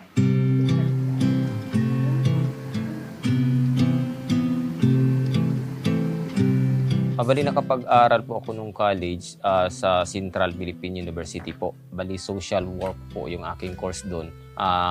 Kasi po naging scholar po ako ng DSWD at saka CHED. Hindi po ako nakapagtapos sa social work na course. Yung gusto ko talaga is electronics talaga yung gusto ko kasi mula ng pagkabata pa ako is mahilig na ako mangbutingting. So sa awa ng Diyos, natanggap naman po tayo bilang isang scholar ng TESDA. So nakapag-training po ako sa Professional Electronics Institute po sa Iloilo City. At doon po tayo nag-umpisa ng pag-training ng commercial electronics po. So at that time, kauna-unahan kong naayos doon is radio, yun, sa kapatid ko. At that time na yun, okay naman, gumana naman. Hanggang sa sa unti-unti na pong parang nabuo na po yung tiwala ko sa sarili ko na marunong na ako mag-ayos yung ganun po. Nakakatuwa na naayos ko pala yung ganun, parang sa buwan yung tuwa ko kasi parang nagamit ko na yung pinag-aralan ko, yung ganun, parang naging successful na, parang magkakapirahan ko na to, yung ganun, mabubuhay ko na sarili ko, yung ganun po. So kalaunan po kasi yung ibang nagpaayos is mga kaibigan ko rin kakilala, bali dun po nag-spread na po yung news na may nag-aayos ng ganito at saka naaayos niya, yung parang ganun, parang yung tiwala at saka yung paghanga ng mga ibang nagpapayos, parang nagkalat-kalat na ba. Pinagtsatsagaan lang kasi yung una iniisip mo is kailangan pag naayos ko to, at least may dagdag ideya na naman ako kung paano ito trouble, parang ganun. Parang nag-aaral ka rin naman ulit. Continuous learning process po. Sa bawat inaayos ko po, sa bawat craft po na ginagawa ko, yung pinakaunang iniisip ko po is masatisfy ko po yung customer. Yun po talaga yung pinakauna na para po mas dumami pa po yung tiwala ng customer at saka yung hindi po masisira yung pangalan ko sa kanila. Bali, naging inspirasyon ko po yung yung mag-ina ko. Kasi po, unang-unang iniisip ko is yung maibigay ko po yung pangangailangan ng mag-ina ko sa araw-araw naming pamumuhay. Yun po yung naging inspirasyon ko na magpatuloy po at saka magpursige po talaga na maging successful po yung bawat transaction or bawat ginagawa ko po.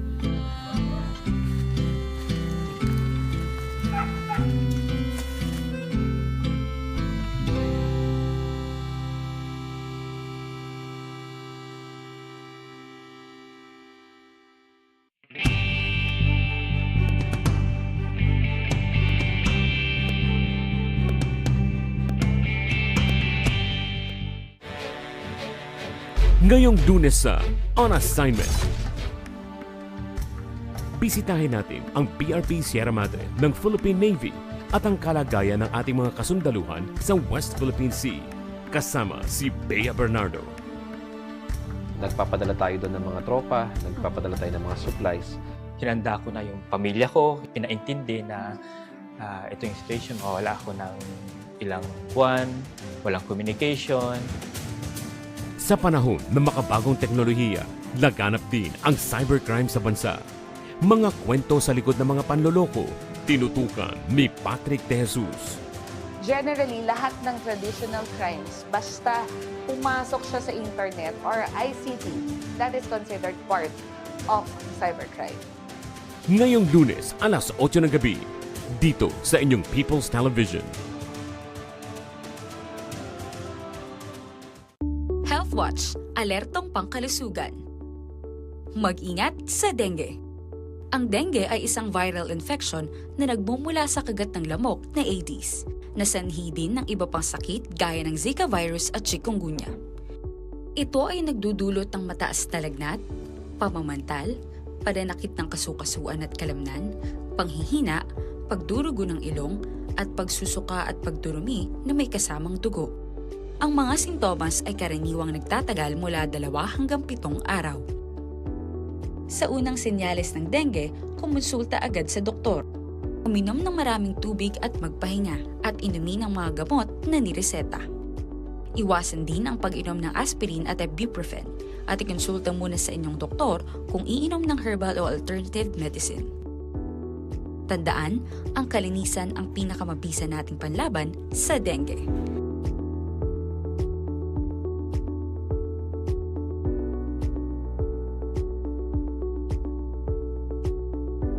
Sa panahon ng sakit, dapat laging listo.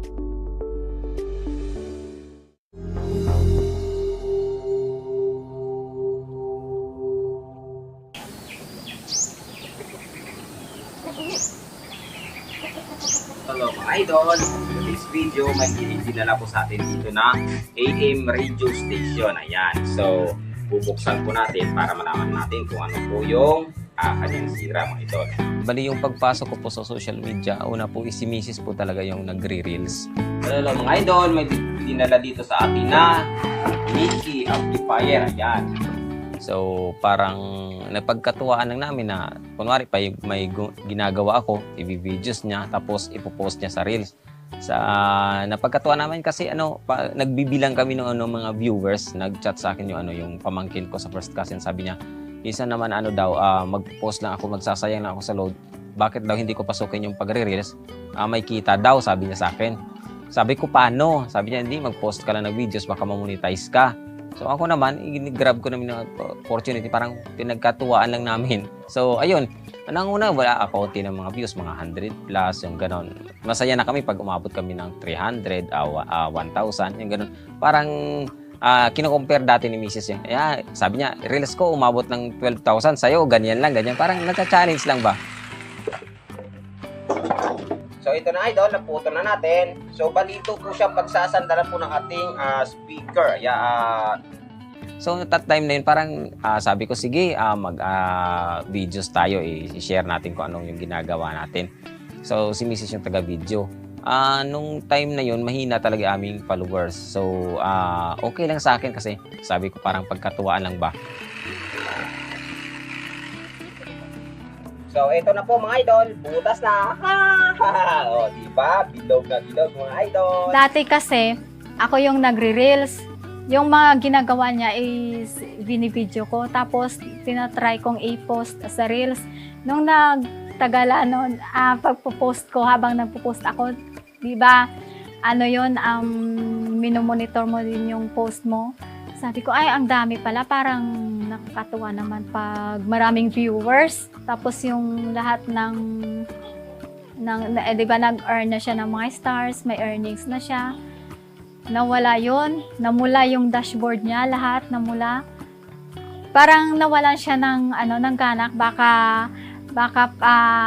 china-challenge ka lang ni Meta. Yun ang sabi ko sa kanya. Kaya yun, sabi niya, oo nga no, i-try natin ulit. Tapos yun, naging na siya na ang dami ng followers niya.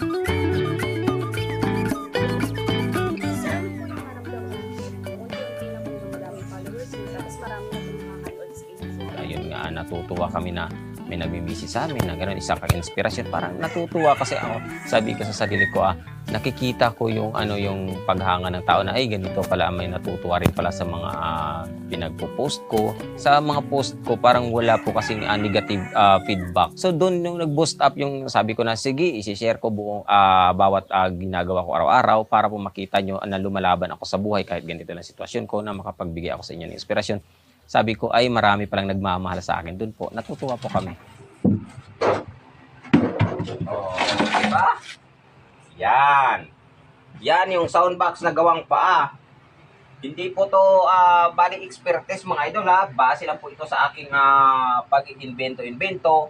Pero may mga soundbox speaker din po na magagaling. Bali, nung nag-umpisa na pong magdami yung mga followers namin, bumunga na po yung aming pagsisikap din. So, napag-isipan po namin na mag-asawa na mamahagi po kami ng tulong.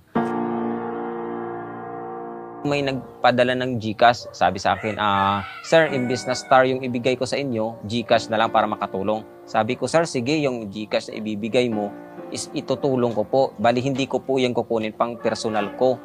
Bali, iipunin ko po yan para po ipamdagdag ko, pambili ko ano man po yung pwedeng ibili namin at saka ipamamahagi ko po sa mga mahirap. Parang natuwa, parang sinisendan ako 300, yung ganun 500. So, naipon. So, sabi ko sa asawa ko, pati yung anak ko excited. Sabi ng anak ko, sabi niya, pa, pati itlog na manok, pamigay na. Una-una naming binigyan nun is ngungu po siya na sika driver.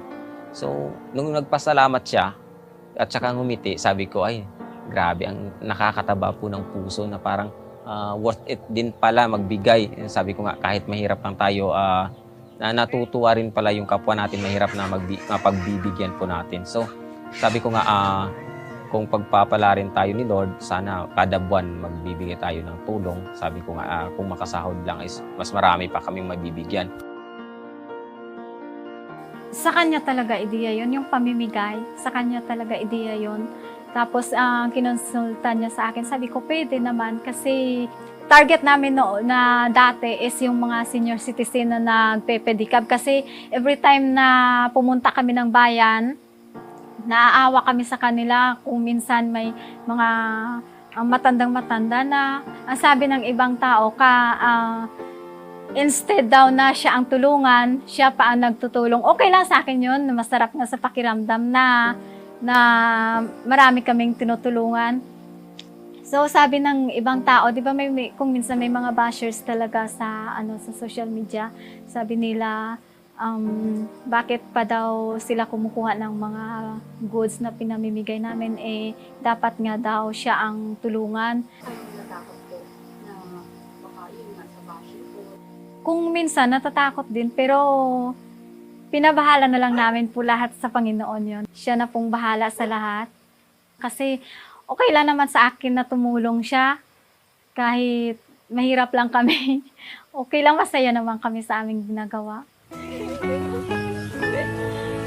Lagi ko sinasabi sa pamilya ko, kapag po para sa kabutihan, walang hahadlang sa akin. Yun po, inuulit-ulit ko palagi sa kanila. Pag nagkausap kami, sasabihin ko, basta para sa kabutihan, sabi ko, na yung may makikinabang at para po na wala pong illegal na ano, sabi ko sa kanila, kahit may hahad lang, sabi ko, ipagpupursigi ko talaga. So, in-explain ko sa kanila na yung pagtulong natin is bilang pasasalamat po sa mga tao din na tumulong sa atin.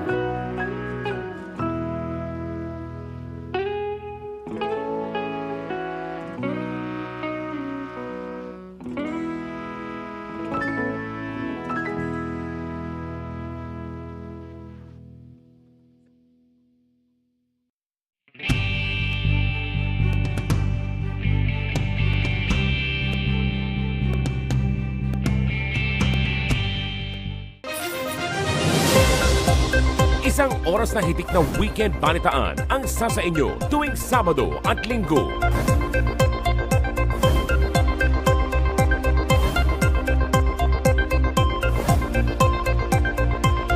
Ulat Bayan Weekend. Kasama si Dominic Almelor. Alas 6 ng gabi. Dito lang sa PTV.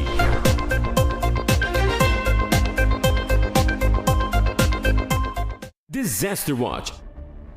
Alamin ang heavy rainfall warning system ng Pag-asa. Yellow rainfall warning, pinapayuhan ng lahat na mag-monitor ng mga weather update sa inyong lugar. Maghanda sa posibleng pagbaha sa mga mabababang lugar at tabing baybayin. Orange rainfall warning, mas malawak na pagbaha ang inaasahan at posibleng magka-landslide sa mga tabing bundok. Bumuo ng isang emergency kit at maghandang lumikas sa anumang sandali. Red rainfall warning. Inaasahan ang matinding buhos ng ulan sa loob ng 2 oras na magdudulot ng malawakang pagbaha at landslide. Para sa inyong kaligtasan, agad na lumikas papunta sa ligtas at mataas na lugar. Sa panahon ng kalamidad, dapat laging listo.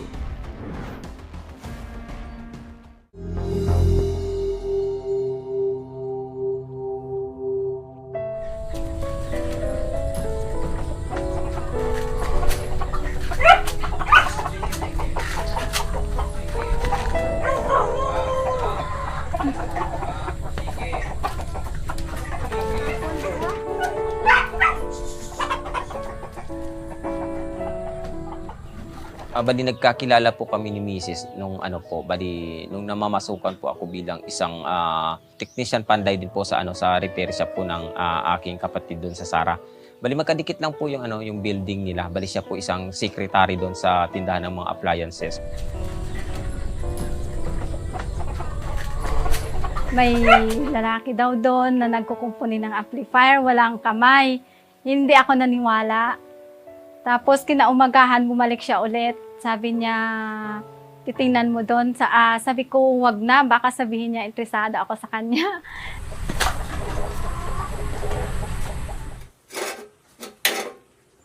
Parang nagkatuksuhan. So sabi ko nga, bigyan mo ako ng cellphone number niya, kaya iti-text ko. So, mabuti naman yung yung technician nila. Binigyan naman sa akin yung number ni Mrs. So, ayun na, nag-umpisa kami mag-text, yung ganon. So, hanggang sa nagpaalam ako, sabi kong pwede manligaw. Ang unang impression ko sa kanya is, sabi ko sa sarili ko, paano niya magagawa ang mga bagay na ganyan kasi wala naman siyang kamay, paalang yung ginagamit niya. Pero nung nagtagal na, unti-unti ko nang nakita na kaya niya palang gawin yung kayang gawin din ng kumpletong tao. Na-amaze po ako sa kanya. Parang sabi ko, ay, kaya rin pala niyang gumawa ng mga gawain na kayang gawin ng mga kumpleto at saka kahit wala siyang kamay, kayang-kaya pa rin niya. Siguro dahil sa kanyang determinasyon at nagpupursige talaga siya na gagawin niya kung anong gusto niyang gawin. It takes a month lang, hindi na nagtagal. Kasi nakita ko sa kanya na responsable din siyang maging isang partner. Naging pananaw ko sa kanya na balang araw, pag nagkasama kami, siguradong mabubuhay niya kami ng pamilya niya. Hindi siya aasa sa mga kapatid niya at sa magulang niya. Kasi kaya niya naman gawin lahat. At marami siyang ideya na mapagkakakitaan. Kahit nagsasama pa lang kami noon, hindi ako nahihiya na kahit lumalakad lang kami, hindi ako nahihiya sa kanyang sitwasyon. Proud pa nga ako sa kanya kasi yung ibang tao nga hindi magawa yung nagawa niya, yung kumpletong tao, hindi magawa yung kanya niyang gawin. Doon proud ako sa kanya.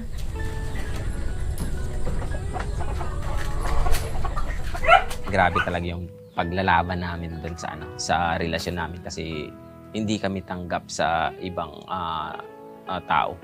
Sa pamilya ni Mrs. buong pamilya ni Mrs. ayaw ako nun eh. Sabi ko, kahit nasabi ko sasaktan ako ng pamilya mo, okay lang, basta importante. Sabi ko makita nila na totoo yung pakay ko. So yun nga sabi ko, kinausap ko yung pamilya niya. Sabi ko, ganito yung sitwasyon ko, pero sabi ko, kung napapakain nyo yung anak nyo 3 bisis isang araw, papakainin ko rin yan 3 bisis isang araw, hihigitan ko pa, sabi ko. So ako naman parang natutuwa at saka proud ako sa misis ko kahit pinaglaban ako ng misis ko, yung kumbaga buong buo niyang tinanggap yung pagkatao ko, buong buo siyang nagtiwala sa akin. So ako'y nagpapasalamat sa kanya at saka proud ako na sa tulong ni Lord, nalampasan namin yung mga challenges na yun sa amin.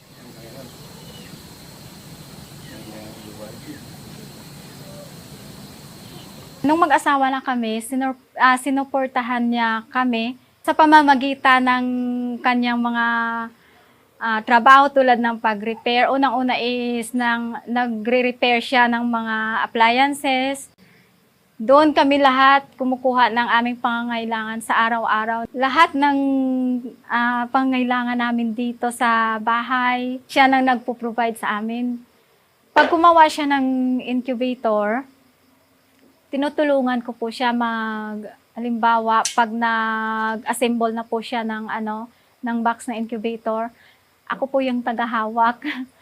Tapos pagkatapos nun, siya nang bahala. Yung ibang parte na ikakabit sa incubator, ako na lang yung gumagawa para yung ibang parts na incubator na ikakabit niya, siya na lang yung gagawa para mas mabilis yung gawa namin.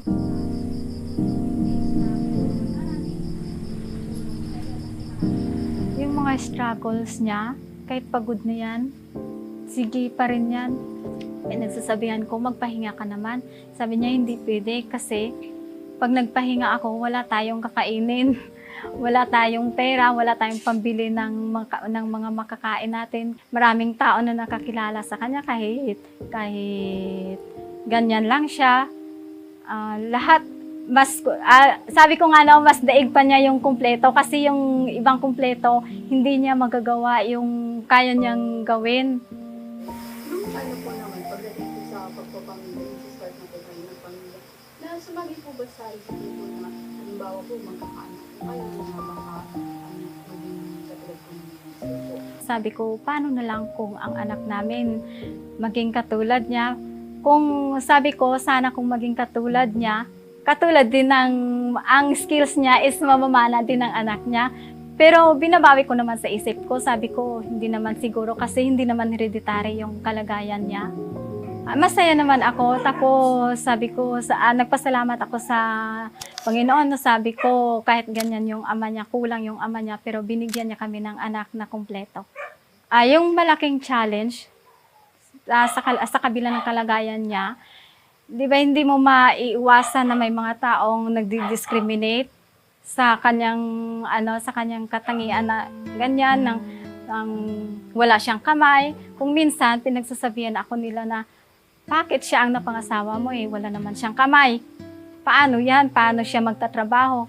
Nagagalit kayo na may mga ganun pong klaseng tao kasi syempre hindi naman po nila kilala si Sir din, di ba? Pero mga ganung judgment po. Siyempre, masakit na ginaganyan ka nung pinagsasabihan ka sa akin kasi hindi ako sanay na ginaganyan na pinagsasabihan na masakit kahit ako nga hindi ko siya kinakahiya na ganyan siya. Proud pa ako sa kanya kahit makita pa ng ibang tao na magkasama kami. Ganyan yung napangasawa niya. Bakit ganyan? Siyempre, nasasaktan din ako pag sinabi na ganyan yung kalagayan niya. Pero sa kabila niyan, proud pa rin ako. Kinikwento niyo po kay Sir yun? Oo, kung minsan, pag kami-kami lang na nag-usap kaming dalawa, sinasabi ko talaga sa kanya yan. Ano pong sinasagot po? Pag pinagkikwentuhan mo lang? Wala, nagpapasalamat lang siya sa akin na ganyan daw, minahal ko siya. Pinaglaban ko siya, hindi ko siya iniwan. Simula nung naging boyfriend ko siya, pinaglaban ko na talaga siya, hindi ko siya iniwan. Na-inspire niya po ako sa kanyang kasipagan. Kumbaga, great provider talaga siya sa amin ng anak ko, pati sa mga magulang niya. Gano'n po ninyo kamahal po si Miso? Siyempre, mahal na mahal ko siya tulad nga ng pagmamahal ko sa sarili ko, sa anak ko. Pero kung minsan, mas mahal ko pa siya sa sarili ko. Kasi, di ba, pag nagkasakit siya, hindi ako makatulog, lalo na kung may masama yung pakiramdam niya. Kasi, di ba, alam mo naman, mahal na mahal ka namin. Dahil sabi niya, kung minsan niya, kahit ganyan daw siya, bakit ko siya mahal? Siyempre, sabi ko, siyempre, mahal kita. Simula pa noon nga, pinaglaban kita. Tapos, pabayaan mong sarili mo. Hindi pwede yun kasi mahal na mahal ka namin. Simula pa dati.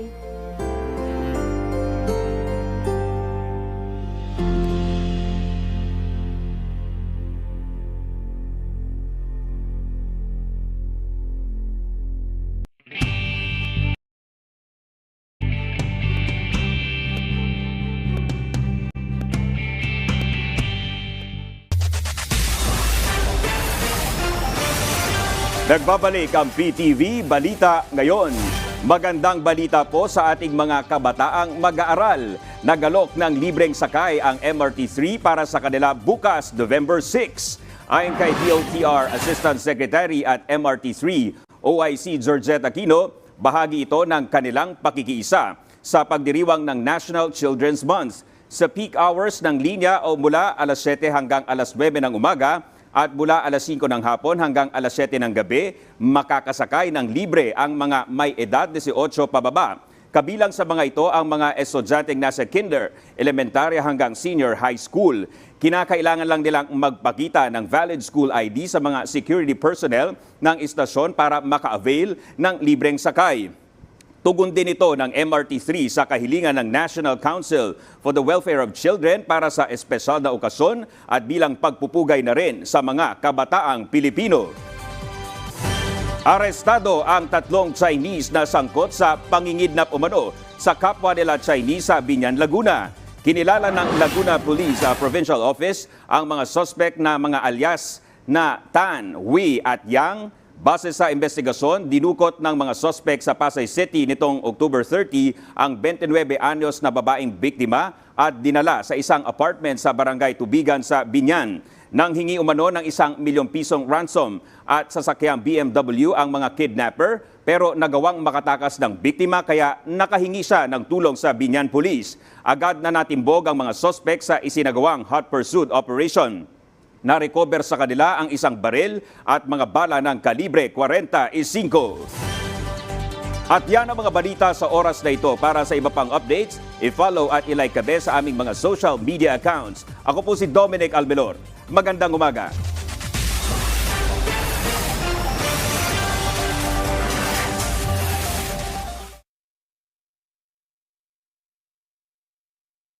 Mga serbisyo ng pamahalaan ipararating sa mamamayan.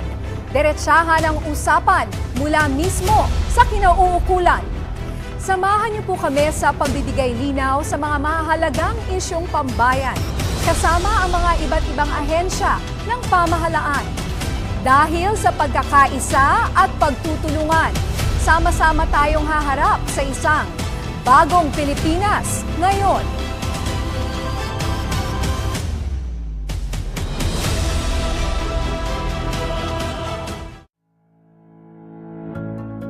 Babiyahe ka ba patungo o palabas ng Pilipinas?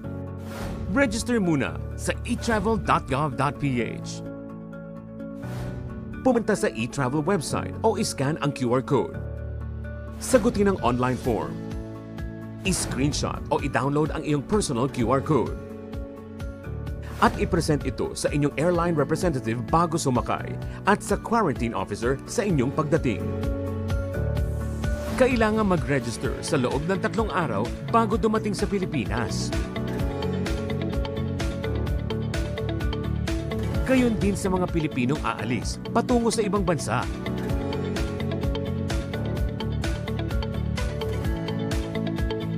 Ang e-travel registration ay libre at walang bayad. Ang Philippine One-Stop Electronic Travel Declaration System ay pinagsamang inisyatiba ng Department of Information and Communications Technology, kasama ng Bureau of Immigration, Bureau of Quarantine, Bureau of Customs, Department of Tourism, Department of Health, Department of Justice, at ng Department of Transportation.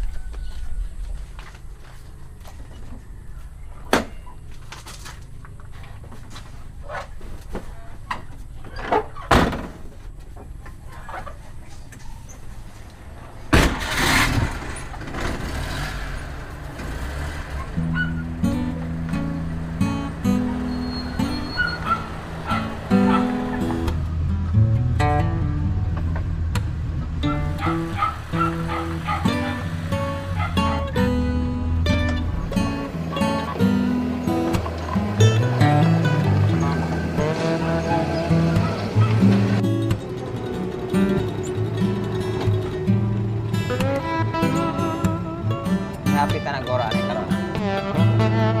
Yan, pupunta kami sa Concepcion Central School para sumundo sa aming anak.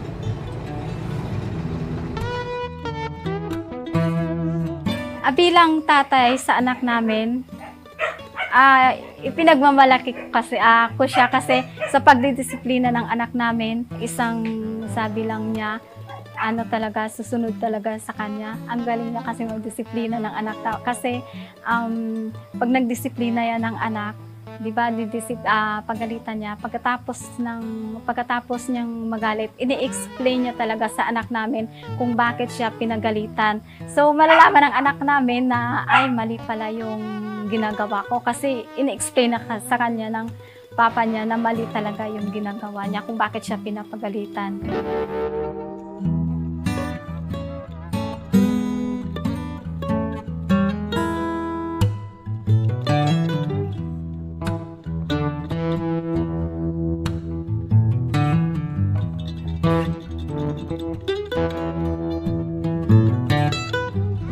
Yan, may kasama pa yung anak ko, mga idol. Yan, hahatid na natin para para may kasama siya sa likod. Ayan, dun daw sila sasakay sa likod, banding sila ng classmate niya. Sa paghatid sa school, dapat dalawa rin kami. Siya kasi nagda-drive, dapat siya ang naghatid kay Daylan. Kung minsan, gusto ko rin magpahinga dito na ipagpatuloy ko yung trabaho ko dito. Pero hindi pwede. Dapat dalawa talaga kami maghatid kay Daylan. Ayaw niya kasi na si papa niya lang yung maghahatid or ako lang maghahatid sa kanya.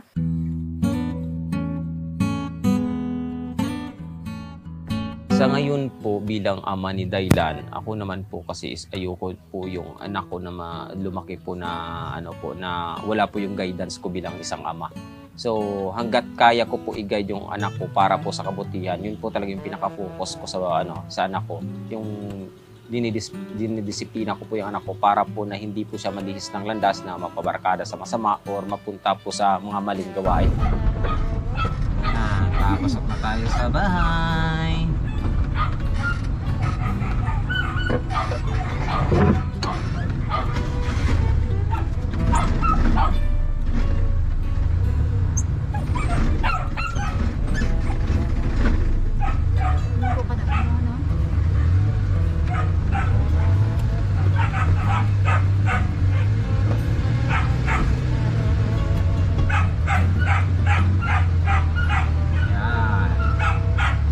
Welcome po sa aming munting bahay, mga idol.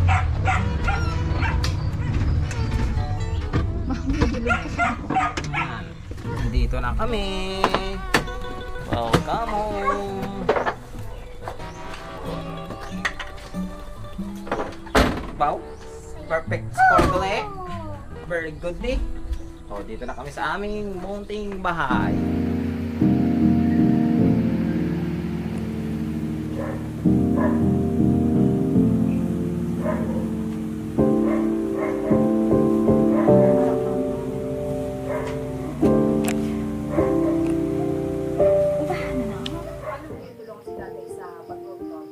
Ako po ang gahold ng kamera niya, cellphone. Ako po ang nag-hold. At kapag may obra si mama ko, ako po nag-vlog sa kanya. Pares magawa ng incubator, used oil stove. Ako po nag-vlog. Anong nararamdaman mo kapag nakakatapos kayo ng tatay yung mga ginagawa tapos napupunta sa tatay? Masaya po ako dahil tinutulungan ko po siya kada walang pasok, kada Sabado Domingo walang pasok.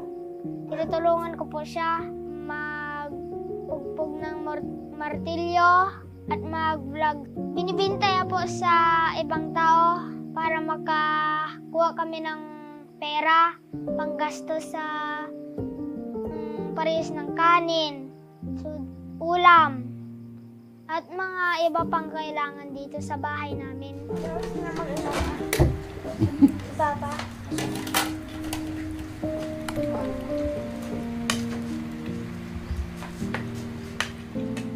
Anong nararamdaman mo kapag sinasabi sa'yo maraming natutuwa sa tatay? Sobrang saya ko po na madami na kaming followers sa FB Reels. Nagbabanding po kami. Sobrang saya ko kapag maliligo kami sa beach. Yan po yung paborito ko na ginagawa namin.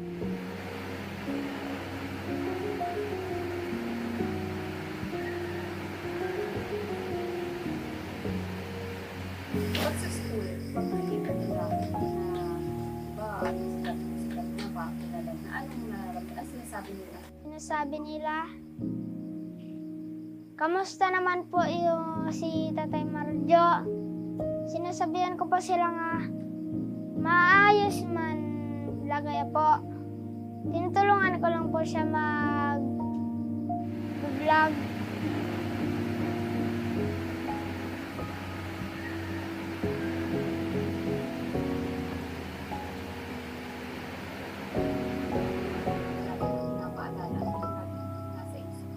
Good job lang po sa mga aking ginagawa na sa school. Kapag perfect ako, sinasabihan niya po ako ng good job.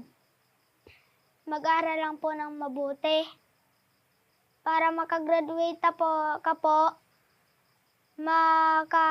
makahanap ka ng mabuting trabaho. Yan ang sinasabi sa akin kapag pumupunta ako sa school. Nag-aaral po ako ng mabuti para makagraduate po ako at makakuha ng magaling na trabaho, pares ng seaman. Yan po ang pangarap ko, maging seaman sa ilang araw. Dahil malaki yung kuha ng pera sa seaman. Napaproud ka? Napaproud? Oo, opo. Na-proud po ako sa kanya. Mahal na mahal ko po sila ni Tatay Marjo at si Nanay Jenilyn. Mahal na mahal ko po silang dalawa. Yung lagi paalala ko sa anak ko is wag po bumarkada ng kasi yung anak ko pala kaibigan din. So sabi ko nga yung kaibiganin mo lang, yung kaibigan na totoong kaibigan, wag lang yung kaibigan sa baso. Tapos wag sumikap na siya sa pag-aaral niya kasi yun lang po yung pinaka-treasure na maibibigay ko. Sabi ko nga, mahirap lang tayo nak, pero pagsisikapan ko na na matapos mo yung pag-aaral mo, pagsisikapan ko na maibigay ko yung pangangailangan mo. Basta sabi ko nga mag-aaral ka lang ng mabuti kasi yun yung magagamit mo balang araw kasi nga kung baga marami ka nang natututunan. Saka lagi kong pinapaalala ko, kunwari pag pinagalitan ko yung anak ko, in-explain ko sa kanya na bakit kita pinagalitan para maintindihan niya na hindi lang yung pagalitan mo lang tapos bahala na, wala na, hindi alam ng bata na kaya pala siya pinagalitan kasi mali siya. Nag-aaral po ako ng mabuti para mapakita sa ila na mahal ko sila at nagtutulong sa kanila. Gusto kong sabihin Tay, sa muli, kapag matanda na kayo, ako na po magpo-provide ng pera sa inyo, dalawa.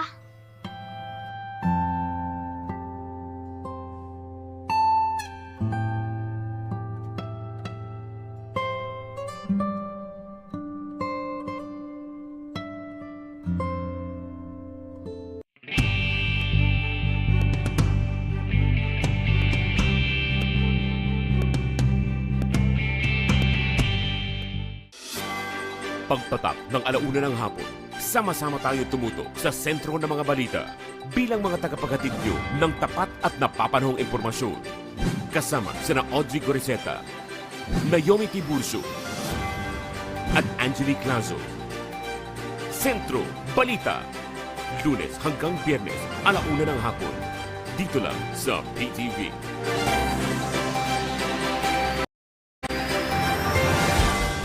Pagpati sa mga programa at personalidad ng People's Television.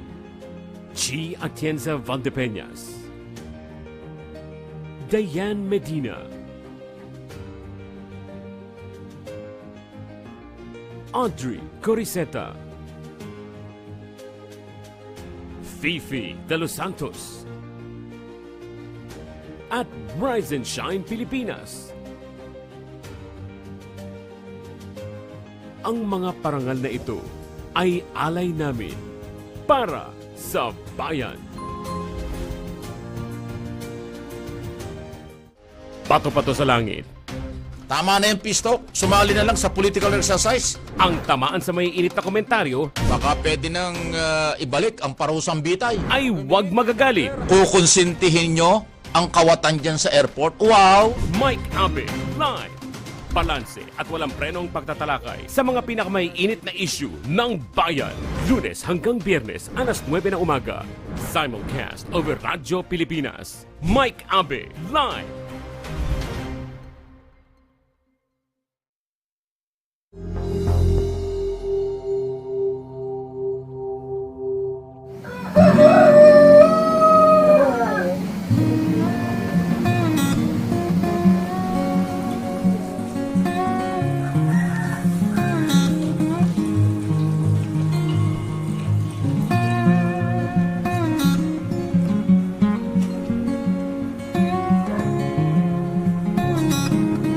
Inspirasyon ko, pamilya ko kasi siyempre una-una yung ginagawa ko is ko sa pamilya ko kasi gusto ko po na mabuhay ko po yung pamilya ko sa sarili kong pamamaraan. So sila yung ginagamit kong inspirasyon para po magpatuloy na hindi po kami magugutom, at least po magkakaroon ako ng income na maiuuwi ko sa aking mag-ina po.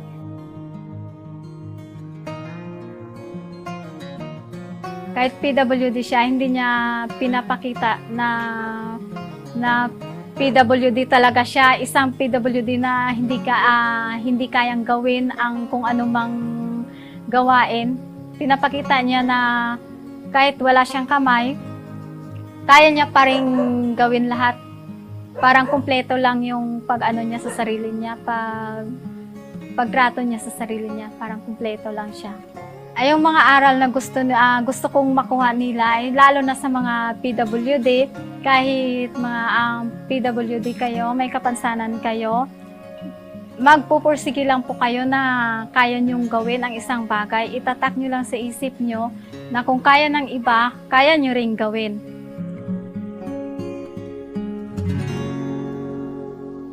Sabi ko siya, padayo na sa mentras kaya.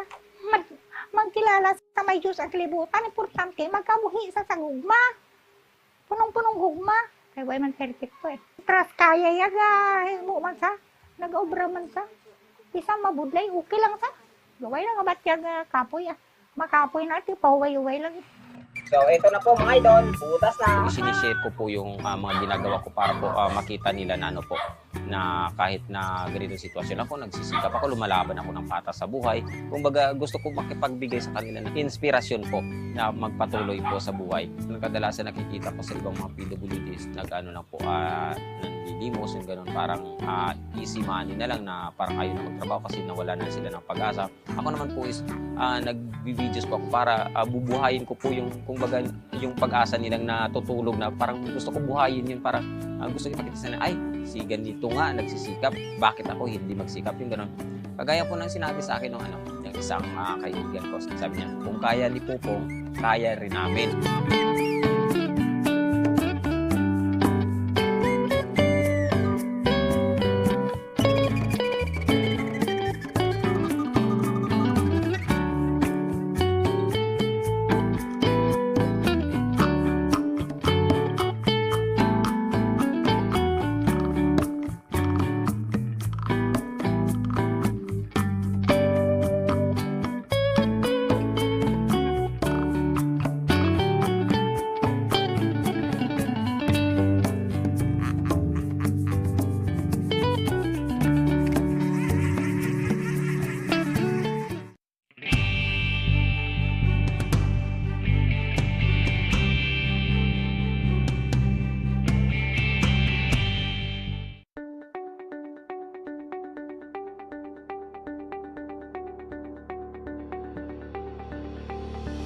Limampung taon ng tapat na pagsiservisyo. Kailanman, kahit saan, para sa bayan. Reaching the Filipino from every corner of the country via terrestrial TV. In Luzon, PTV 8 Cordillera, PTV 4 Manila, PTV 4 Palawan, and PTV 4 Naga. In the Visayas, PTV 11 Cebu, PTV 2 Guimaras, PTV 10 Dumaguete, PTV 12 Calbayog, and PTV 8 Tacloban. And in Mindanao, PTV 11 Pagadian, PTV 11 Sibugay, PTV 11 Davao, PTV 8 Agusan del Sur, PTV 8 Cotabato, PTV 7 Zamboanga, and PTV 48 Davao del Norte. And through the power of 6 digital transmitting stations, PTV 14 Manila, PTV 42 Cordillera, PTV 46 Naga, PTV 42 Cebu, PTV 23 Guimaras, and PTV 45 Davao. Connecting with the rest of the world in the era of digital technology. Through the power of television and our extensive online network, we continue crossing borders to serve the timeless news and information, bridging public service through innovative programs, fostering pride in the Filipino, and inspiring the people to be active partners in nation building. Noon hanggang ngayon, kasama mong naglilingkod. PTV. Muli na namang kinilala ang ating mga programa sa 45th Catholic Mass Media Awards. Public Eye Special Citation for Best Public Service Program. Schoolmates Special Citation for Best News Magazine. Kadiwa ng Pasko Special Citation for Best Special Event Coverage. At Rise and Shine Pilipinas Special Citation for Best News Program.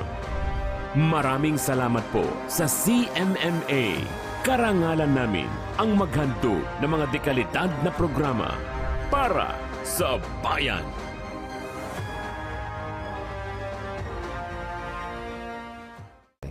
At your service, Pilipinas, Jonathan Malaya po, Assistant Director General ng National Security Council. Samahan niyo po kami tuwing alas 12 ng tanghali, Lunes hanggang Biyernes, para sa isang bagong Pilipinas ngayon. Dito lang sa PTV.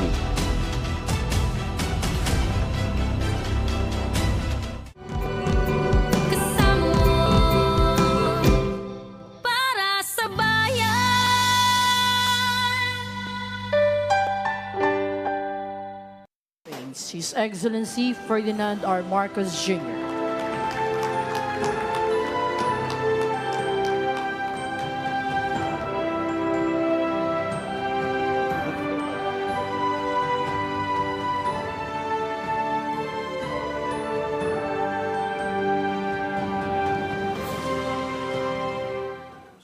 We'll now proceed with the oath-taking of the Chief of Staff, Armed Forces of the Philippines, and all the generals and flag officers.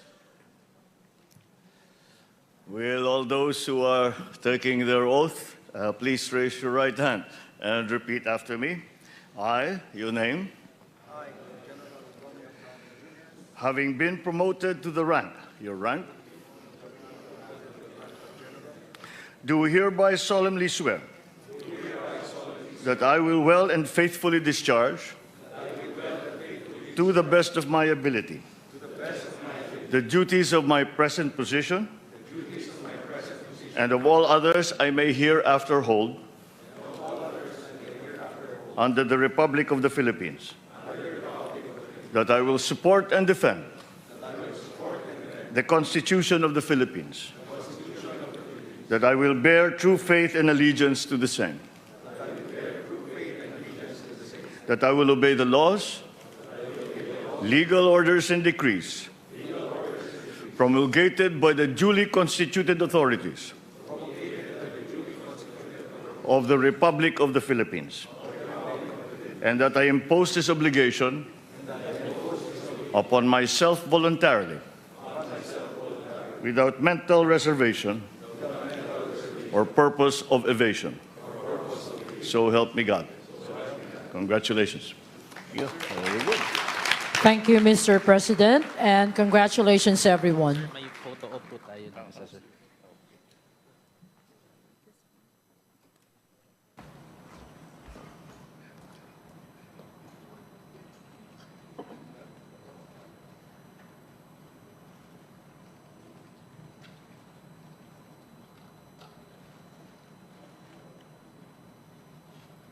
Thank you.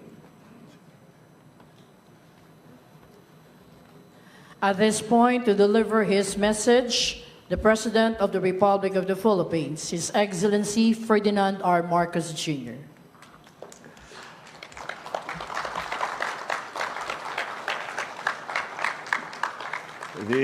Allow me to greet some of the officials that are here. Please take your seats as you were.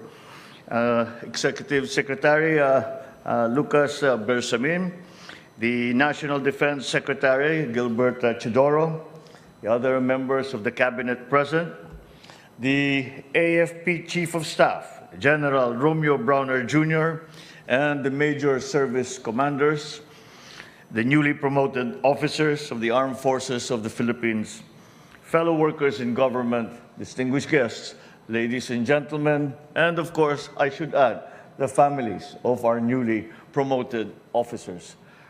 Good afternoon. Allow me to extend, first of all, my warmest congratulations to all the newly promoted senior officers of the Armed Forces of the Philippines, including our AFP Chief of Staff, General Romeo Browner. I wish all of you the best as you embark on this new chapter in your respective careers. As you now prepare yourselves for the myriad challenges that lie ahead, let us all take pause and be reminded that coupled with these promotions are greater responsibilities and duties. These will strain and test the mettle of your character, integrity, loyalty, and professionalism in the fulfillment of your sacred duty of protecting and defending our people and our nation. I, along with the nation, expect all of you to perform your duty with strength of character and utmost integrity, loyalty, and professionalism, qualities fundamental and core to the service as officers in our nation's armed services. I place emphasis on this at the outset in light of the continuing changes and emerging developments in our nation's evolving security landscape. Your new positions and ranks shall place you at the forefront, both familiar and new and novel defense and security challenges that we now face. You must not only anticipate, but you must also be ready to adapt and respond to emerging national security and defense realities that exist in our country and in our region. While it is noteworthy that we see positive and encouraging developments in terms of our internal security situation, there remains much to be done. We must maintain our vigilance and guard against those actors, whatever nature or form they may take, who would threaten and jeopardize the peace we have striven and fought for all these many years. So I enjoin you to help ensure that the communities once beset by conflict are benefiting and continue to benefit from the gains of peace and our numerous development interventions. For the progress of our nation and the welfare of our people are underpinned by the peace and the stability, the security of our communities. As the new leaders of our AFP, you are expected to help ensure that the armed forces will be more agile, flexible, and responsive to better address emerging issues confronting our nation. We must be ready. Our armed forces must be capable of securing and defending the archipelago from emerging threats. I urge you to further enhance joint planning and operations to ensure interoperability across all AFP units and platforms. Sustain and foster greater collaboration with other government agencies and civil society groups, harnessing their respective knowledge, specializations, and technical expertise in coming up with innovative, effective, efficient solutions to the challenges that stand in the way of achieving peace and unity.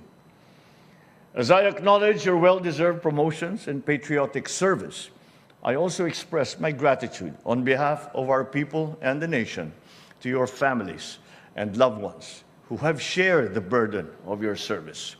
I am grateful for their selflessness and sacrifice to support you in your career and the performance of your duty for the Philippines.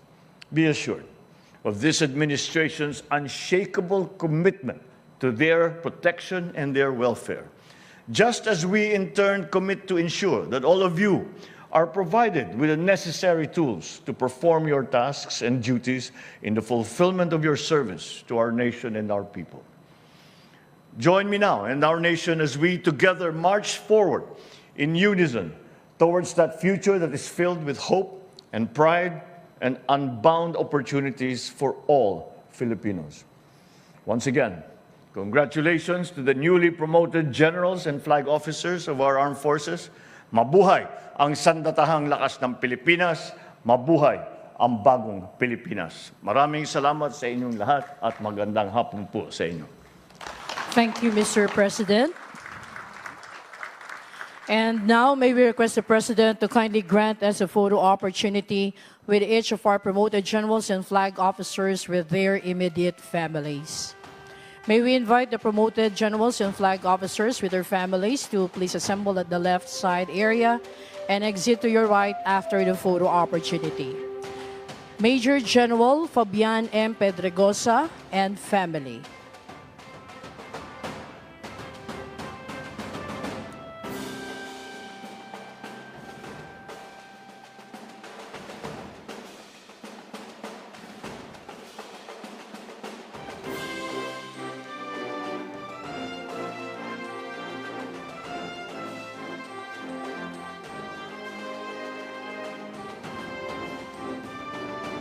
Thank you.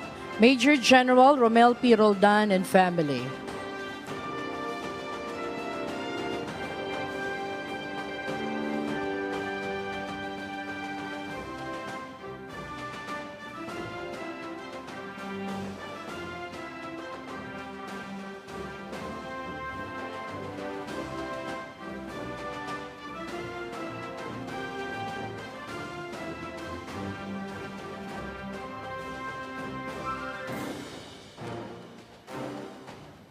Thank you.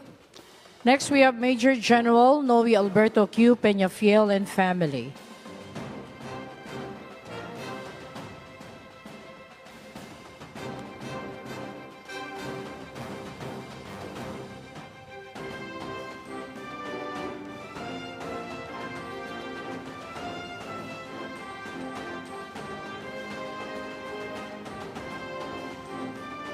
Thank you. Major General Freddy T. De La Cruz and spouse.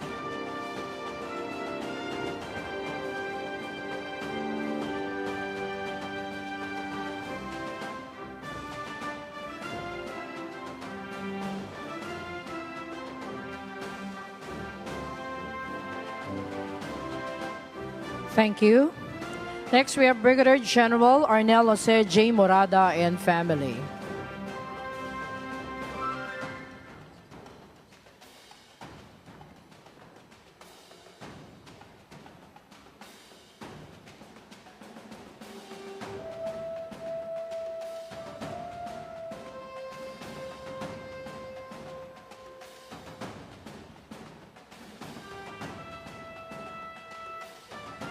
Thank you.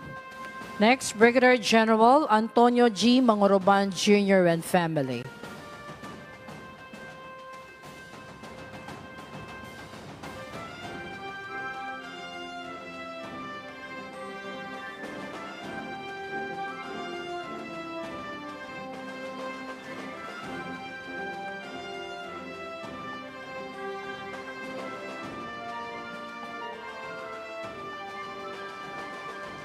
Thank you. Next, Brigadier General Maynard G. Camarao and family.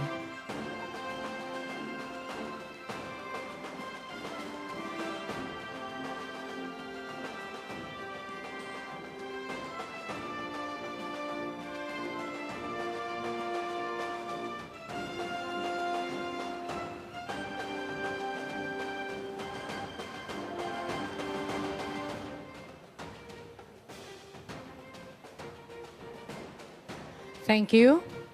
Brigadier General Ferdinand Melchor C. De La Cruz and family.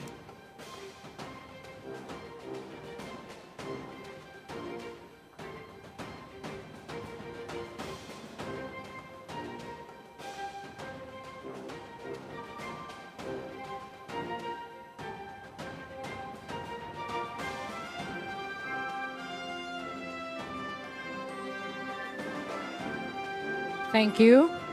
Brigadier General Efren F. Morados and family.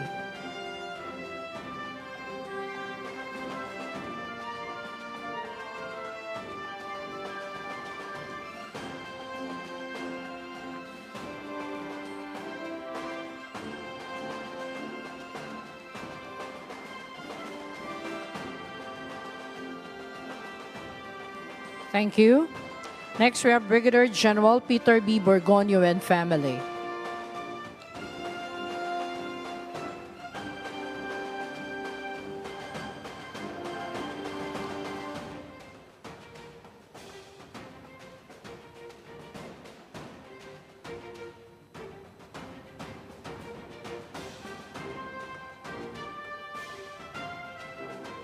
Thank you. We now have Brigadier General Juliano C. Llarenas and family.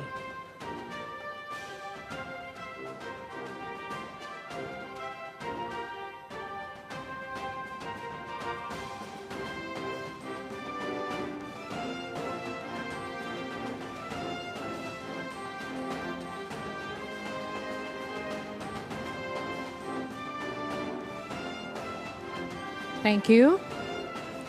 Next, we have Brigadier General Elmer B. Suderio and family.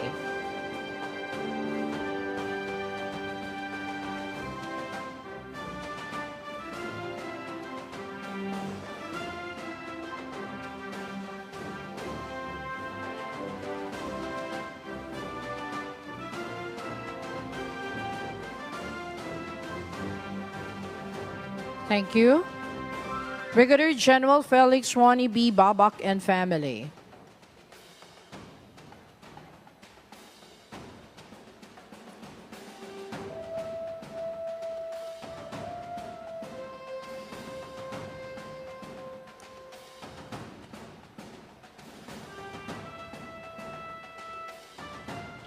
Thank you.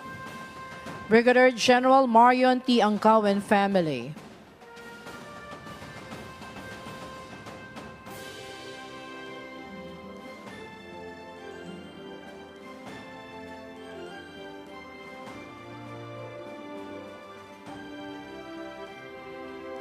Thank you. Brigadier General Dennis Arpasis and family.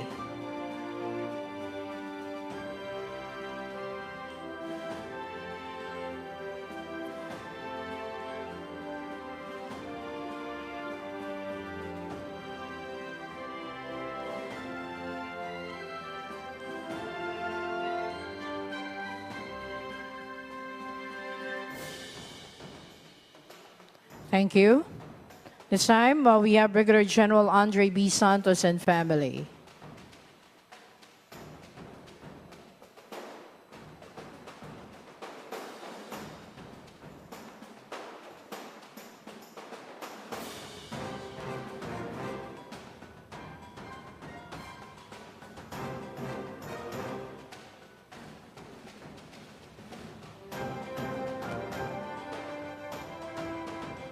Thank you. Commodore Edward Ike M. Desagon and family.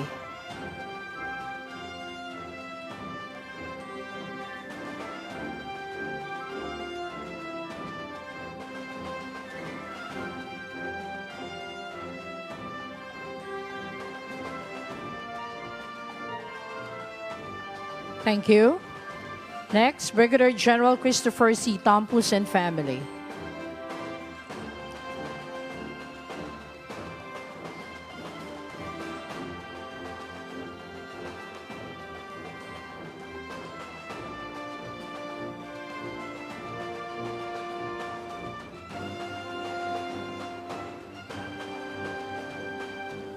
Thank you. Commodore Dwight Stephen M. Dulnoan and family.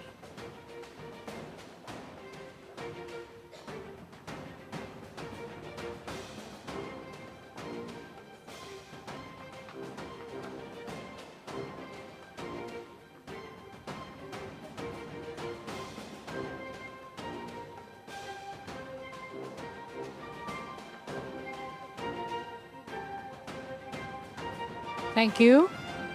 Brigadier General Jesus Nelson B. Morales and family.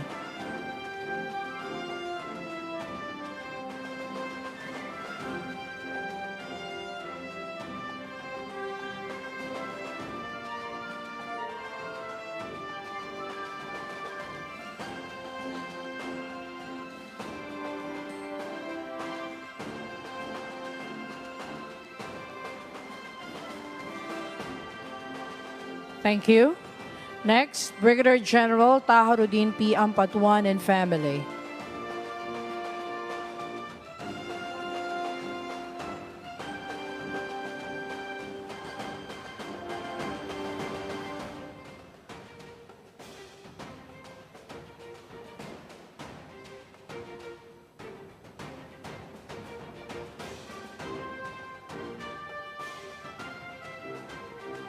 Thank you. Next, Brigadier General Anton G. Abrina and family.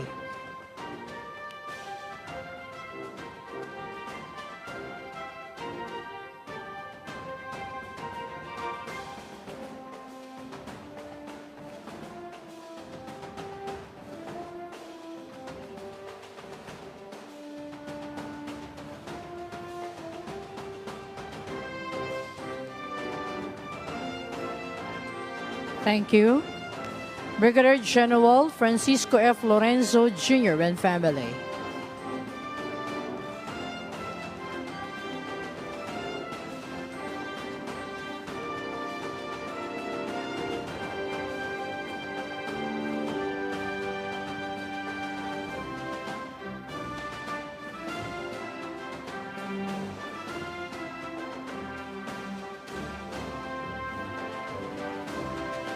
Thank you. Next, we have Brigadier General Gulliver L. Sinieres and family.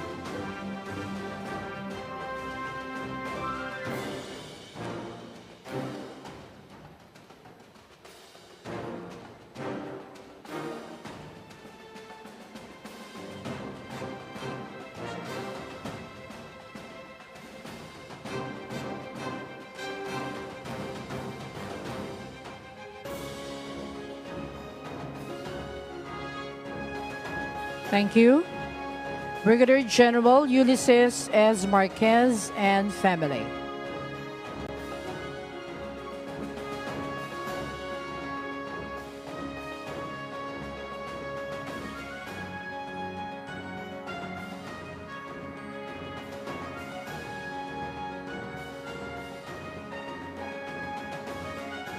Thank you. May we now have Brigadier General Joey A. Escanillas and family.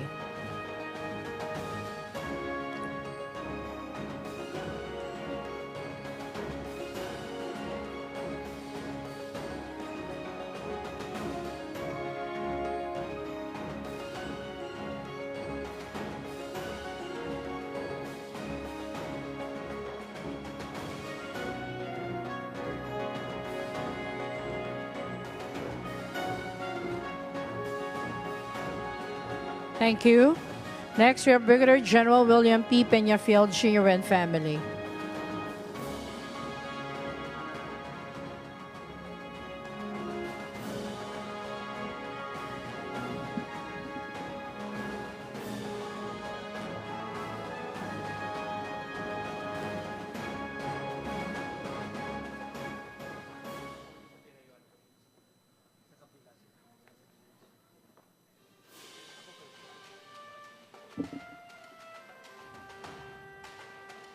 Thank you.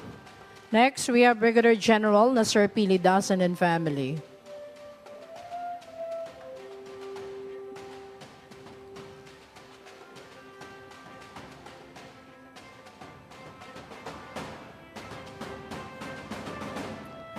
I'd like to request the AFP Secretariat to stand by and prepare.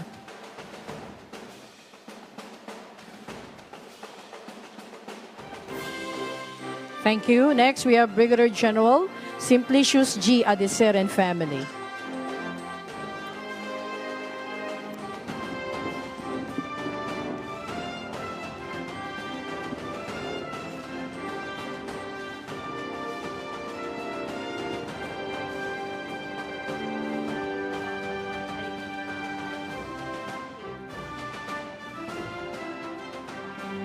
Thank you. Next, we have Brigadier General Isagani O. Criste and family.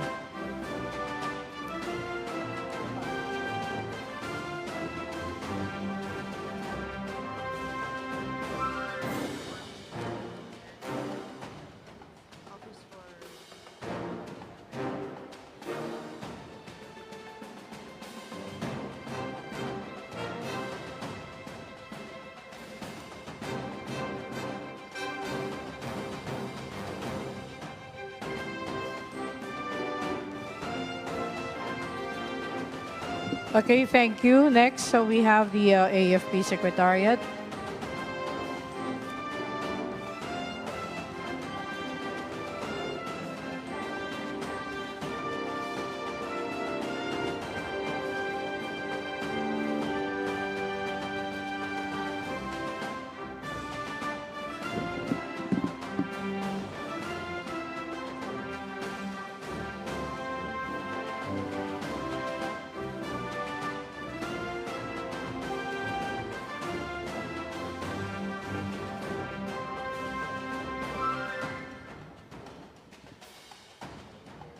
Thank you. And finally, we have Office of the Presidential Advisor on Military and Police Affairs.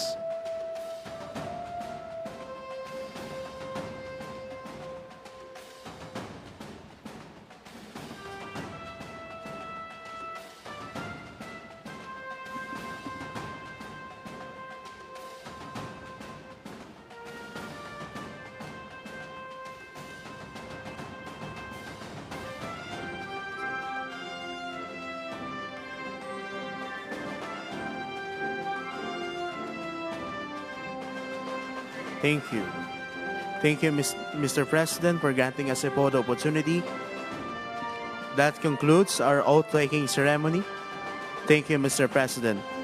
Once again, ladies and gentlemen, the President of the Republic of the Philippines, His Excellency Ferdinand R. Marcos Jr.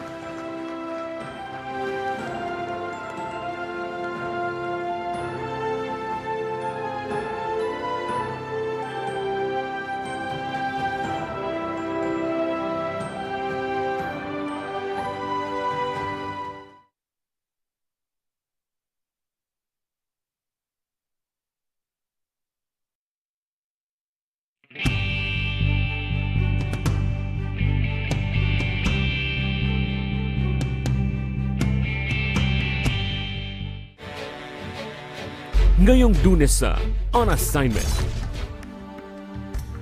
Bisitahin natin ang PRP Sierra Madre ng Philippine Navy at ang kalagayan ng ating mga kasundaluhan sa West Philippine Sea. Kasama si Bea Bernardo. Nagpapadala tayo doon ng mga tropa, nagpapadala tayo ng mga supplies. Hinanda ko na yung pamilya ko, pinaintindi na ito yung situation, wala ako ng ilang buwan, walang communication. Sa panahon ng makabagong teknolohiya, laganap din ang cybercrime sa bansa. Mga kwento sa likod ng mga panloloko, tinutukan ni Patrick De Jesus. Generally, lahat ng traditional crimes, basta pumasok siya sa internet or ICT, that is considered part of cybercrime. Ngayong Lunes, alas 8 ng gabi, dito sa inyong People's Television. Muli na namang kinilala ang ating mga programa sa 45th Catholic Mass Media Awards. Public Eye Special Citation for Best Public Service Program. Schoolmates Special Citation for Best News Magazine. Kadiwa ng Pasko Special Citation for Best Special Event Coverage. At Rise and Shine Pilipinas Special Citation for Best News Program. Maraming salamat po sa CMMA. Karangalan namin ang maghandog ng mga dekalidad na programa para sa bayan.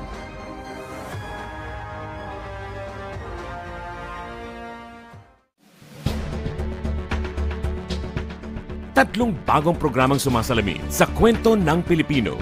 Mapapanood na sa inyong People's Television. Mr. President, what do you do every day? Maraming bagay naman talaga na ginagawa ng isang Pangulo na hindi alam ng publiko. Kaya dito ko na lang sasagutin sa vlog yung katanungan na yan.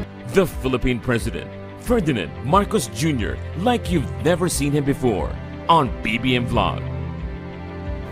Madami na ako nakitang picture ng beach at iba pang lugar sa Pilipinas. Pero ngayon ko lang talaga masasabi. Ang ganda pala talaga ng Pinas, no? Tunghayan ang mga nakakaantig na istorya ng buhay ng mga ordinaryong Pilipino sa On the Ground.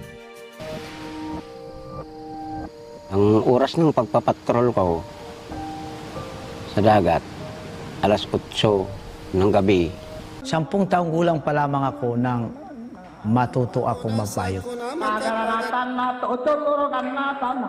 Ako pala si Alvin Cristobal. Isa po akong mandarame. At sumabay sa pagbuo ng mga bagong pangarap, katuwang ang mga programa ng pamahalaan para sa isang bagong Pilipinas. Tinupad niyo po yung pangarap namin. Na ang pangarap po namin ay pangarap niyo rin po pala para sa aming mga mahihirap. BBM Vlog, On the Ground, Bagong Pilipinas. Mapapanood na dito lang sa PTV, ang pambansang TV.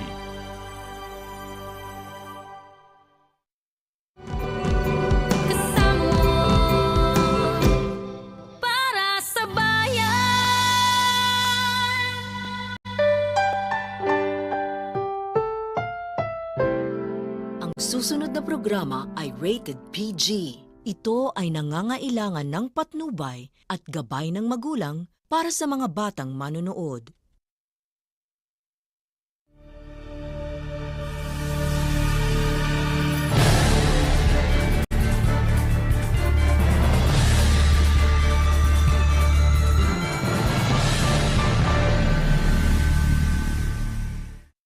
Pleasant greetings, y'all. Proud Filipina Charm Zespina here, who can't complain and counts her blessings each day.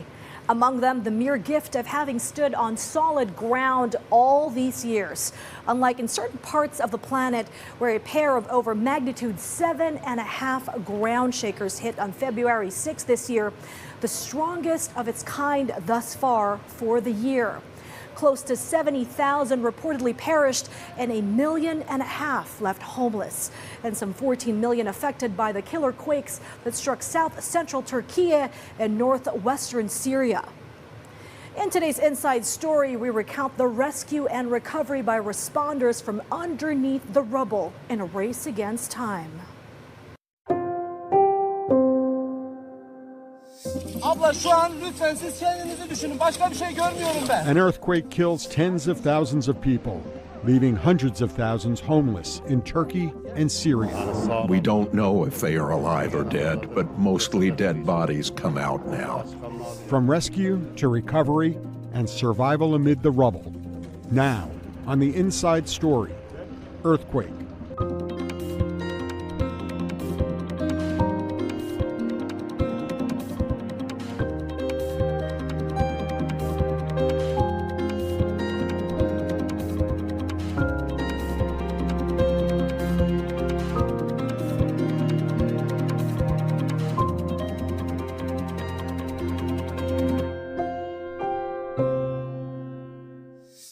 Hi, I'm Anita Powell, VOA White House correspondent. It was 4:17 Monday morning, February 6th, when the earth shook in south central Turkey and northern Syria. The magnitude 7.8 earthquake was followed by a 7.5 magnitude aftershock 9 hours later. The death toll is more than 40,000 people. Rescue operations are shifting to recovery efforts as families grimly watch and pray. The epicenter was 33 kilometers west of Gaziantep, a major city in an area of more than 2 million people. The big aftershock was centered around 80 kilometers north, near the ancient city of Kahramanmaraş, an area with about 1 million people. Getting help to survivors has been hampered by geography and war. Dorian Jones begins our coverage from Istanbul.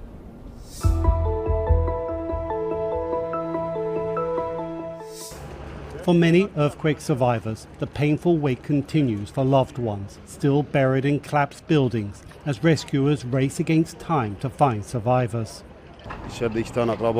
Two of our relatives are under the rubble. They still could not take them out. So we are waiting. We don't know if they are alive or dead, but mostly dead bodies come out now. Some come out alive, but not many. We are waiting. God should not make anyone experience such a thing. Successes still occur. 6 days after the quake, a U.S. search and rescue team dug out a survivor, part of a growing global effort to help. But with over 7,000 buildings destroyed and many more uninhabitable, shelter is of critical importance, with the region in the grip of bitter sub-zero temperatures. For many, just staying warm is a daily struggle. I applied, but no one gave me a tent. I'm taking care of orphan children. The front of my house was utterly cracked. We were afraid to go back there. There are some places to shelter from the cold, like mosques, schools, and condolence houses, and these are the places we have been staying. Many remote villages where temperatures drop to minus 20 Celsius are only now starting to receive assistance, thanks in many cases to local support groups. Neighboring Syria, too, is only now starting to receive aid. AIDS groups warn assistance is desperately needed in the rebel-controlled Idlib province that was devastated by the quakes. The delay in accessing the aids and the humanitarian aids through the borders increased the vulnerability, increased the crisis which is affecting the people over there. These medical supplies is approaching to be finished, and also the logistic supplies for the civil defense are approaching to finish, including diesel for the equipments and vehicles for evacuation. In Turkey, international assistance is picking up as the government faces criticism over the speed of its response to the disaster. Those in shelters contemplate the painful reality they face. We are staying with 4 families in this tent. We have no heating, we have nothing. You can see this is all we have. Survivors in Turkey and Syria face the prospect of having to rebuild with nothing, at a time when so many are grieving the loss of their loved ones. Dorian Jones, VOA News, Istanbul. Turkey's government estimates the quake has cost $50 million of damage. A Turkish business group puts the number closer to $80 million. Help is coming in from all corners in all kinds of ways, from clothing to food to heavy construction equipment to individuals volunteering their time.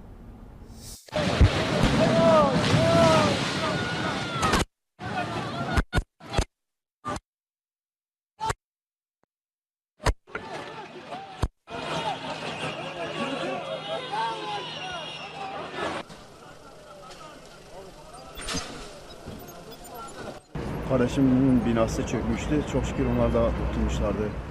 Many of our neighbors died. We are so sad and wish to recover. We wish Turkey will recover. People are still under the rubble, and we are already mourning. God bless those who died and bring healing to the injured.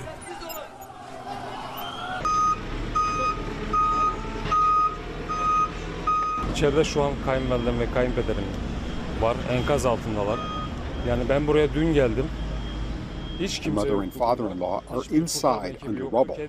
I got here yesterday and there was no one here. There were no rescue teams. I went up by myself, took a look, walked around. I saw bodies and we pulled them out from under the rubble.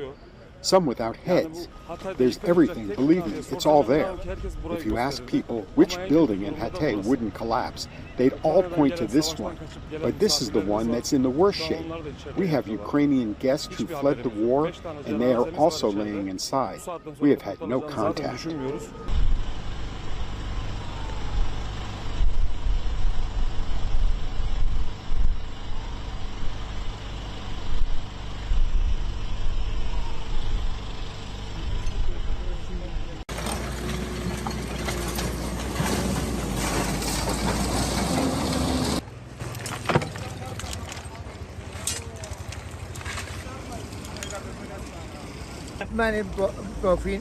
Eight family members were missing. We pulled out 4 and buried them with our own hands. The civil defense rescued 3, and there's still a girl under the rubble, and until now, we don't know anything about her. Today I went to the hospital and asked the father. He said, "My little daughter, who is 14 years old, is she still under the rubble? She hasn't been pulled out?" I said, "Not yet." He said, "She was sleeping in the bedroom alone."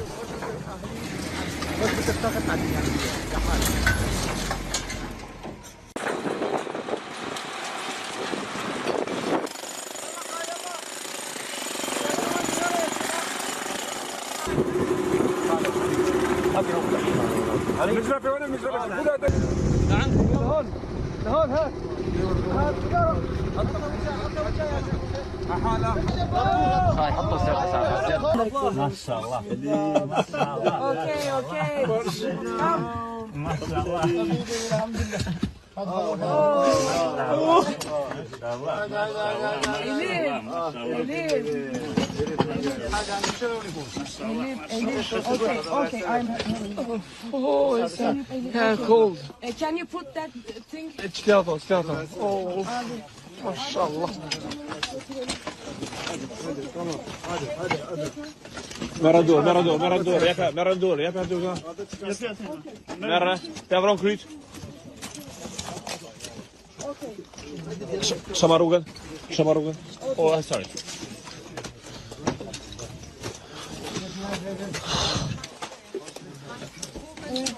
Yeah. Nefes almakta zorlanıyor. Tamam.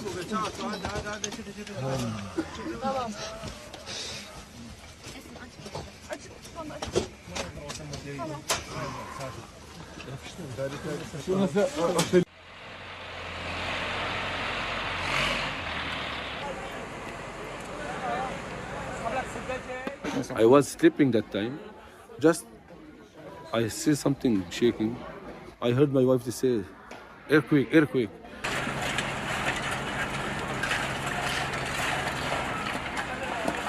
Today, I'm announcing that the United Nations is launching a $397 million humanitarian appeal for the people of earthquake-ravaged Syria. And this will cover a period of 3 months.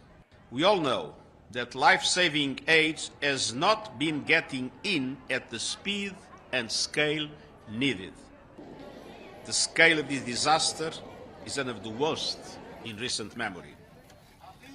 1 week after the devastating earthquakes, millions of people across the region are struggling for survival, homeless, and in freezing temperatures. We are doing all we can to change this, but much more is needed. And I have an urgent message to the international community. The human suffering from this epic natural disaster should not be made even worse by man-made obstacles. Access, funding, supplies. aid must get through from all sides to all sides through all routes without any restrictions. تعال عند خالك تعي يلا تعي يا ابو تعي ابو امير تكبير الله اكبر ابو امير الله اكبر شوي بس على الشيخ شوي على الشيخ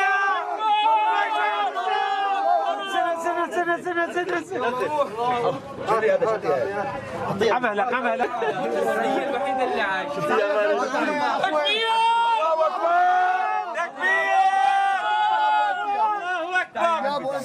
VOA's Turkish and Kurdish services are on the ground in Turkey and Syria, trying to bring audiences there the latest information about rescue and recovery efforts, along with where survivors can find help. There was a clear lack of coordination by the government, the local authorities, like the governors, the local rescue groups, local branches. They were not mobilized fast enough by the government. The situation on the ground is difficult. There's a serious problem of sheltering. Many people, as I said, are homeless. They lost their homes. They live outside on the streets. Even if their building is safe, they prefer living outside, either in the tents or especially a significant number of people staying overnight in their cars. So there will have to be an effort, a serious effort. Maybe it will take years of rebuilding effort from right now. I want to talk about the political fault lines that go through this region. I'm talking about conflict across the border. I'm talking about allegations of repression both in Syria and in Turkey. Why does that matter? Why does that make the impact of a natural disaster like this any different? Well, I should say this is the first test of a big natural disaster. How Erdogan would handle a natural disaster in such a big scale after he implemented the presidential system in Turkey. This is the big one. So we will see how he will handle. But as of right now, until right now, there's. Like we can clearly say that he did not make a good beginning. Can I ask you just about the presence of a large number of Syrian refugees in this area? How is this resonating for that community and also for Syrians in Syria who are seeing this happen to their relatives? Yes, there is the disparity in distributing the aid, but if you look at the Syrian side, one thing actually our stringers talk with the Syrians in the region. The Gaziantep especially you can see as the capital of Syrian refugees. There are a significant number of Syrian refugees there. They're like, how can I describe? They're saying that our country during the war had already collapsed on our heads, and now here the same thing happened. Turkey also collapsed on our head. We ended up being crushed under the rubble in both countries. And also in Turkey, maybe not from the political level, but when we look at the reaction attitude of Turkish people against the Syrian refugees, there's been an increasing level of animosity. When we look at the people's reaction, when we look at the social media posts, like, for example, there is a far-right party in Turkey, Victory Party. When we look at this party's leaders' statements now, we can see that there is, at least from some circles, there is a negative campaign going on against Syrian refugees. For refugees who fled Syria's civil war, the earthquake adds yet another challenge for a group of people already beset with challenges. From Mersin, Turkey, our Arif Aslan tracks a Syrian refugee family who are once again facing hard times. Muhammad Bako and his family had no choice but to flee the Turkish city of Hatay, one of the areas hit hardest by the earthquakes on February 6 that has left thousands of people dead in Turkey and Syria. Originally from the northwestern Syrian province of Idlib, Beko and his family moved to Turkey in 2013 after fleeing civil war in their country. The quake had a devastating impact on the Beko family like so many other residents of Hatay. The entire house was destroyed. My father and aunt remained under the rubble. We kept digging for 3 hours to get them out. My aunt lost her life, God bless her soul, but my father survived. Thank God he's fine. After 3 days, Beko decided to move his family to the city of Mersin, which has been spared the devastation of the earthquake. We left the city because there were still aftershocks. While there, we stayed under a tent for 3 days. It was very cold, and my children couldn't bear it. With every aftershock, my children got more terrified. While they feel safe in Mersin, the family has been living on the street with no place to stay. With processing the scale of the devastation and grieving for the loss of his loved ones in Turkey and Syria, Beko says the future is uncertain once again. For Arif Aslan in Mersin, Turkey, Sirwan Kejo, VOA News. Among the first responders to this catastrophe is a search and rescue team from Fairfax County, about 10 kilometers from here. VOA's Veronica Balderas Iglesias tells us they are joining others from the U.S. who are trying to help. Syrian refugees in Turkey and those who have been displaced in northwest Syria are among the most vulnerable and have the greatest need for food and other assistance. The United States has joined several other nations to support relief efforts. We are in the process of deploying additional teams to support Turkish search and rescue efforts and address the needs of those injured and displaced by the earthquakes. U.S.-supported humanitarian partners are also responding to the destruction in Syria. Mobilized by USAID, the Fairfax County Urban Search and Rescue Team prepped for deployment to Turkey. We have about 60,000 pounds of equipment here. We're loading 79 people with 6 dogs. Health concerns will also need to be addressed, notes the U.S.-based humanitarian organization Project Hope.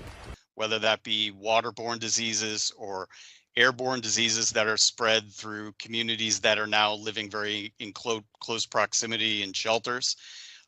You will have a number of different disease vectors that will arise after the first few days of a disaster. For those who want to help, the nonprofit Global Giving has some advice. Cash is first and foremost the most important way to donate. And that is because the needs on the ground fluctuate so quickly. Look at the organizations on Charity Navigator in order to be able to verify that that is a trusted charity entity. Humanitarian workers say it could take weeks for the emergency in Turkey and Syria to move to the recovery phase. Veronica Balderas Iglesias, VOA News, Washington. Among the challenges facing the hundreds of thousands left homeless by the earthquake is managing through winter temperatures. While it rarely gets that cold in Los Angeles, a mobilization is underway to get warm clothing and other essentials to those who need it. Details from LA and our Angelina Bagdasarian. Since early morning, Los Angeles residents have been bringing humanitarian aid, including warm clothes and other essentials, to this mosque so that it can be sent to Turkey and Syria. We are collecting winter clothes for Turkish people. As we know that Turkey has a really big disaster, and at this point, any humanity, either Muslim or non-Muslim or different faith, if they get hurt, we feel that we are getting hurt. So we are helping each and every person. We at this masjid respond very kindly. And I have seen some clothes here that are summer clothes.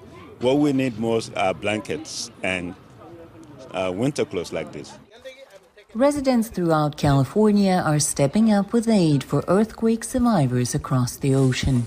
Nurdan Sivi is a singer and a volunteer in Northern California. For years, she's been collecting money to help Turkish children to get an education. Maybe instead of sending kids to school, giving them scholarships, maybe we're gonna use the funds to build new schools. So we will use the funds for maybe more essential needs. Businessman Murat Karslioğlu has sent all the trucks from his firm to transport humanitarian aid from collection centers to the airports in San Francisco and Los Angeles. Most boxes contain warm clothing and hygiene essentials for women and small children. The only thing we can do from from here, providing them things to help them survive, blankets, tents again, and because they will go through difficult next 3-6 months at least, and then after that, recovery will take at least 1 year, maybe longer than that. U.S. rescue teams, along with their search dogs, are also on the way to help, and they're taking tons of humanitarian aid with them. Californians know all too well about this kind of catastrophe. The state itself is situated on the very active San Andreas Fault, making the region susceptible to powerful and dangerous earthquakes. Frangilina Bagdasaran in Los Angeles, California. NRI's VOA News.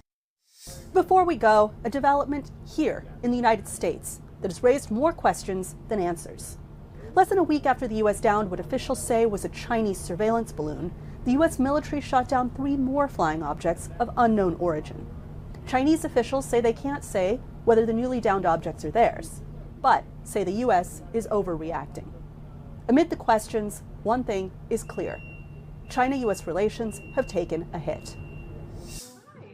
There are many questions about the 3 unidentified flying objects the U.S. military has shot down in as many days. Here's one thing the White House can say with confidence. There is no indication of aliens or terrestrial activity with these recent takedowns. Wanted to make sure that the American people knew that, all of you knew that, and it was important for us to say that. But seriously, White House officials offered one theory on why the military is suddenly finding more of these flying vessels. Because these are the objects they're looking for. If you set the parameters in such a way that to look for a certain something, it's more likely that you're going to find a certain something. On Friday, less than a week after downing a Chinese balloon over the eastern shore of the United States, the U.S. military shot down a UFO over Alaska. The U.S. worked with the Canadian military to take down another over the Yukon Territory. And on Sunday, a third was shot from the sky into Lake Huron. People should not panic, Kirby said. We do not assess that these most recent objects posed any direct threat to people on the ground, and we are laser focused on confirming their nature and purpose. But if the truth is out there, it's clouded by China's anger over what they say is unfair U.S. punishment for a weather balloon that simply drifted off course and across the entire continental U.S. On Monday, China's foreign ministry spokesperson Wang Wenbin accused Washington of being trigger-happy. He did not say whether the 3 recent objects were Chinese, but fired a volley of accusations at Washington. The U.S.'s abuse of force, overreaction, and escalation of the situation goes against the spirit of international law and against international practice.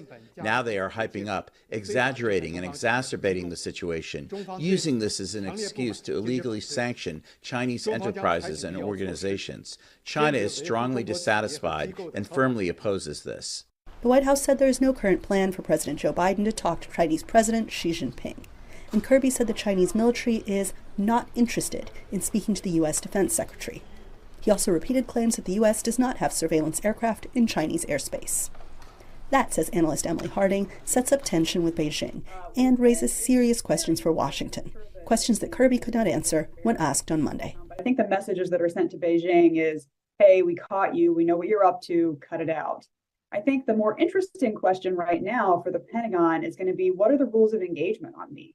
Suddenly we've found these objects that are floating over the northern United States, and are we going to try and shoot down every single one of them that floats over the airspace, or are we going to come up with a much better way of determining what is and is not a national security threat? And she said the conspiracy theories floating around the internet raise another concern. When we have so little information out in the public, it's very easy for misinformation, disinformation, conspiracy theories to spread. There's been some, I think, well-intentioned joking about this on the interwebs over the weekend, but at the same time, like, you don't really know and you don't want to speculate and spread potential mis and disinformation. Which leaves the biggest question of all. Once investigators learn what the objects are and what they were doing, what then? Stay up to date on that story, the earthquake recovery, and the rest of the news at voanews.com. Follow us on Instagram and Facebook at VOA News, and follow me on Twitter at 6ArmsPowell. Catch up on past episodes on our free streaming service, VOA Plus. I'm Anita Powell. See you next week for The Inside Story.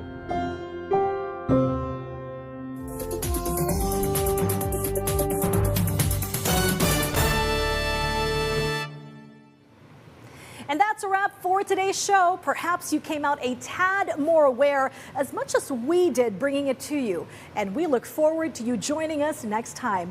And don't forget to always work hard and aim high. Stay true and turn that frown upside down while you catch the news right here on PTV. This is Sharms Espina for Stories from the Grid.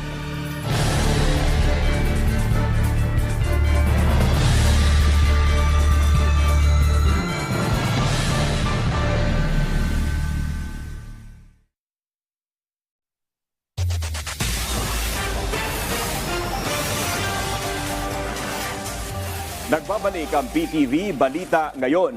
Umaasa si House Speaker Martin Romualdez na magtutuloy-tuloy ang kooperasyon ng Kongreso at Senado para sa ikabubuti ng bansa. Kasunod ito ng formal na pag-turnover ng Kamara ng 2024 General Appropriations Bill sa mataas na kapulungan. Nakapaloob dito ang 194.5 billion pesos na realigned funds para palakasin ang national security, protektahan ang bansa laban sa epekto ng pandaigdigang inflation at tiyakin ang seguridad sa pagkain. Bilang pagsunod din sa desisyon ng Korte Suprema, nagpatupad din sila ng reforma para sa tuluyang pagbuwag ng pork barrel system. Pinasalamatan din ng House Leader ang lahat ng miyembro ng Kamara sa pagkilati sa budget at pagtiyak na maipasa ito sa tamang oras. Tiniyak naman ni Senate President Juan Miguel Zubiri na desidido silang sundin ang timeline sa pagpapasa ng panukalang pondo kahit pa nangangahulugan ito ng mahabang oras ng debate at deliberasyon. Target ng Senado na maaprubahan ang 2024 GAB sa November 27. Arestado ang 17 Chinese nang salakayin ng mga pulis ang isang cybersex den sa Haro, Iloilo City. Ayon sa Iloilo City PNP, 6 na buwan nang nangungupahan ang mga suspect sa cybersex den na nasa loob ng isang subdivision. Nabuking ang iligal na operasyon kasunod ng isang buwang surveillance ng mga pulis. Nakumpiska sa lugar ang 24 na computers, halos 50 cellphone at iba pang ginagamit ng mga suspect. Tumambad din sa mga computer ang mga larawan ng hubot-hubad na mga babae. Nahaharap ang mga dayuhan sa kasong paglabag sa Cybercrime Prevention Act of 2012. At yan ang mga balita sa oras na ito. Para sa iba pang update, i-follow at i-like kabe sa aming mga social media accounts. Ako po si Dominic Albelor. Magandang tanghali.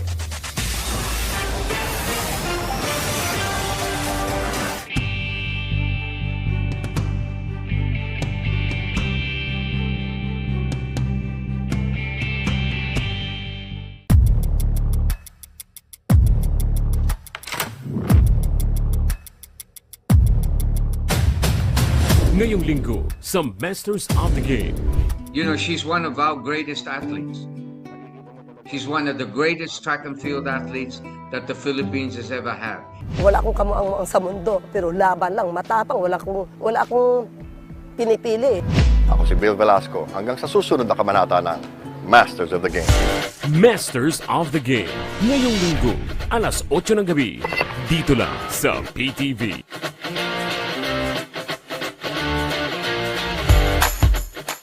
Pagpati sa mga programa at personalidad ng People's Television. Chi Atienza Valdepeñas, Diane Medina, Audrey Coriseta, Fifi de los Santos, at Rise and Shine Pilipinas. Ang mga parangal na ito ay alay namin para sa bayan. Ito ay produkto ng demokrasya na malaya nating tinatamasa ngayon. Ang pagiging journalist o mamamahayag ay parehong responsibilidad, pribilehiyo at oportunidad na makatulong sa tao. Ito ay serbisyo publiko sa pamamagitan ng pagbibigay ng kinakailangang impormasyon ng tao. Kasama na din dito na matulungan silang na makapagdesisyon lalo na sa mga usapin na may kinalaman ang bayan.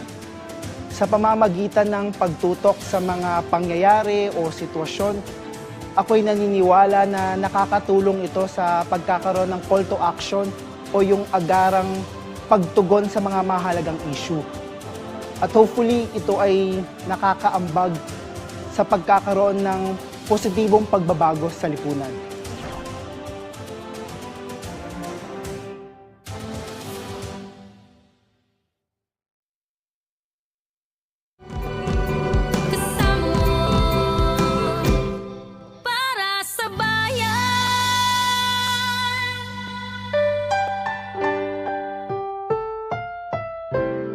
Ang susunod na programa ay rated PG. Ito ay nangangailangan ng patnubay at gabay ng magulang para sa mga batang manonood.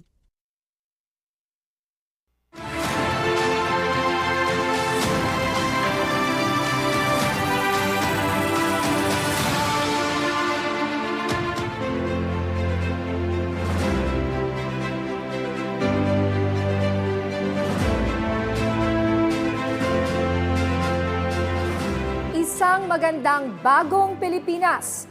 Ngayon na ay Huwebes, November 2, 2023. Diretsahang usapan sa mahalagang issue sa bansa kasama ang mga kinatawan ng mga ahensya ng pamahalaan.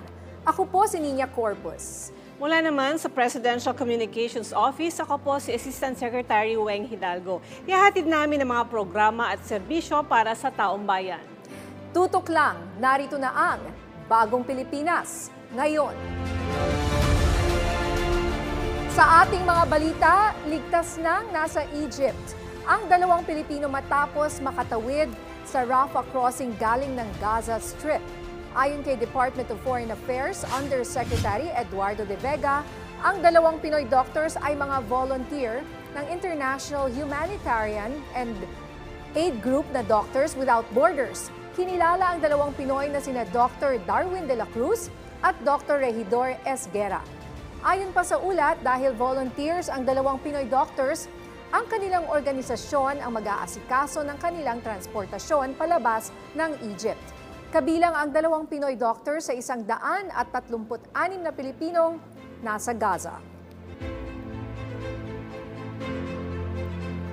Detalye sa pinakahuling kaganapan sa West Philippine Sea, ating pag-uusapan kasama si Colonel Medel Aguilar, ang tagapagsalita ng Armed Forces of the Philippines. Magandang tanghali po, Colonel. Magandang tanghali din po, Miss Nina at Miss Weng. At magandang tanghali din po sa lahat ng ating tagapanood. Maaari niyo po bang ipaliwanag ang latest na nangyari sa pagpapatrol ng BRP Conrado Yap sa Bajo de Masinloc? Ilang barko po ng People's Liberation Army ng China ang namataan sa lugar? Nagsagawa po ng sovereignty patrol ang BRP Conrado Yap or Patrol Ship 39 at ito po ay dumaan sa Bajo de Masinloc at doon po niya nakita yung isang barko ng China, yung plan na 571 at siya po ay binuntutan. Ganun lang po ang nangyari, wala namang ibang insidente. Colonel Aguilar, ano naman po ang katotohanan sa claim ng China na may restriction daw pong ibinigay mula sa Naval at Air Forces ng China? The closest point na nagkaroon sila is about 2.7 nautical miles. So walang restriction at wala pong ibang nagawa ang barko ng China doon sa ating barko. Nagawa po ng ating barko ang kanyang misyon at matagumpay niya itong natapos. Meron po bang untoward incident na naganap sa pagitan ng China at Pilipinas noong nagpapatrolya ang Philippine Navy sa lugar? Wala naman pong untoward incident kasi nga po tuloy-tuloy naman yung paglalayag ng ating barko at hindi naman siya na-obstruct ng barko ng China. May distansya po, 2.7 nautical miles ang pinakamalapit na point. Sir, ano naman po ang reaksyon ng AFP sa pahayag ng China na dapat itigil ng Pilipinas ang umano'y paglabag at provocation para maiwasan daw po ang paglala ng tensyon? Siguro ang dapat na itigil yung kanilang mga illegal na ginagawa sa loob ng ating maritime zone. Hindi sila dapat nandyan at hindi sila dapat nang haharas ng ating mga mangingisda. So lahat ng kanilang mga ginagawa dapat nilang itigil. Impluwensya daw po, Colonel, ng bansang Amerika ang transparency efforts ng ating bansa laban sa China. Ano po ang masasabi ninyo tungkol dito? Tayo po ay isang malayang bansa at mayroon tayong foreign policy na independente. So, malaking isang sa akin parang insulto yung sinasabi nila na dinidiktahan tayo ng ibang bansa sa ating ginagawa. Siguro nasasaktan lang sila dahil nalalaman ng maraming tao sa buong mundo kung ano ang mga kamalian na kanilang ginagawa. So sir, ano naman po ang mga susunod na hakbang ng ating pamahalaan sa patuloy na agresibong pagkilos ng China sa West Philippine Sea? Tuloy-tuloy po tayo sa ating legitimate operations, magsasagawa tayo ng mga maritime patrols, tuloy-tuloy din ang rotation and resupply mission natin sa Ayungin Shoal. Lahat ito ay gagawin natin para maprotektahan din ang ating mga kababayan, lalo na yung mga umaasa sa pangingisda sa West Philippine Sea. Colonel Aguilar, may tanong po mula sa GMA News Desk. U.S. senators have issued a statement asking the Biden administration about what it is going to do in terms of supporting the Philippines.